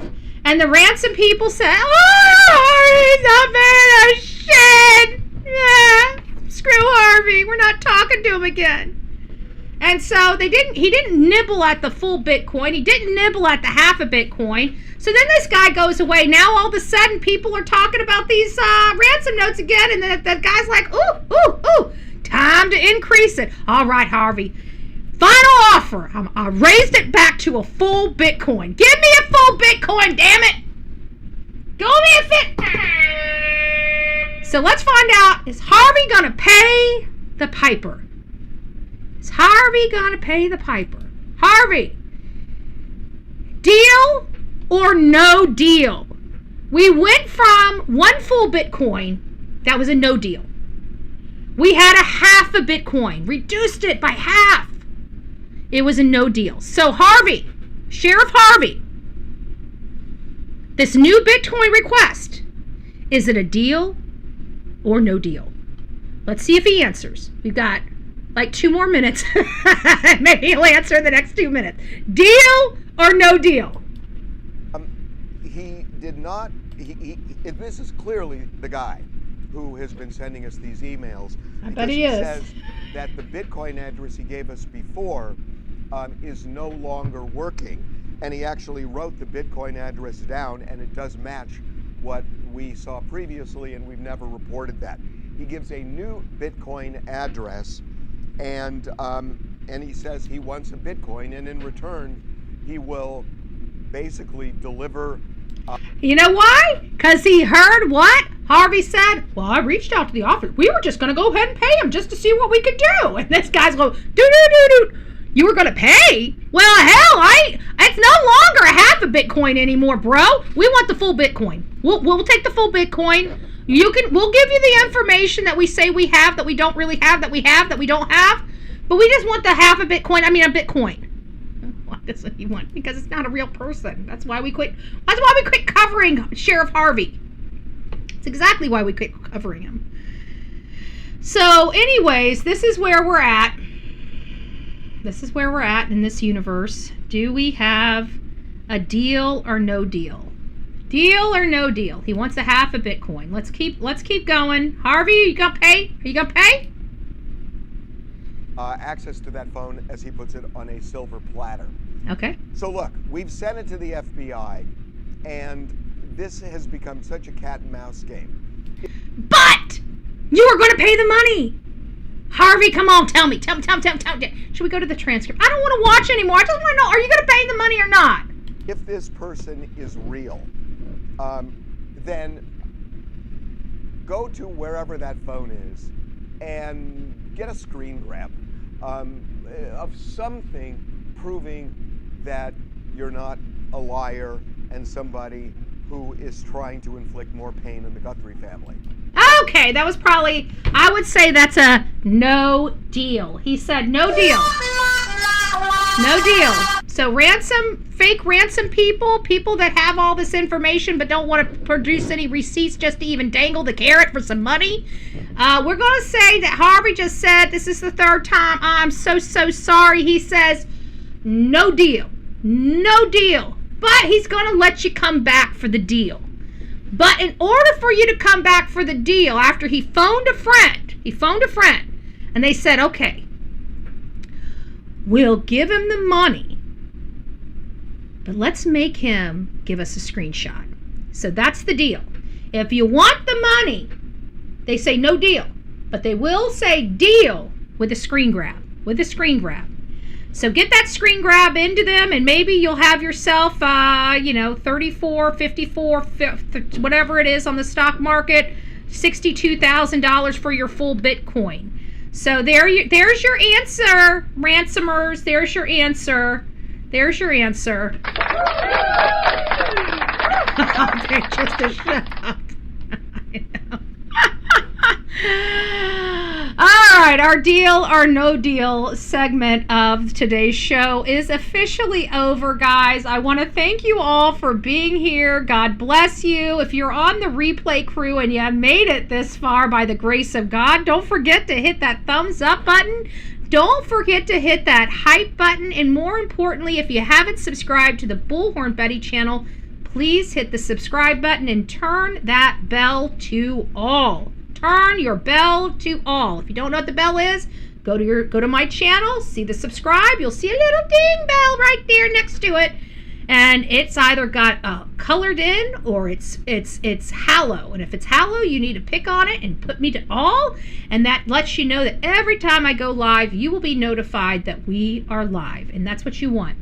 So there are many ways that you can help this channel grow. By clicking and viewing this and watching our advertisements, that's a great way to help this channel grow. It's a great way to get monetization to this channel. Other ways are become a member, a monthly partner for a nominal fee that really helps this channel grow and allows us to be able to do more. The more monthly partners we have, the more monthly income that's stable for this channel to start making plans further in advance than we do currently. And then of course you have all your ways: super chats, super stickers, and more importantly, super skanks for super skanks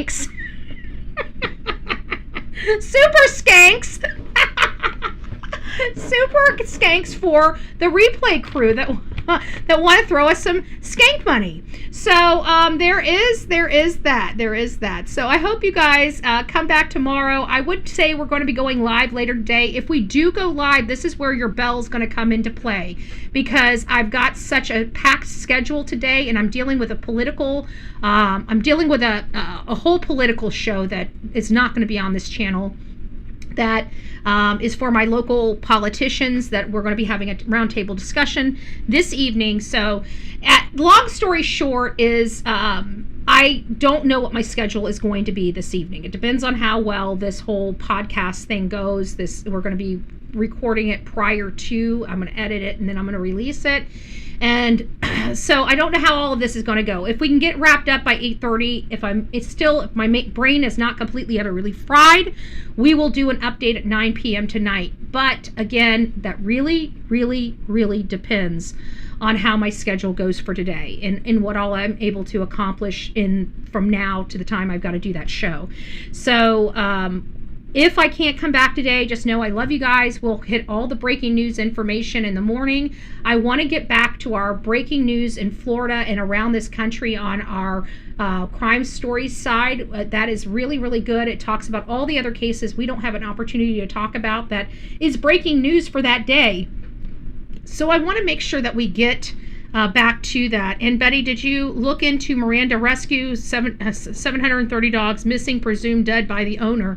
I have not had an opportunity to look into that because I've been inundated this week. I've had a lot of political responsibilities and obligations, as well as obligations here for the show. So this time of year and every election year, we are spread very thin on this show because I'm very, very much involved in my community. I'm very much involved in my politics. And I know we don't like talking about those things on here, but it is part of my every single day life. I am an activist. I'm an advocate, not just in true crime, but also in politics, because I believe that if it wasn't the failure of our politics, our law enforcement, and a host of other things, most of these cases wouldn't even be on our show. So we try to fight the problem, and of course we see the results of them on the Bullhorn Betty channel. So guys, come back tomorrow. We'll see you guys then. Rock it out with your coffee beans out. Don't forget to be fearless. If you see something, say something. An ounce of prevention is worth a pound of cure. And until next time, please be safe, but more importantly, kind to one another. God bless, and we'll see you soon.